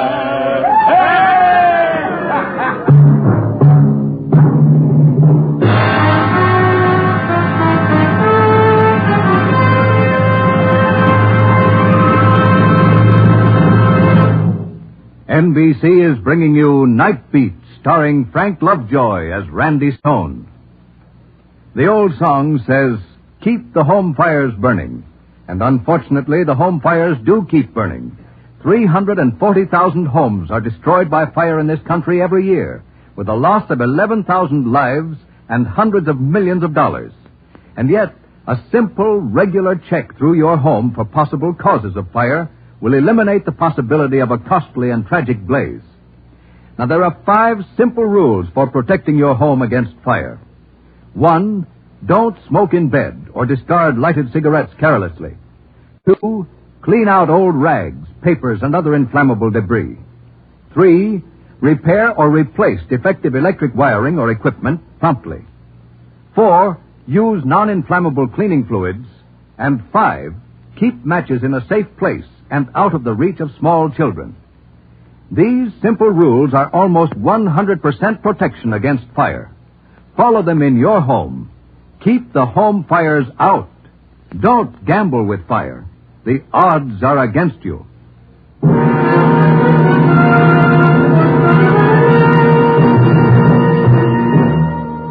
And now, back to Night Beat and Randy Stone. It's difficult to explain the rapid growth of Ben Tusher's Love Against Corruption campaign. Every time Ben Tusher spoke, he evoked more laughter than friends. And yet, by the end of a month, Ben boasted a political party of 2,300, plus countless donors of a dime or more to the party coffers. Major political organizations made bids at coalition, but Ben would have none of them. Perhaps the party's growth was due to the state of corruption. Perhaps it was the people's constant desire for crusade. But my guess is a large part was due to the dynamic personality of Ben himself. He began to branch out. Love Against Corruption headquarters blossomed in all parts of the city. Ben left the Van Buren Street Hotel and moved to nicer quarters deeper in the loop. Since Love Against Corruption was news, the Star printed story and pictures. Ben was delighted. Just look here, Mr. Stone. Letters from all over the city just because of that newspaper article you wrote. Mr. Stone, I sure appreciate your help. Well, I've got to be honest, Ben. I didn't write it to help. Your party is big news. Well, be that as it was, it sure got the right results. Hey, the parade's today. Look at here at these banners. The Love Against Corruption Party. Love corruption out, vote the party in. Yeah. Ain't that sign a pretty shade of blue, though? Yeah, it sure is. But I just don't get it, Ben. What's that? Well, the love angle. We love John Lahr. Can't say we hate him. That's slander. No, but still. Can't say he's a criminal. No proof. I guess so. Got to publicize his name so people know him for what he is. So you say you love him? Everybody knows we don't mean it. That's where the love angle comes in. That's logical. Parade's gonna be a dilly. Oh, Lahr isn't gonna like this. Why don't you just mention that you're against corruption? No need to be specific. After all, without proof. Great. Growing party, Mr. Stone. Grab a sign. No, thanks. I'll watch. Oh, I understand, Mr. Stone. The paper. Yeah, that's right. Now, about Lahr... Don't you worry, Mr. Stone. Oh, Ben, don't antagonize him. There are other ways. The law will get him eventually. Income tax, maybe. Why stick your neck out? Mr. Stone, you don't sound much like a fighter. Well, the odds are 1,000 to 1, Ben. Not if you know how to use love. Oh, Ben. Don't, Mr. Stone. Don't sell that technique down the river. Well, how are you going to do it? Poor Mr. Lahr. I sure do pity him. He's never seen love work before. Hey, it's 2 o'clock. We got to march. Where's my white hat?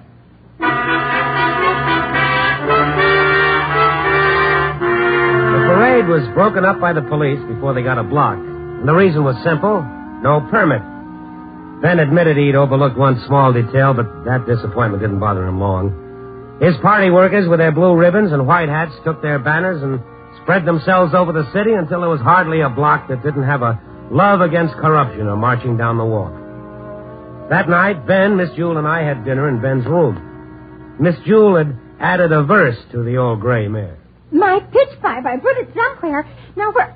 Oh, here we are right around my neck. Isn't that silly?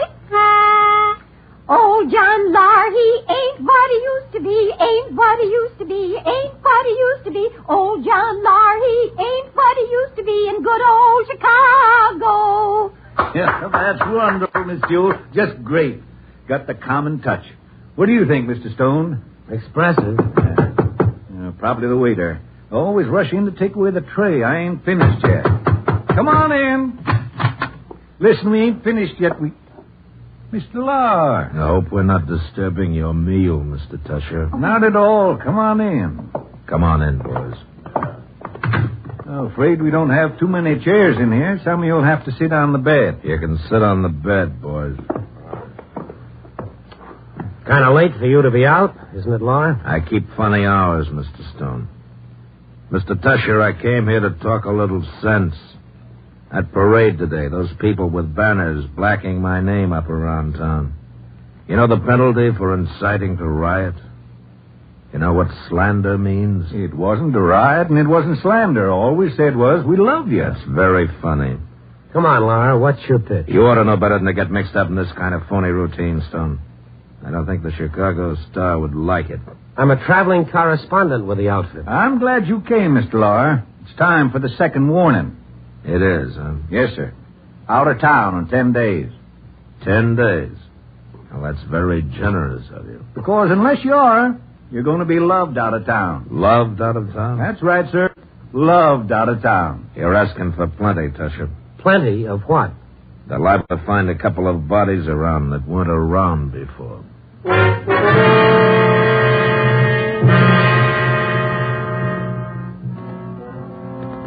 When Laura made a threat, implied or otherwise, it usually could be taken seriously. I begged Ben to take it easy, but Laura's visit only made him angrier. The next night, Ben gathered his forces before him in a rented auditorium and gave them the pitch. Quiet, please. Last night, John Law threatened me with my life. Now, I would like to remind you of a law. That law states that every citizen can make an arrest. This is going to be our answer to his threats. We're going to watch Mr. Law night and day. We're going to become students of every law, city, state, or federal that applies to Chicago. We're going to arrest Mr. Law every time he breaks one of them. And with our phone calls and telegrams and love letters, we're going to tie up his lines of communications just like they do to the enemies in wartime. For your specific duties, see your precinct captains. They'll tell you your hours and what your work is going to be. Now, just remember that... Ladies and gentlemen,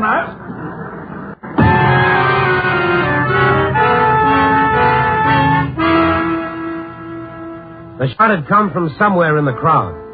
Ben slumped forward over the podium. I rushed over and put him on the floor. The place became bedlam.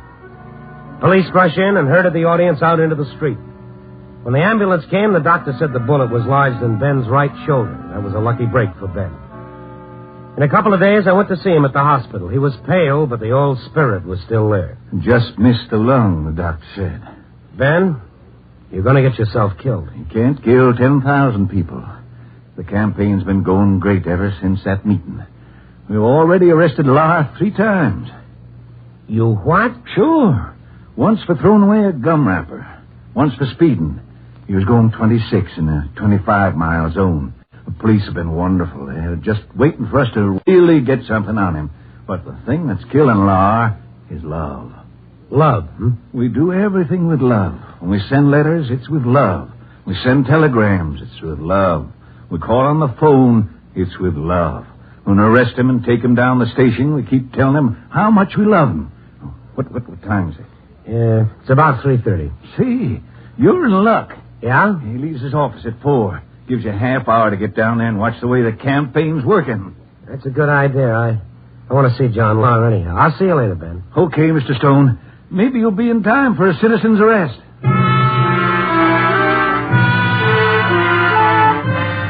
John Lahr's office, respectfully titled the Lahr Securities and Investment Corporation, was located on the 38th floor of one of LaSalle Street's taller buildings. Love against corruptioners were everywhere. Riding the elevators, standing outside with banners, across the street opposite Lahr's office windows in a rented suite of rooms with loudspeakers blaring out their love. I went inside the office. Ed, the top strong arm, met me as I came in. Hold it, Stone. Oh, hi, Eddie. How are things? Go back to your friends. That's no way to talk, Eddie. I came in for an interview. I'm purely a neutral observer. I'd like to get both sides. Sorry, the boss is all tied up. Okay, can't say I didn't try. Eddie, where are those aspirin I told you to... Stone, is that you? Yeah, it's me. Well, come on in here. I want to talk to you. Sure. Excuse me, Eddie. Neutral observer, my eye. Come on in, Stone. I'm glad you got here. Now, sit down. Thanks. I've been trying to reach you for days. Listen, you seem to have some influence with this maniac. I'm desperate. Because of a few love letters? I'd be ashamed, Laura. Yeah, the doctor says much more of this, and I might not last out the year. It's my heart. That noise is driving me crazy. Well, maybe a change of climate. Yeah, they say. It's only a beginning. There's a law against threatening phone calls. Oh, if they'd only threaten me, but they don't. They just call me to tell me how much they love me. It's driving me crazy. To say nothing of the telegram. Easter telegrams, Christmas telegrams, happy birthday, pleasant 25th wedding anniversary. Oh, my boys are so busy sorting the telegrams in the mail, they haven't done a lick of work for days. And the arrests? I step off the curb. They arrest me for jaywalking. Stone, you've got to get rid of him.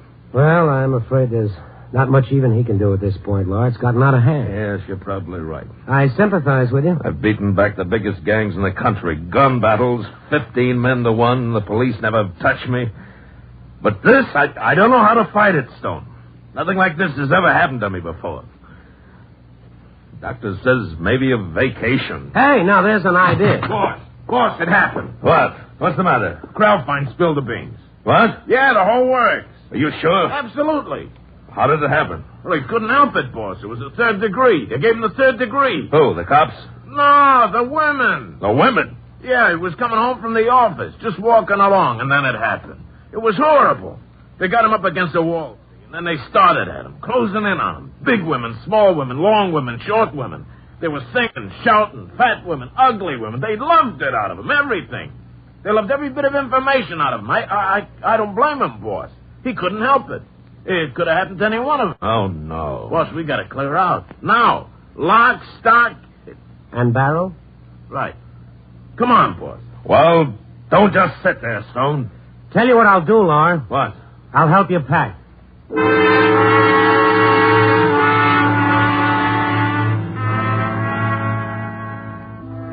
The last time I saw Mr. John Lahr, he was sneaking aboard an eastbound plane. He had a one-way ticket.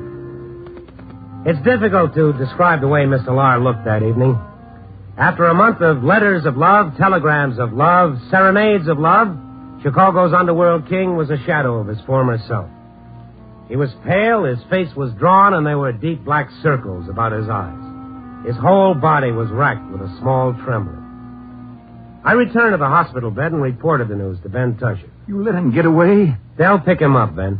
Where'd he go? I gotta find out. I gotta go there and... That's what you think. Sweetie! Don't you sweetie me, you old fool. Now, Sweetie, I didn't mean... Running away from home like that, leaving without a word, getting tied up with these city dudes. City dudes? This ain't no city dude. This Randy Stone. He's with Stone, eh? You just listen here, Stone. Ben's a good man. Don't you try getting him tied up with the rest of you gangsters up here. Now, Mrs. Tusher. Look at them eyes. I can tell just looking at you what kind of a man you are. Slick. Wouldn't trust you worth a penny. Oh, please, sweetie. Now, you get yourself out of that bed and put some clothes on. You're coming home. No more falderall. Can't let you out of my sight a second. I knew you'd meet up with these kind of people up here in the big city, getting lots of trouble. What you been doing? Reforming again?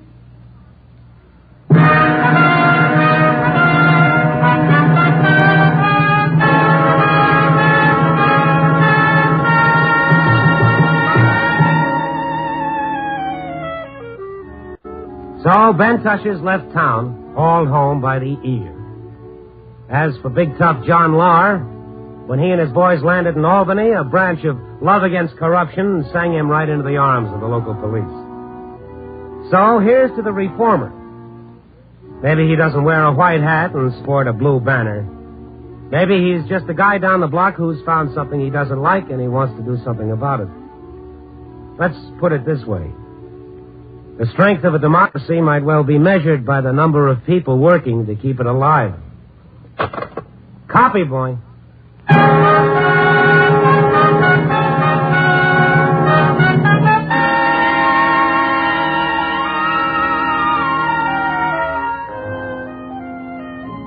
Night Beat, starring Frank Lovejoy, is produced and directed by Warren Lewis. Tonight's transcribed story was written by David Ellis, with music by Robert Armbruster. The part of Ben Tusher was played by Ed Begley. Others featured were Betty Moran, Jeanette Nolan, Paul Freese, and Bill Conrad.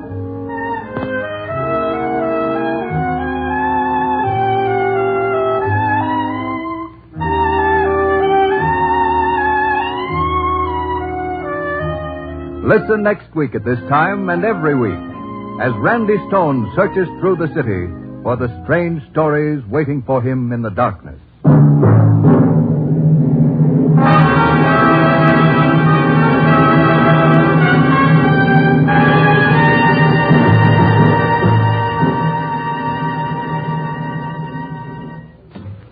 Next week on most NBC stations, you will hear Night Beat at a new time, but on this same day, Thursday. So make a note to join Randy Stone and Night Beat next Thursday at the new time. Consult your local newspaper for broadcast time and be sure to join us on this same day, but at the new time, next week for Night Beat. 3 chimes mean good times on NBC. In this election year, this station is making it possible for you to follow the campaign of the next president on NBC. Tuesday, July 1st, be sure to hear another of NBC's pre-convention special broadcasts. This program is called Convention City, and it will offer you a complete description of the arrangements being made in Chicago, the host city of both the Republican and Democratic political conventions this year. You'll want to hear this special broadcast and learn more about the city of Chicago, the site of these important conventions. Be sure to hear Convention City next Tuesday. Another special program brought to you so you may follow the campaign of the next president on NBC. This is NBC, the National Broadcasting Company.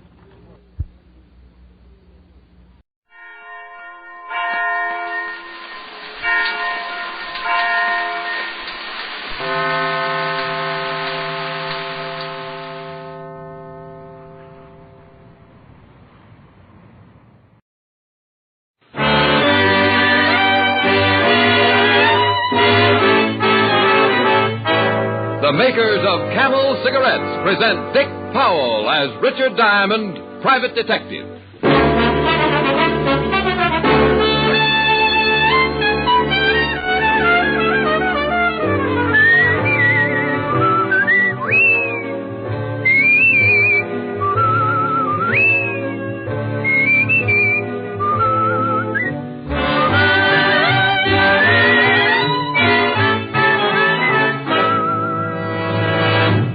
Steady pack after pack smoking is the only sensible way to tell how a cigarette will get along with your throat. In a test from coast to coast, hundreds of people smoked only Camels for 30 days. Noted throat specialists made weekly examinations and reported not one single case of throat irritation due to smoking Camels.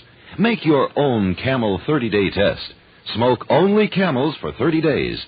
See how well Camels agree with your throat, pack after pack, week after week.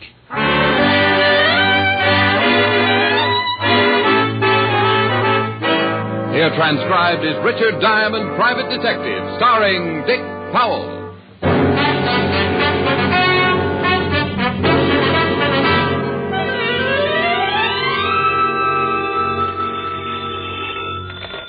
Diamond Detective Agency. Help. Rick, what's the matter? Just that, Helen, dear. Help.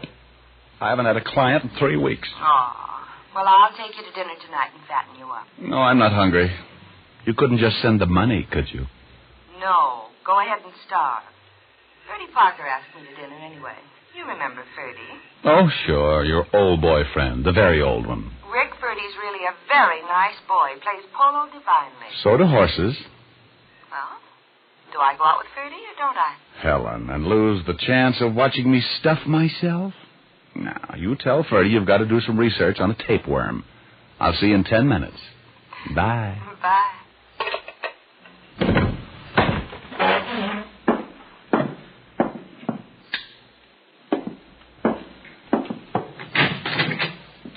Diamond? That's right, but I'm leaving now. Come back tomorrow. This won't wait till tomorrow. My name's Duke Crandall. How do you do? Pretty well in the dark.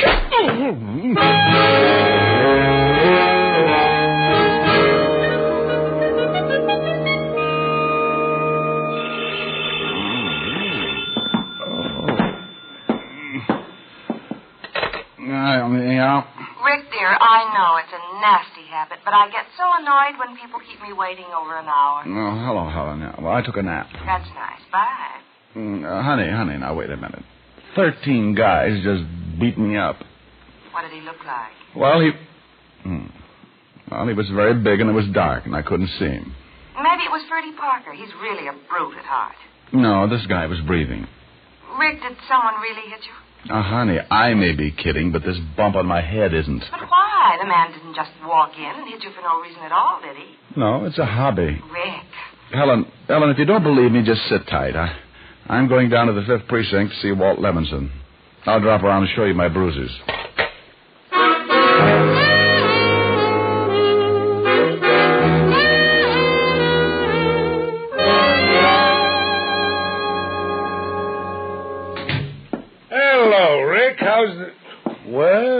What happened to you? I got engaged. She was lovely. Used gunpowder. Better get a beefsteak for that eye. My eye's not hungry. What I want now is to find the guy, Walt. Who? Said his name was Duke Crandall. Crandall? We've been looking for the Duke ever since he jumped bail on a blackmail charge. Oh? Know where he is now? If we did, he'd be in jail. How'd you get mixed up with him? I wish I knew. He just came into the office and sold me a fistful of dreams. You, sure it was the Duke? What did he look like? Oh, I couldn't see him too well in the dark. He was a big guy. Wore a flashy plaid overcoat. Yeah, the overcoat fits. Duke's a natty dresser. You can look over his record for yourself, Rick. No. So you're looking for this guy? Yeah, he's somewhere in the city. It's anybody's guess where. What about this blackmail charge? He was bleeding a city official. Duke used to work for Benny Rathman, the gambler. Some think Benny was behind it, but Duke's the only one we could grab off. Who put up his bail? Rathman? Yeah. Until now, we thought maybe Benny had killed Duke after he bailed him out, so he couldn't pin the job on him. Here's a package. Don't worry, he's still alive. I got the bruises to prove it. What about this Benny Rathman? You think he'd know where Duke is? Hard to say. If he did, I think he'd try and get rid of him. See, the DA's been trying to pin something on Ben for a long time. And if we find Duke and Benny is implicated in the blackmail, it'll be the DA's meat. Oh, I catch. So if Duke's smart, he let Benny bail him out and then goes in hiding before Benny can get to him. That'll make him twice as hard to find. You're really going looking for him, huh? Yeah, might as well. I don't mind getting slugged, but I'd like to know the reason why. Thanks, Walt. I left the 5th Precinct and hailed a cab. The fresh air made my head feel better, but my pride hurt all the way to the Blue Chip Club, owned and operated by Benny Rathman. As we pulled up, I lit a Camel, came to a little, and when I walked inside the club, I found a dissipated pianist playing worn-out love songs on a worn-out piano.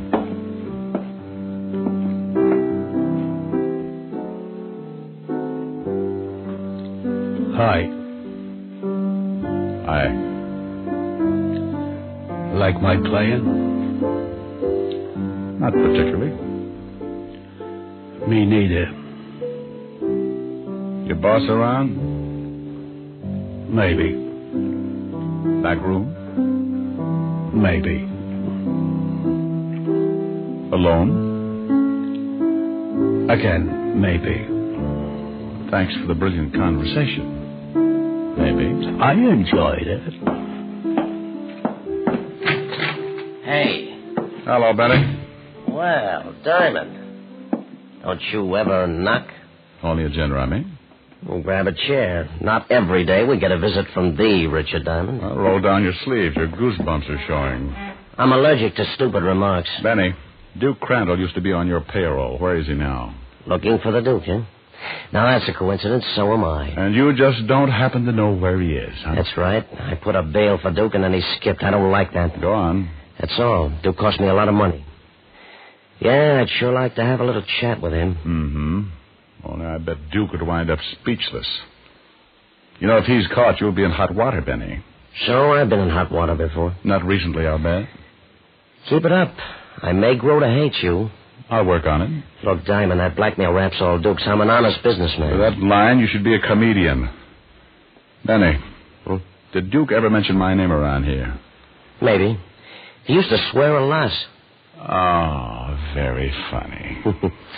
Why all this interest in Duke, Snooper? I owe him something, that's all. I'd like to pay my debts. Oh, gee, I'm sure sorry I can't help you, pal. Save the tears till I leave, Benny. Wait a minute. Here. Well, what's this? The address of Duke's old girlfriend, name's Patty Carroll. She won't talk to me, but maybe she'll help you. Well, it's worth a try. And if you should locate the Duke, let me know, huh? I'd still like to have that little talk with him. Maybe I will, if he's in any condition to talk. I left the Blue Chip and went across town to the flat of one Patty Carroll. Benny described her as a one-time girlfriend of Duke's, and when she opened the door, I had respect for Duke's taste. She had the kind of figure that drives architects mad, and any other type of man, too, for that matter. Hi. You the television man? Do I look like a television man? How should I know? You're cute. Well, thanks. So are you. I guess they could have cute television men. I don't see why not. But I'm not one of them. Oh, shoot. 3 days I've been waiting for that set. Heartbreaking. Ain't it, though? My brother says, Patty, that's my name, Patty. He says you got to get a television set, see a lot of educational programs and such. He says it makes you appreciate the finer things in life. Yeah, like radio. So I get me a television set, but the guy ain't shown up yet. What do you want? Well, I'm glad you got around to that. Honey, I'm gonna want a little information. I'm no library. I'm no bookworm. Mind if I come in? All depends. You a gentleman? All depends. I eat with a fork. You sure look all right. Only I wish you were the television man. Patty, at times, so do I. Now, what's on your mind? Duke Crandall. Oh, you must be a cop then. Hey, I like cops. I used to think it was fun to date hoods, but my brother says, Patty, that's what he calls me. Patty, he says, you gotta quit running around with the hoods. So now I like cops. Very commendable change. Yeah. Hoods are always getting sent to prison. And who did you say you were looking for? Duke Crandall. Oh, yeah. I used to date Duke, till my brother said... Where's Duke now, Patty? I don't know. We broke up, Duke and me. He was always slapping me and ruining my makeup. Look, honey, think hard, will you? Do you know any of Duke's friends who might know where he is now? Let me see. Yeah, I know one guy, Joey Thompson. Him and Duke used to play cards every Friday. Where does Thompson live? How should I know? Oh, just wishful thinking. Mind if I use your phone? I guess not. Only don't be long. The television man might be trying to call me. This'll only take a minute.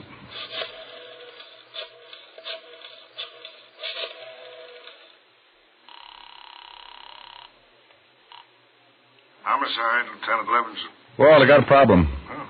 You know a guy named Joey Thompson? Thompson? I know a Charlie. Oh, yeah, Joe Thompson. Yeah, I know him. Used to be a small-time pickpocket. Where can I get in touch with him? Last I heard, he had a legit job. Runs a watch repair shop on Fountain Street. You can get the address in the phone book. Thanks, Walt. Call you later if anything develops. And thank you, Patty. You leaving? Don't you want to stay and watch television when it gets here? Oh, no, thanks. No. All that violence makes me nervous. Well, drop in again any time. Hoppy goes on at 8, doesn't he? Patty had few brains and many curves and was the type you hated to leave. But Joey Thompson might lead me to Duke Crandall. And curves can be dangerous if you don't watch your speed, I always say. The hall outside Patty's dark, and as I walked down it, I had the strangest feeling that someone was behind me.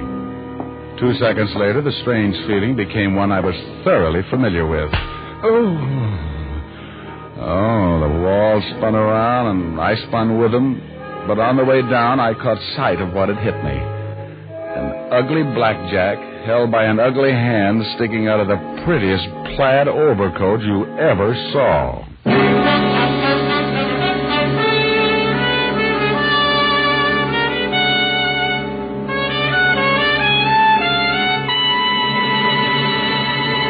Before we continue with Richard Diamond, here is an important question. Will one puff or one sniff tell you how mild a cigarette is? No, but steady smoking will. Try Camels for 30 days as your steady smoke. Enjoy Camel's rich, full flavor. Let your throat tell you how mild Camels are. Pack after pack, week after week, hundreds of men and women from coast to coast made the Camel 30-day test under the supervision of leading throat specialists who examined their throats every week. Those throat specialists reported not one single case of throat irritation due to smoking Camels. Start your own Camel 30-day test tonight. You'll get day-in, day-out proof of Camel's mildness and flavor. And you'll know why, after all the mildness testing of recent years, Camel leads all other brands in popularity by billions. How mild can a cigarette be? Smoke camels and sea.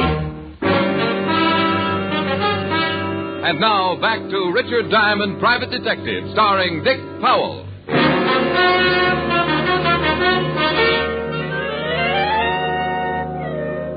At approximately 5 p.m., I had been worked over by a man named Duke Crandall, wearing a plaid overcoat. 1 hour later, I received the second installment, again by the man in the plaid overcoat. Monotonous? You know it. Hey. Hey, wake up. Oh. Come on, that's the boy. You all right? Yeah, well, my head feels like a mashed potato. I heard the noise outside. You shouldn't lie around on the floor. Yeah, I know. So I dragged you in here. Oh, thank you, Patty. I'll remember you in my will, which may be in effect before long. Who slugged you? Your old boyfriend, Duke Crandall. Who's that bully? What's he got against you? That's what I want to find out. Here, let me fix that ice pack. No thanks, Patty. Hey, now, you shouldn't get up now. I know. I like to show off. Where's your phone book? Over there. Thanks. Now, let's see. Patty, what does T come after? I should know. Thompson. Oh, here it is. Thompson Watch Repair, 19 Fountain Street. You going to see Joey? That's the general idea. I bet he won't talk to you. He can smell a cop a mile away. Well, they can't shoot me for trying. On second thought, maybe they can. Besides, maybe Duke ain't even in town. Maybe he's gone back to Arkansas. No, he's still around. What did you say? I said maybe Duke's gone back to Arkansas. That's where he came from. Does Joey Thompson know that? I guess so. Duke's always blowing about it. Thanks again, Patty. Okay. Say, you ain't going to drive in that condition, are you? Of course. I'm too dizzy to walk. I stepped out into the hall. This time I looked carefully around to make sure no plaid overcoats were following me. The hall was empty, and immediately my head felt better. 10 minutes later, I arrived at Joey's watch repair shop on Fountain Street. I stopped outside, pulled my pants up too high, turned my hat rim back, and then went in.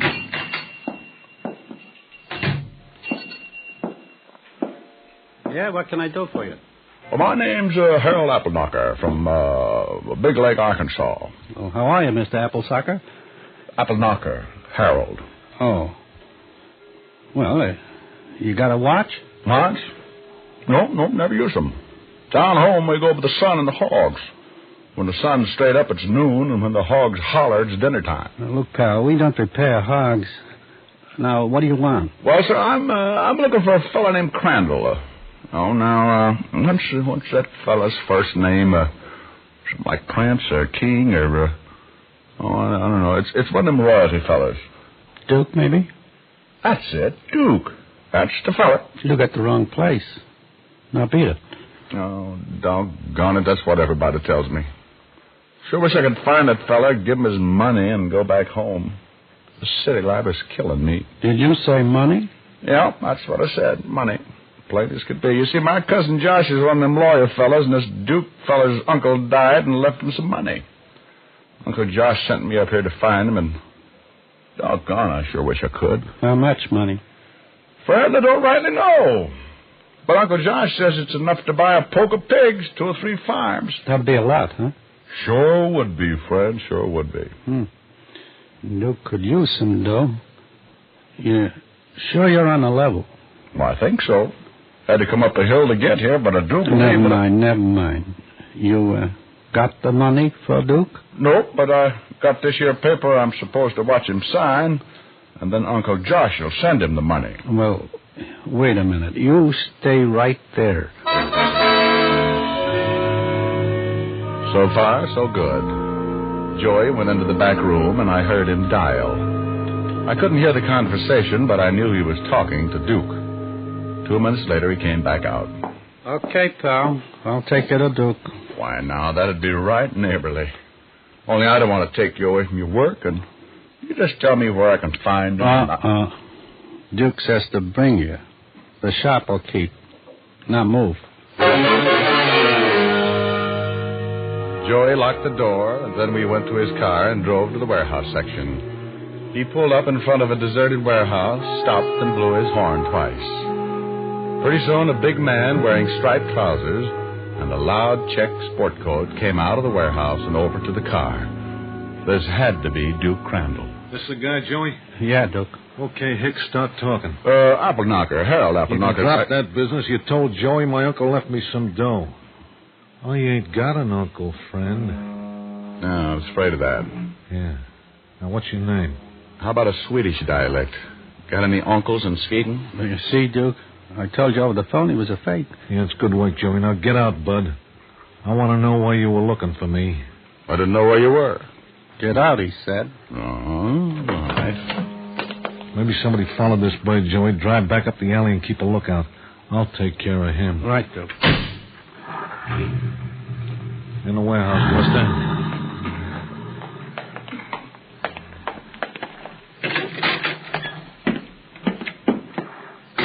That's good. Now you better tell me what's your angle. I suppose you tell me first. I don't get you. Well, turn on a light. My name's Diamond, remember? The guy you nominated for a punching bag. You don't make sense. What? I don't know anyone named Diamond. There are your lights. I still don't know you. You stand there and tell me you've never seen me before? Yeah, that's right. I suppose you do some talking. Well, all I know is that a guy in a plaid overcoat came into my office and said he was Duke Crandall. Then he sapped me. An hour later, the same guy in the same overcoat repeated the process. So you came looking for me? That's it. Well, it's too bad. I'm going to have to take care of you, Diamond.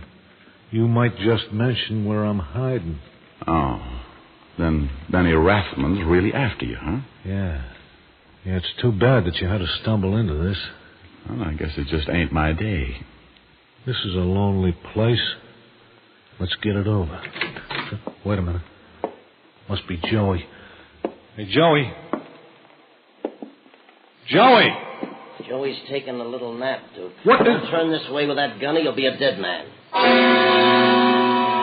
The man with the threat was Benny Rathman, standing in the doorway with a .45 in his hand. And what interested me was his wearing apparel, a flashy plaid overcoat. Well, Duke, you picked a nice hideaway. And thanks, Diamond. For whatever you mean, you're not welcome. For finding Duke, smart boy. You see, I knew you'd never take my money if I tried to hire you to find him. So I posed as him in this overcoat. I knew you'd get mad enough and look for him on your own. Well, aren't you cute? Thanks. It was easy.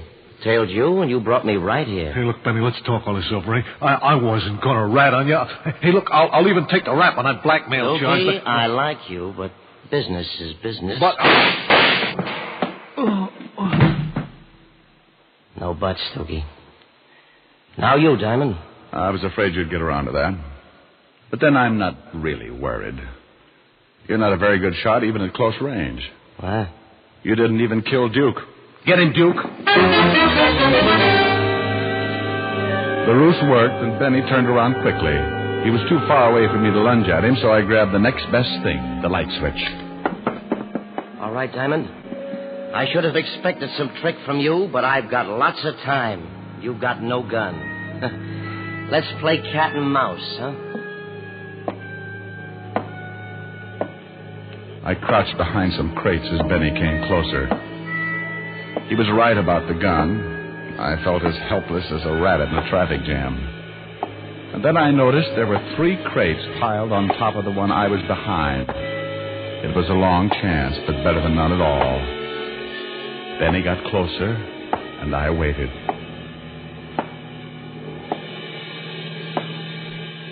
It'll be soon, Diamond. I'm getting accustomed to the dark now. I'll find that light switch soon, and I'll get you...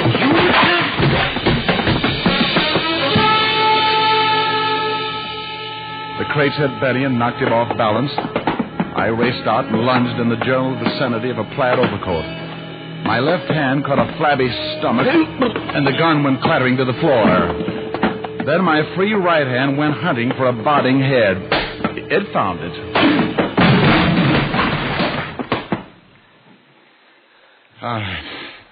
All right, Betty, get up. Oh. I beg your pardon? Oh. Well, I'll quote you on that. Now then, upsy daisy. Attaboy. Oh. My head. Hurts, doesn't it? But you know, Benny, you hit me twice today, and I've only hit you once. Now, that's hardly fair, is it?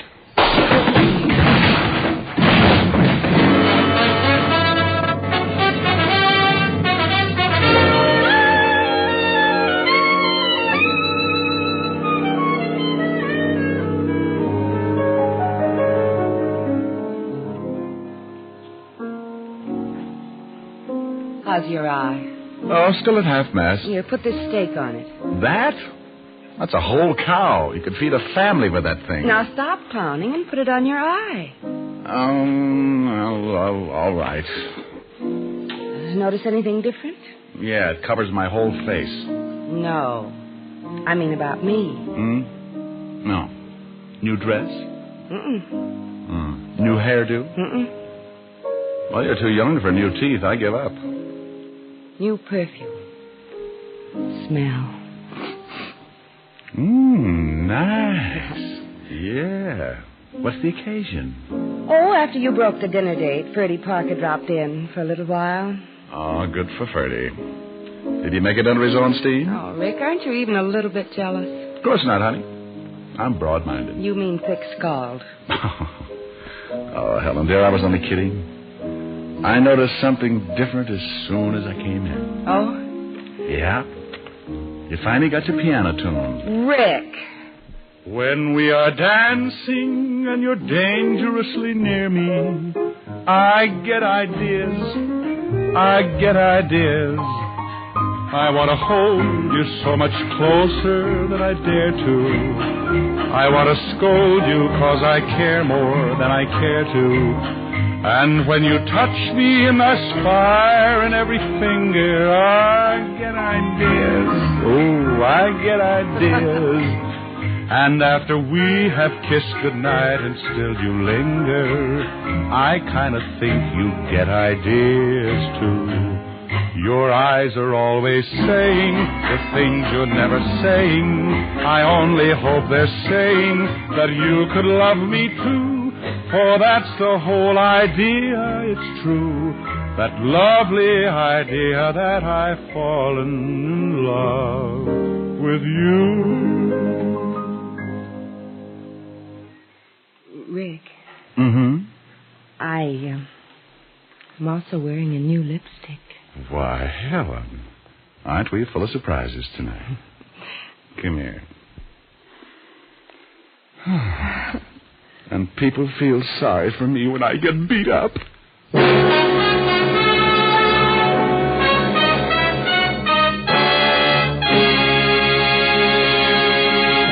Dick Powell will return in just a minute. Camels lead all other brands in popularity by billions. And here's the reason. Millions of Americans have discovered Camel's rich, delightful flavor, a flavor no other cigarette has. They found out how mild Camels are, how well Camels agree with their throats. Start enjoying the cigarette that's enjoyed most in America. Start enjoying mild, flavorful Camels tonight.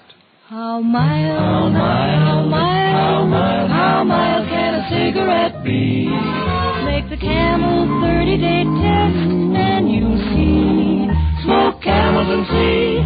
Here's Dick Powell with a special message. Thank you. Ladies and gentlemen, in 1952, as in the past, the makers of Camels will continue to send thousands of packs of Camels to hospitalized men and women of the armed forces every week. This week, the gift Camels go to Veterans Hospitals, Wichita, Kansas, and Montgomery, Alabama. U.S. Army Station Hospital, Fort Custer, Michigan. U.S. Naval Hospital, Pensacola, Florida. And to the Military Air Transport Service, which evacuates virtually all overseas wounded personnel. Now until next week, enjoy Camels. I always do.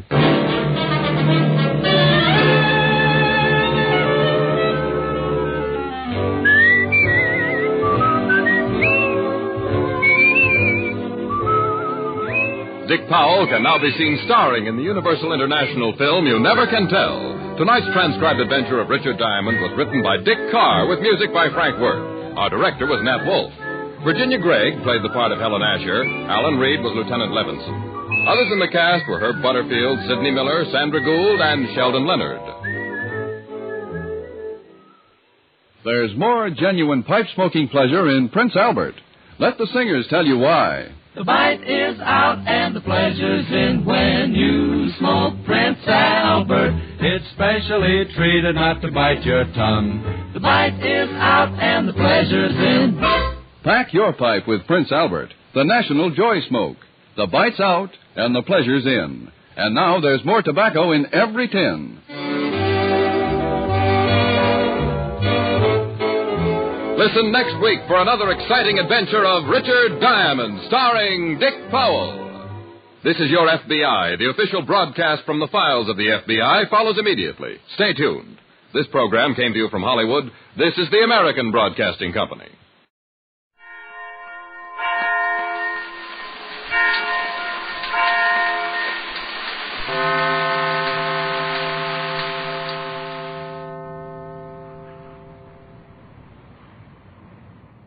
The Adventures of Sam Spade, Detective, brought to you by Wild Root Cream Oil Hair Tonic, the non-alcoholic hair tonic that contains lanolin.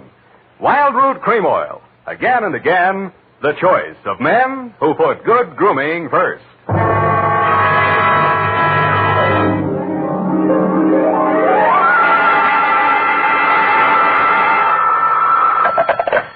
Sam Spade Detective Agency. Are you still there? I believe that interpolation is hardly rhetorical, Mr. Spade. To what have you been up, if you'll pardon the expression? And has that girl regained her facilities?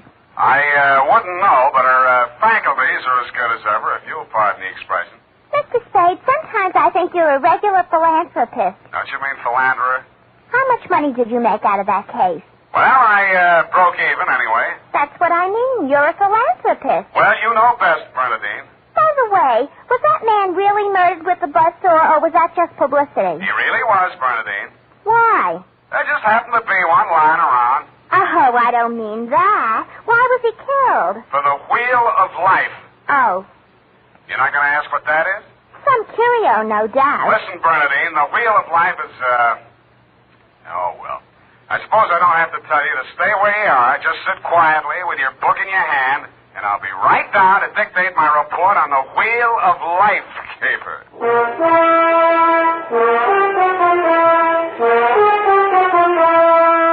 Dashiell Hammett, America's leading detective fiction writer and creator of Sam Spade, the hard-boiled private eye, and William Spear, radio's outstanding producer-director of mystery and crime drama, join their talents to make your hair stand on end with the adventures of Sam Spade. Presented by the makers of Wild Root Cream Oil for the hair. Come on, mister. Give the gals a break. Treat them to a look-see at a really handsome head of hair. Neat, well-groomed hair, the way yours is going to look when you spruce up with Wild Root Cream Oil Hair Tonic. Famous Wild Root Cream Oil grooms your hair neatly and naturally, relieves annoying dryness, removes loose, ugly dandruff. So, how about it, men? Why hold off any longer when now's the time to get Wild Root Cream Oil Hair Tonic? Again and again, the choice of men who put good grooming first. And now, with Howard Duff starring as Spade, Wild Root brings to the air the greatest private detective of them all in the adventures of Sam Spade.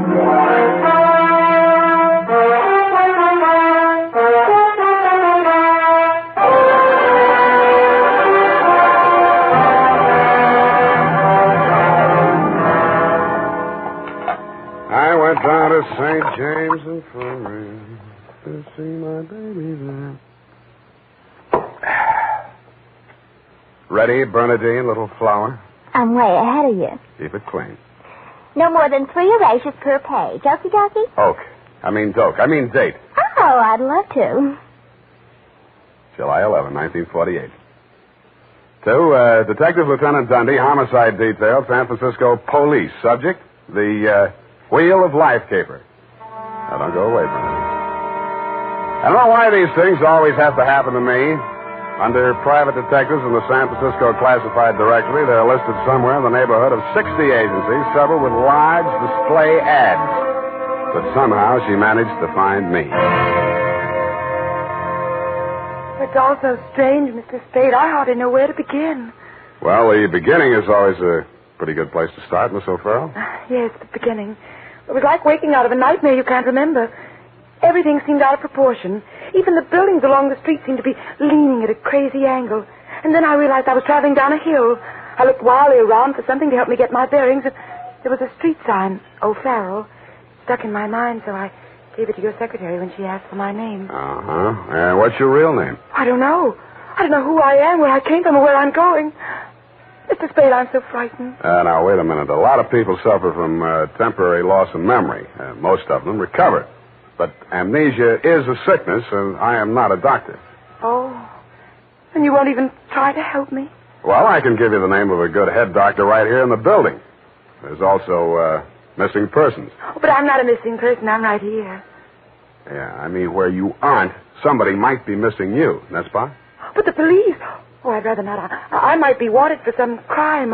How do I know? You sure you want to find out? Oh, yes, I do. It's terrible not knowing. But I want to find out for myself. Can't you understand that? What do you think I can do for you? You might save my life. From what? I'll try to tell you exactly how it happened. First, I looked at my watch. It was 3 minutes past 10. The cable car stopped at the corner and a man got on. I couldn't remember ever having seen him before, but then I couldn't remember anything.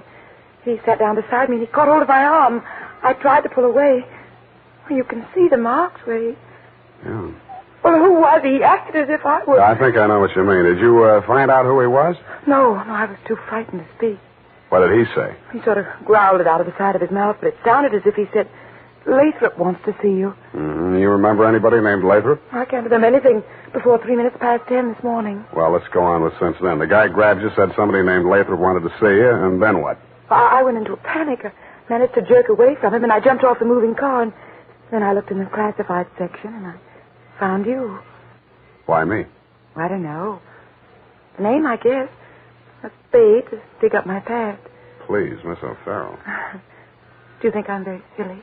No, I think you're very beautiful. I wish you could remember whether you're married or not. Oh, no. Well, at least I have no wedding ring. What have you got? I mean, besides what's visible. Well, I couldn't find much of anything. I went over my clothing. There don't seem to be any marks of any kind. Oh. Well, you got any money? A little over $300. Let's have it. The purse, too. All right. Lipstick, aspirin, bobby pins, Kleenex. Nothing here. They couldn't have been bought in any drugstore. Powder. Hey, what kind of powder is this? Then there was this in my coat pocket. A match folder. Sailor's Rest Bar, Hotel Calcutta, 1100 Embarcadero. Little number written inside. 120. What's that, a room number? I don't know. My purse, you have to destroy it. Here's $10 of your own money. Buy a new one. Well. Did you find something? Coin, Chinese bit. Good luck piece, probably sewn in by whoever made it, maybe in China. That ring any bells? No.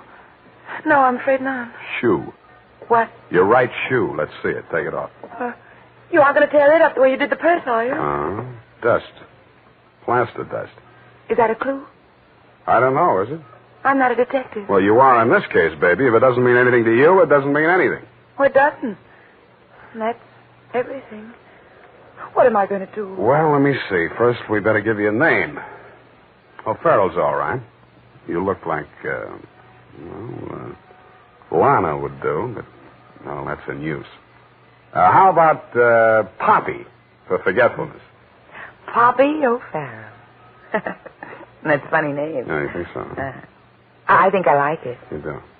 I think I like you, too.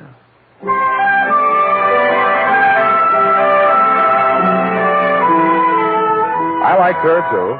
There may have been blanks in her brain, but the rest of it figured. In the elevator, I started adding it up, and by the time we reached the street floor, it came to quite a tidy sum. Where are we going, Sam? Far, I hope. But first, we're going to find you a place to stay. Oh, yes, we must be practical. No use overdoing it, huh? Oh, no, Sam, I didn't mean... Oh, wait. What's the matter? You remember something? That man, the one who followed me this morning, he's standing right out there waiting. The one in the straw hat leaning against the newsstand? Yes. Where are you going, Sam? You stay here. I just remembered something I hoped I could forget. Hello, Shuggy.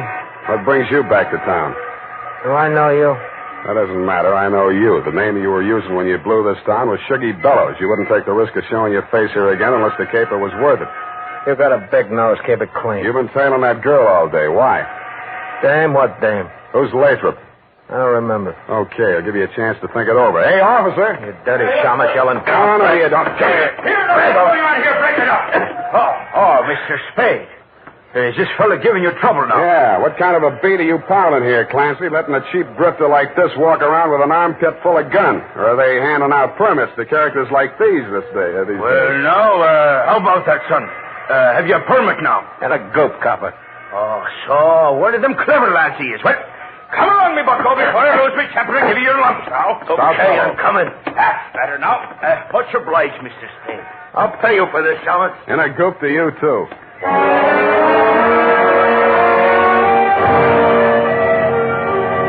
I was sure he would, but I was also sure that I wouldn't have to worry about him for the rest of the night. I checked Poppy O'Farrell in at the Belvedere, locked her in her room, and told Tiny Stover, the house dick, to keep an eye on her. When I left him, he was, and he seemed to be enjoying his work. Then I headed for the Embarcadero.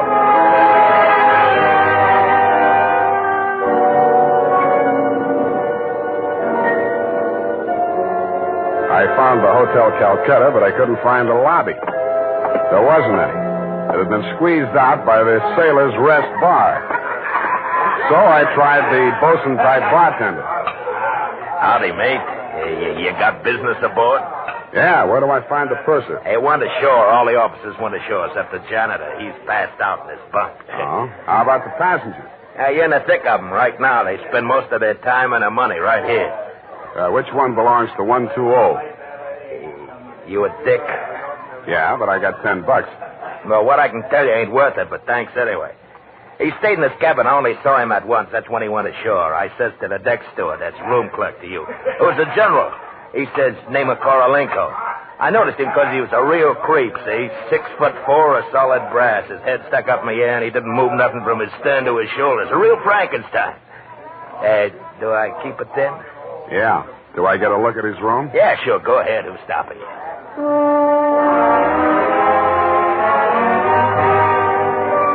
So I went. Nobody stopped me until I opened the door to 120. Then I stopped myself. It was an inside room with one small window and an air shack. But it looked as if a flurry of snow had blown in. The floor and the rest of the flat surfaces were sprinkled with a fine, dirty white powder. It wasn't snow, it was dust, plaster dust, like the stuff I'd found in Poppy's handbag and on her shoes. I shook the place down, not expecting to find anything. I didn't until I opened the wardrobe.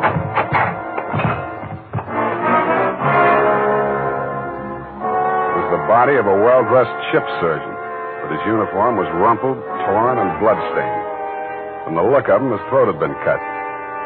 I wondered if Poppy would be able to jog her memory that far back. When I found the murder weapon, I hoped she couldn't. I really did. It was not a knife. It was not even a razor. It was an electric buzzsaw. That tore it.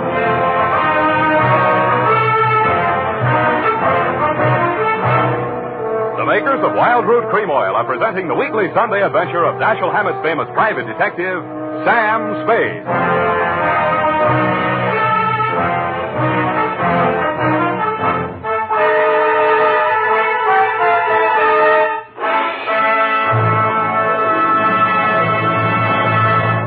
If you want the well-groomed look that helps you get ahead socially and on the job, listen.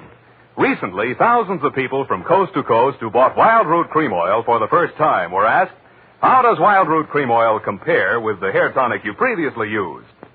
Better than 4 out of 5 who replied said they preferred Wild Root Cream Oil. And no wonder. Wild Root Cream Oil grooms the hair neatly and naturally, relieves annoying dryness, and removes loose dandruff. What's more, non-alcoholic Wild Root Cream Oil is the only leading hair tonic that contains soothing lanolin. So ask for Wild Root Cream Oil Hair Tonic. Again and again, the choice of men who put good grooming first. By the way, smart girls use Wild Root Cream Oil, too. And mothers say it's grand for training children's hair.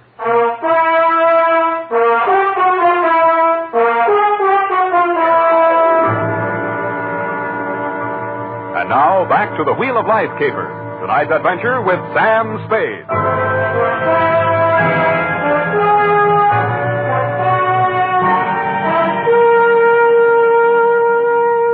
Time times being what they are, I could use a little publicity. And so could you, Lieutenant Dundee, what with the elections coming up and you with no promotion all these years. This one time, I got it instead of you and wished I hadn't. The morning papers called it the Buzzsaw murder and went on shamelessly from there. Horror killing related by private eye. Stan Slade, ex-Pinkerton man, mum on mystery woman. Elderly sleuth, dodges photographers, denies hotel visit, was in bed with Apple and good book, says Peeper. There wasn't a word of truth in it, mainly because nobody could get at the facts. I wasted most of the day down at headquarters trying to find out what name Shuggy Bellows had been booked under. Then I dropped in at the Belvedere. Poppy had checked out. I decided to go back to my office and drink poison. I hardly got the desk drawer open when a sobering influence walked in. It was a Mr. 6'4" of solid brass. The Frankenstein who had been described to me by the bartender as the occupant of room 120. Excuse me. I am Korlienko. Please, I shall sit down. I am so heavy. Make yourself at home. Oh. Mr. Slade. Slade. Excuse me. I am so heavy. I am Korlienko. So you told me. I am really Spade myself. So, why are she hiding from me? Who? That girl, Miss Paget. Her I am paying 1 month in advance, $300 American. Me, she have dessert. I am not rich, only moderately wealthy. But you understand, it's not question for money alone. That ship's doctor, he was most kind to me. He cared to me even after I arrived. Now he are dead for his pains, his dirty tricks. Yeah, I know how you feel. Now, if you'll take it a little easy, I think we'll get farther. You say this girl's name is Paget, and she traveled with you. From Macau, where she is the Florence Nightingale for Portuguese hospitals, forcing me to employ her, all others being Chinese nuns. That figures. You sick? No, only I am so heavy. They are breaking my back in traffic accident, a rickshaw collusion. You're wearing a plastic cast? Yes, like a turtle. I am closed with my neck sticking out. Look, see? Now it is better as before. The ship's doctor trimmed the rough edges with buzzsaw. Buzz, buzz, buzz, I can walk. But it's like shoot from armor, for which I alive. Look.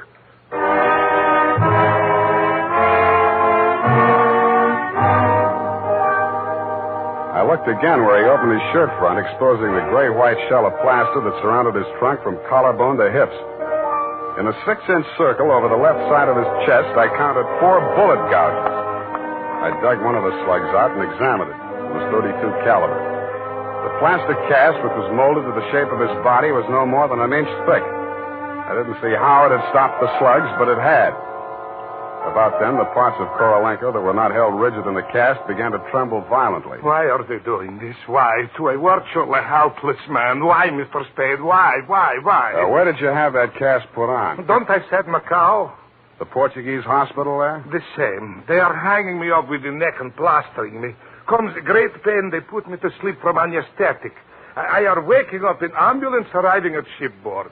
Why you wish I should tell you my operation? More important things we should be discussing. I think so, too. I think Miss Paget and her friends had something they wanted to smuggle out of Macau and into San Francisco, and you're it. Oh, excuse me. I am not comprehensible. Look, I mean, while you were out with the anesthetic, they planted the goods, whatever they are, in or under your cast. Oh, that is why I am so heavy. The wheel. The what? The wheel. Look, I'll show you. He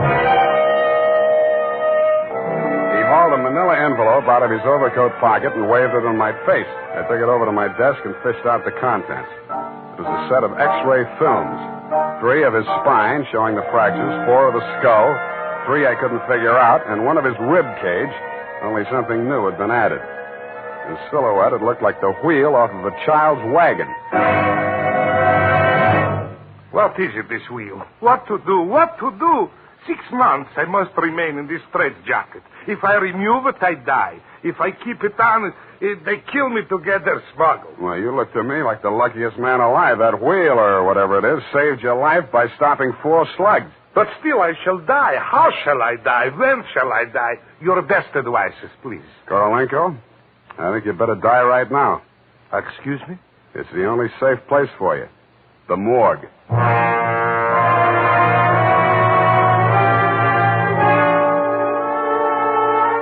I called my friend Maxie the morgue man, gave him pitch number 137596. He agreed to play along. An hour later, I stood on the curb, head bowed, hat in hand, as the morgue wagon drove away into the gathering mist. Start facing the way, What do you want, Shuggy? I want to blast this gun straight through you, and I will if you give me any excuse at all. You sound like you mean that, Shuggy. You're getting smart, Shamus. I get going. Where to? Mr. Lathrop wants to see you.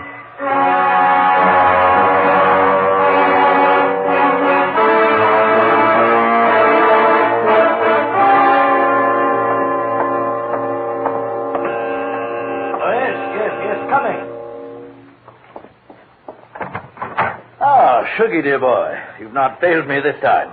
This will be the fabled Mr. Spade, eh? Come in. Sit down, Mr. Spade. We'll talk. Tell your Gunsel to get that pistol out of my ribs. Oh, yes, indeed, Sugar. You mustn't overdo it. And get him out of here. I'm tired and nervous, and my price goes up $1,000 every minute he's in this room. When I get to 10,000, I kill him. Then the price jumps to 100 to take care of me on a murder rap. I should ought to plug you downstairs. Come, Sugar, don't be ungracious. You wait in the other room now. Okay, it's your party. I get mine later. Oh, dear. His bite's much worse than his bark, Mr. Spade. Don't start boring me so early in the evening. I came here to talk about the wheel. Oh, so you know about the wheel. I do better than that. I've got it. That may well be, but do you know what to do with it? I got two possibilities. I can turn it over to the cops and you with it, or I can sit on it until it hatches. A quaint conceit, sir. Round and round the little wheel goes, and where it shall stop, nobody knows. That's where you're wrong. It stops right here. So you better start placing your bets. Just what do you mean by that, sir? There's part of it. What is it?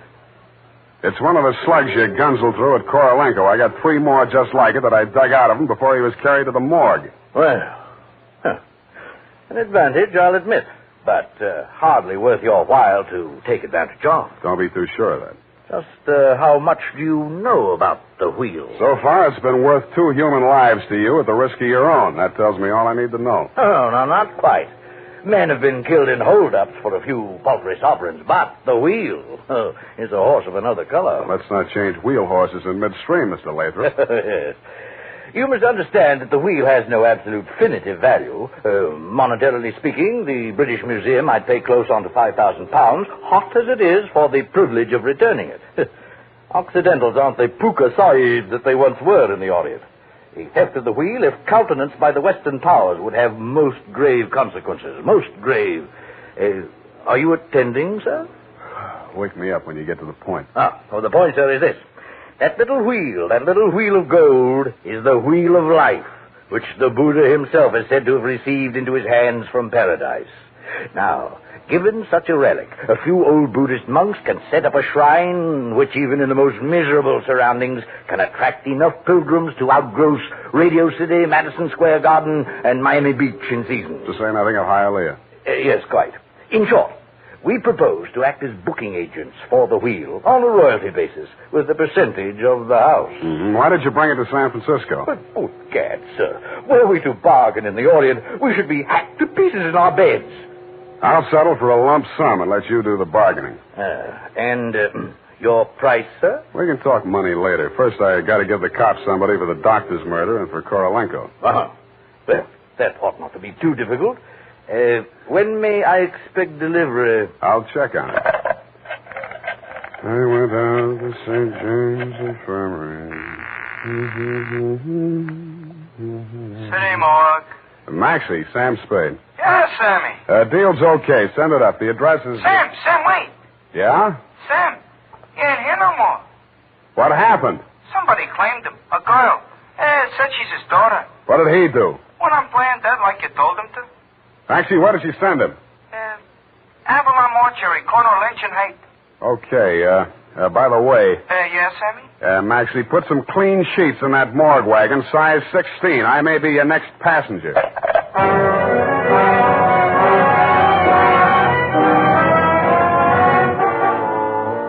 At the Avalon Mortuary, the night watchman let me in. He said Mr. Korolenko's daughter had brought an overnight bag and was keeping a vigil by his beer in slumber room number 7. I approached on tiptoe. Just as I reached the door, I heard the most terrible sound I've ever heard. It was a buzzsaw biting into plaster. How deep, I didn't like to think. I did the first thing that popped into my head. I grabbed up a lamp from the console, smashed the bulb, and plunged it into a vase of flowers. As luck would have it, slumber room number 7 was on the same fuse box. As luck would not have it, I was facing a desperate woman in the dark. I hugged the carpet while she emptied her gun. I hoped she didn't have a spare. I forgot about the buzzsaw. The room lighted up momentarily from the lights inside my head, and I staggered back against the wall. I waited for her to get her bearings again. There was no hope of me getting mine. Then I heard a big, hollow thud. The whole room shook, and the lights went on. Poppy O'Farrell and/or Paget lay on the floor under the stony weight of Korolenko plus 60 pounds of plaster. Get up! Help! You're crushing me! I can't. I'm so heavy. You comfortable there, Korolenko? Comfortable in such situation? Do you ask the turtle, are he comfortable? Is Faker on bed of nails? He's equally here as elsewhere. Yeah, okay. Just hold her there until I get a statement. And he did. Item, statement by the aforesaid. It was like waking out of a nightmare you can't remember. Everything seemed out of proportion. That was her story, and I had to admire the way she stuck to it. But if you keep trying, I'm sure she'll get back enough of her memory to confess that she planted the wheel of life in Korolenko's turtle shell when she decided to double-cross Shuggy and Lathrop. They never tunneled to her hiding place. They were gunning for Korolenko because they thought Poppy was working with him, which was true in a way, but not the way that they thought. That's why they tortured the doctor in an effort to learn Kay's whereabouts. I understand your boys have picked up the rest of the trio, and they can tell you everything except why I conceived the brilliant idea of having Korolenko play dead. Between you and me, amnesia's a handy little gadget to have around, Dundee. I'm trying to draw a few strategic blanks myself. Period. End of report. Pardon me, Mr. Spade. Yes. There are just a few little coincidentals that I do not find entirely reprehensible. Such as? Well, I don't want to appear lucid or anything of that type. Believe me, you doesn't. I mean, don't it? Oh, you say the sweetest thing. But it's about the wheel. Oh, yes, the wheel. Well, I'll tell you what you do. You type that up. I've got to call in about that now.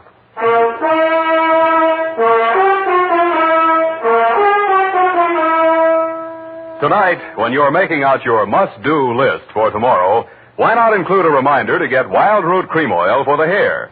Honestly, men, you'll be delighted with the neat, natural way Wild Root Cream Oil grooms your hair. The way it relieves that annoying dryness and removes loose, ugly dandruff. Just try it and see if I'm not giving you a good steer. Make a note right now to call at your drug or toilet goods counter for Wild Root Cream Oil. Get the big economy bottle and the handy new tube that's easy to pack when you travel. Also, ask your barber for a professional application of Wild Root Cream Oil Hair Tonic. Again and again, the choice of men who put good grooming first.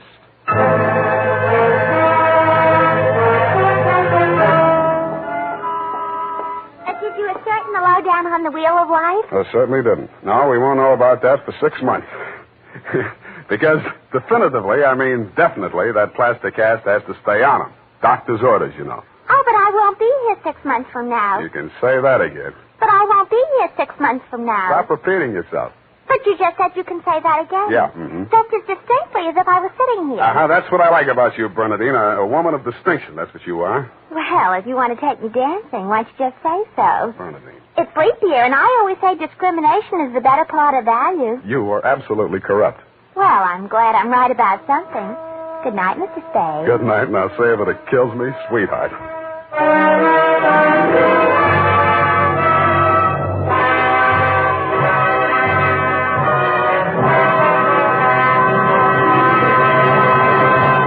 The Adventures of Sam Spade, Dashiell Hammett's famous private detective, are produced and directed by William Spear.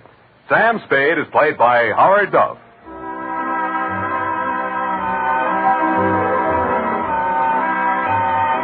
The Adventures of Sam Spade are written for radio by Bob Tallman and Gil Dowd, with musical direction by Lud Gluskin. Gil Dowd directed tonight's broadcast in William Spear's absence. Join us again next Sunday for another adventure with Sam Spade, brought to you by Wild Root Cream Oil. Again and again, the choice of men who put good grooming